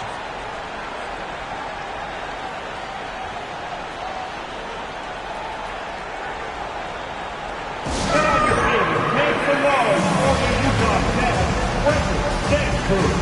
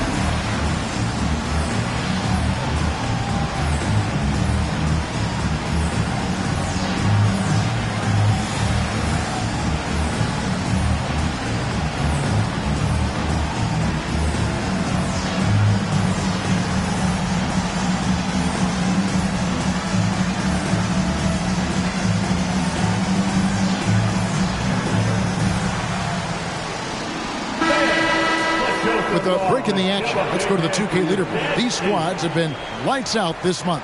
In third, the Jazz. I just love their offensive flow lately. I mean, this is a dominant team offensively because of that rhythm and pace.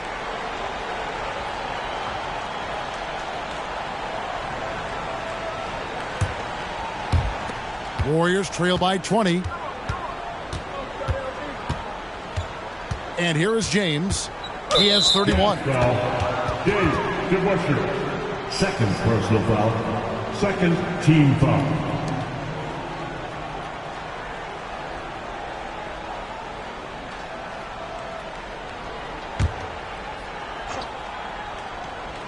Here's Holmgren. He's averaging a bit over 5 points a game. Back to Jackson. Just 5 on the clock. Holmgren sets the screen for LeBron. Off target from outside. Jazz leading by 20. Wallace dishes to Billups. The tray drills the three-pointer. Billups has got 13. Having a lot of trouble stopping the three-point shot. Halliburton against Billups. From deep, James. That's good. And it's Halliburton with the assist. Halliburton's got assist number 10 tonight with that last one. And there's the pass to DeBusschere. Wallace outside.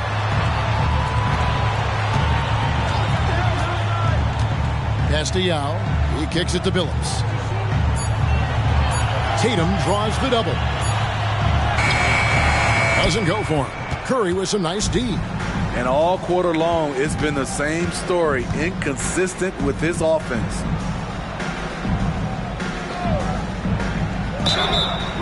And foul on the shot. He'll shoot 2 at the free throw line. That's his first personal. And Curry, just one of the more gifted shooters the game's ever seen. He's a clever guard with unlimited range. Someone you must stay with at all times. Take a break. Take a break. 2 shots.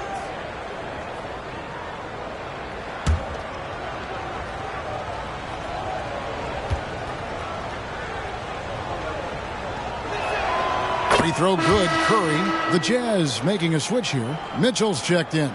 The Warriors also with a sub. Kemp's checked in.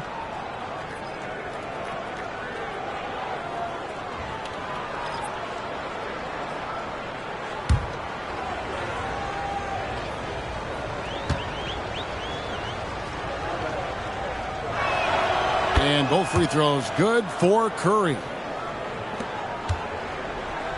Jazz leading by 18. Outside Billups for the 3.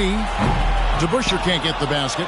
And even without that 3-ball dropping for him, the defense should have done more on that last play. Greg, we were just talking about Chet Holmgren, and he's a lot tougher, I think, than his frame might indicate.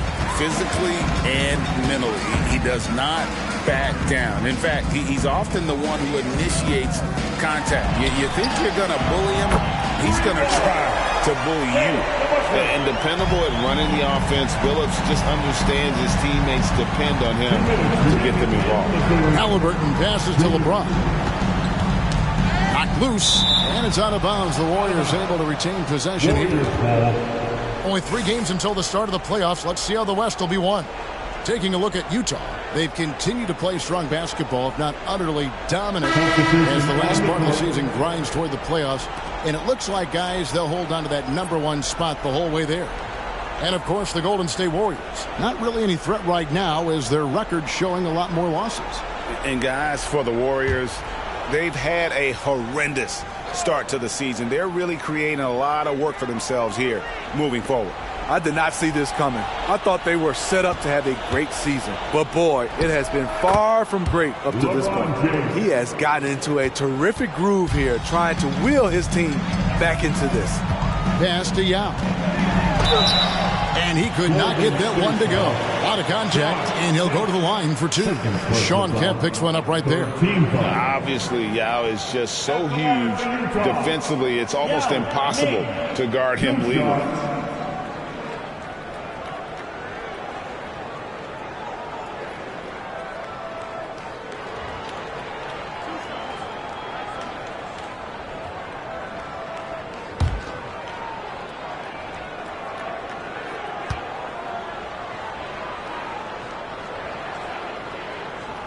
And the first one drops.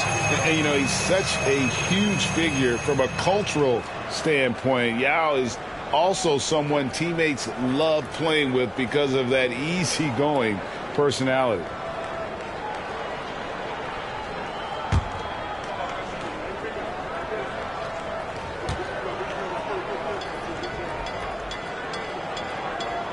And that one goes in. 2 from the line that time.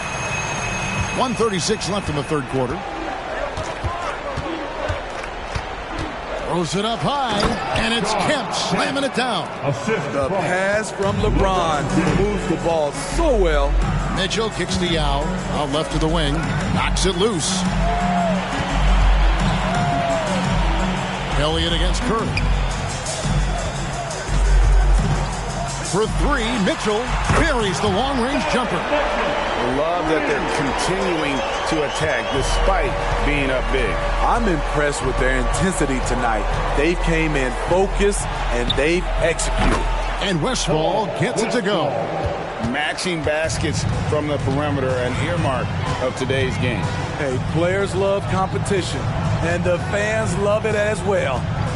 Here is Elliott. Nothing on the board. The 3. That's in there. Davis with the assist. Yeah, there's 6 points on consecutive 3 balls. They're finding holes now in the D. Here's Abdul Rauf. Trying to answer back, but that 3 is off the mark. And so it's Davis. He'll bring the ball up for the Utah Jazz. 7-second difference, shot and game clock. Nice ball movement by Utah. No good on the triple. The Warriors shooting certainly a key for them in this one. 55% from the field. From deep, James hands it from downtown. James has got 39. If he has space, LeBron will not miss that shot. Tatum gets the bucket. And you can see he's found his rhythm here in the third quarter. You can just sense the uptick in confidence. Everything he puts up from long range seems to be going. What a performance for Jason Tatum. He has been the story so far for the Jazz. And his big game just keeps getting bigger. That quarter sees him get over 30 points. Back right after this.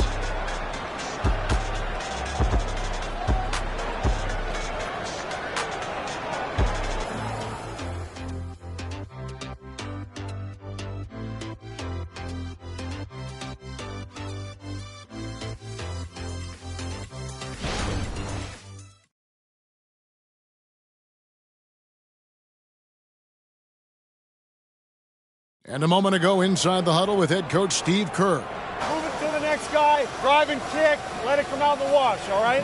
And Steve Kerr asking his guys to simply run their offense, share the basketball. Yeah, and don't just settle for tossing it around the horn. Attack the defense, play inside out when you can. And we reach the fourth quarter in a game that may be already out of hand. So with James on the bench, here's the group that Steve Kerr has on the floor. They've got Abdul Rauf. Jaren Jackson is out there with Kemp. Then there's Tyrese Halliburton. And it's Westphal in at the small forward. Here's Wallace. And it's sent back by Kemp. On the wing, Mitchell. 6 on the shot clock. Puts up a 3. The Jazz with another miss. On offense, here are the Warriors. Kemp a screen on Elliott from outside the arc. Shot's good by Abdul Rauf. And when he gets in his head that he's going to get to the basket, very little you can do defensively. Passes it to Mitchell. Fires the 3. And yes, a nice assist from Billups. Billups has got his assist totals piling up. 11 now for him. The pass to Abdul Rauf. Halliburton up top. He's guarded by Billups. Here's Jackson, and the dunk by Jackson. He's a smooth athlete. Even on a straight dunk, you can see Jaren's ease of movement in the air. And the rejection by Jackson. Elliott the bucket. Out of their last 5 makes, how about all 5 from long range? Pass to Abdul Rauf.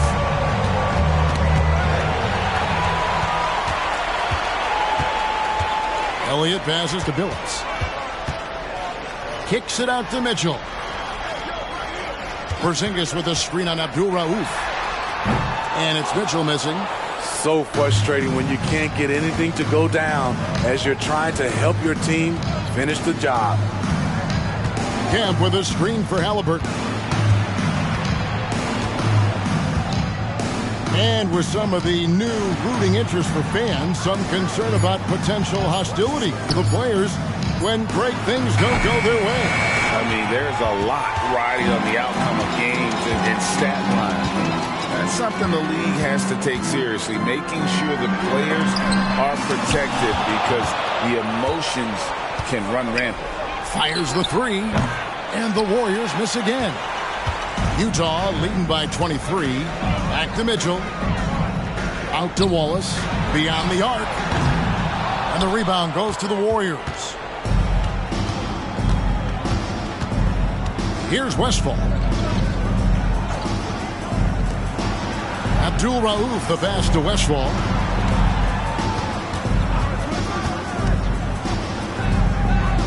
Four on the clock. And Kemp with the slam. The ultimate man-child. Kemp, one of the most flamboyant finishers in our league. Wallace the pass to Mitchell.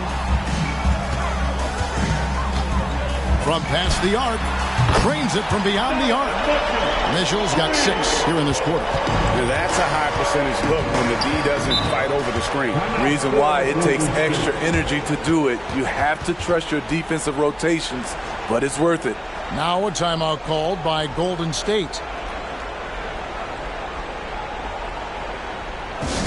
Let's make some noise.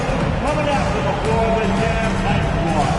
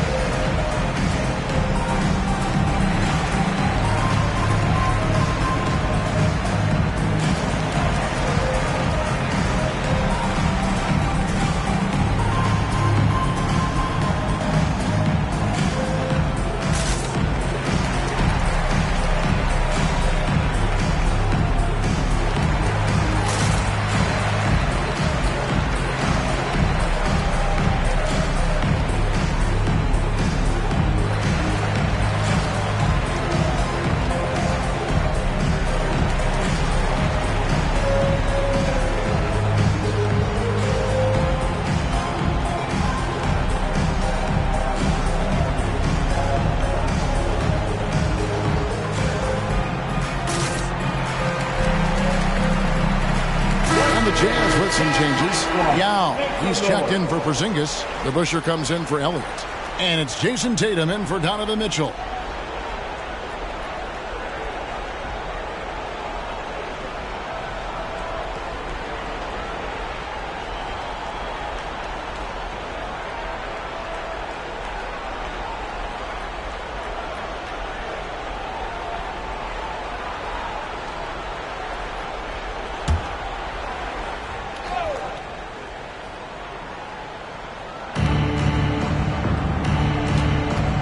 Phillips against Halliburton.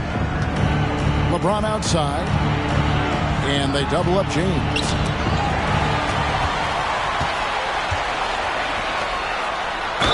And he makes the bucket, gets the whistle, and now a three-point play chance here for him. Oh, got to do more than that to stop Phillips. A pro at scoring on an aggressive defense.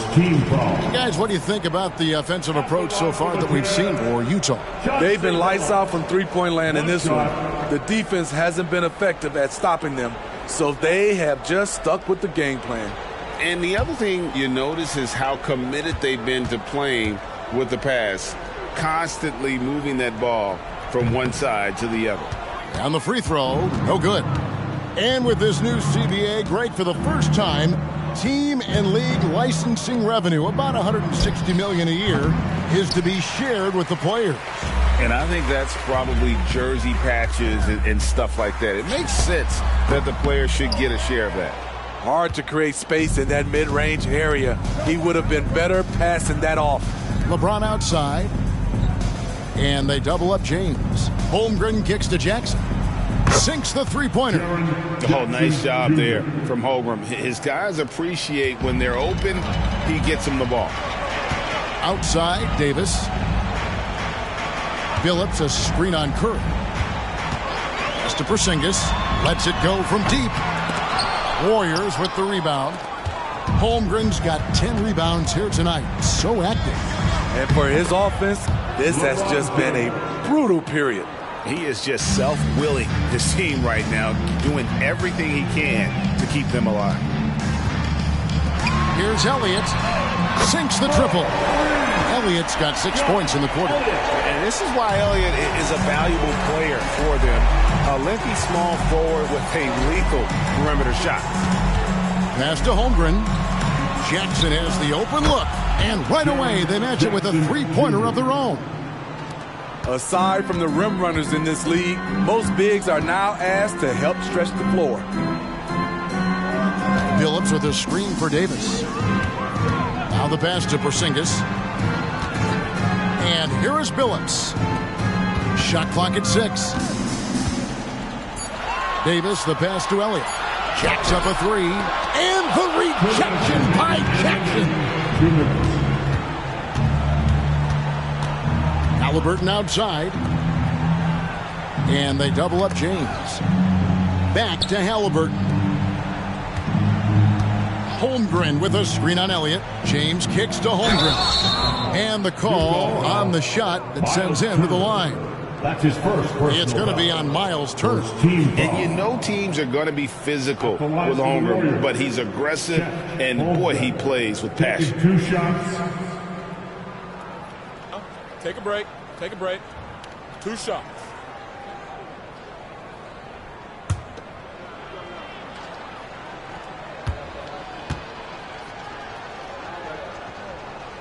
And he makes the first. Hey, Smitty, in the playoffs, it's rare for an 8th or a 7th seed to make it out of the first round. But what about a 5-game series for just those kinds of matchups? You know, 1 against 8 and 2 against 7. You know, it wouldn't be bad, Kevin. We had those type of series when I first came into the league, but I don't think they would change since we have the play-in tournament. I think rounds 1, 2, the conference finals, and the NBA finals will stay 7. And something to like about Holmgren is his ability to run the floor. A 7-footer who can get up the court in a hurry and get to the rim before the D gets set. Late reaction defensively, he quickly takes advantage, grows their lead. You can't afford to give him space. Those kinds of mistakes have been the story of this game. And one team is just completely outclassing the other tonight. Spirited performance, and it really ignited what is turning out to be a monster win here for the Jazz. And this was one that never really was in doubt, I thought, an all-around dominant performance. And you kind of thought that maybe even going into the game. Yeah, there was a sense of that, and man, they just pretty much blew them right out of the water. A clinic was put on display here today. And you can mark this one down in the W column. It'll mark their 23rd of the season. The one player that really stands out, of course, in this one, it was a dazzling game for Jason Tatum. What was impressive to me, it felt like he made an impact in so many areas. Some of the effort won't show up in the stat sheet, but I noticed it. Roy Hibbert's checked in for Golden State.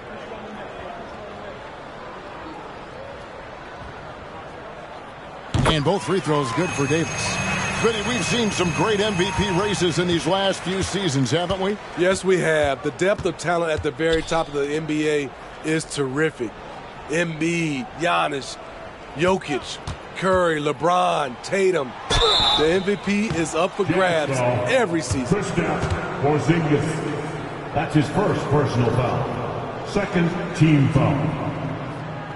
Shooting for Golden State, Paul Westphal. Taking 2 shots.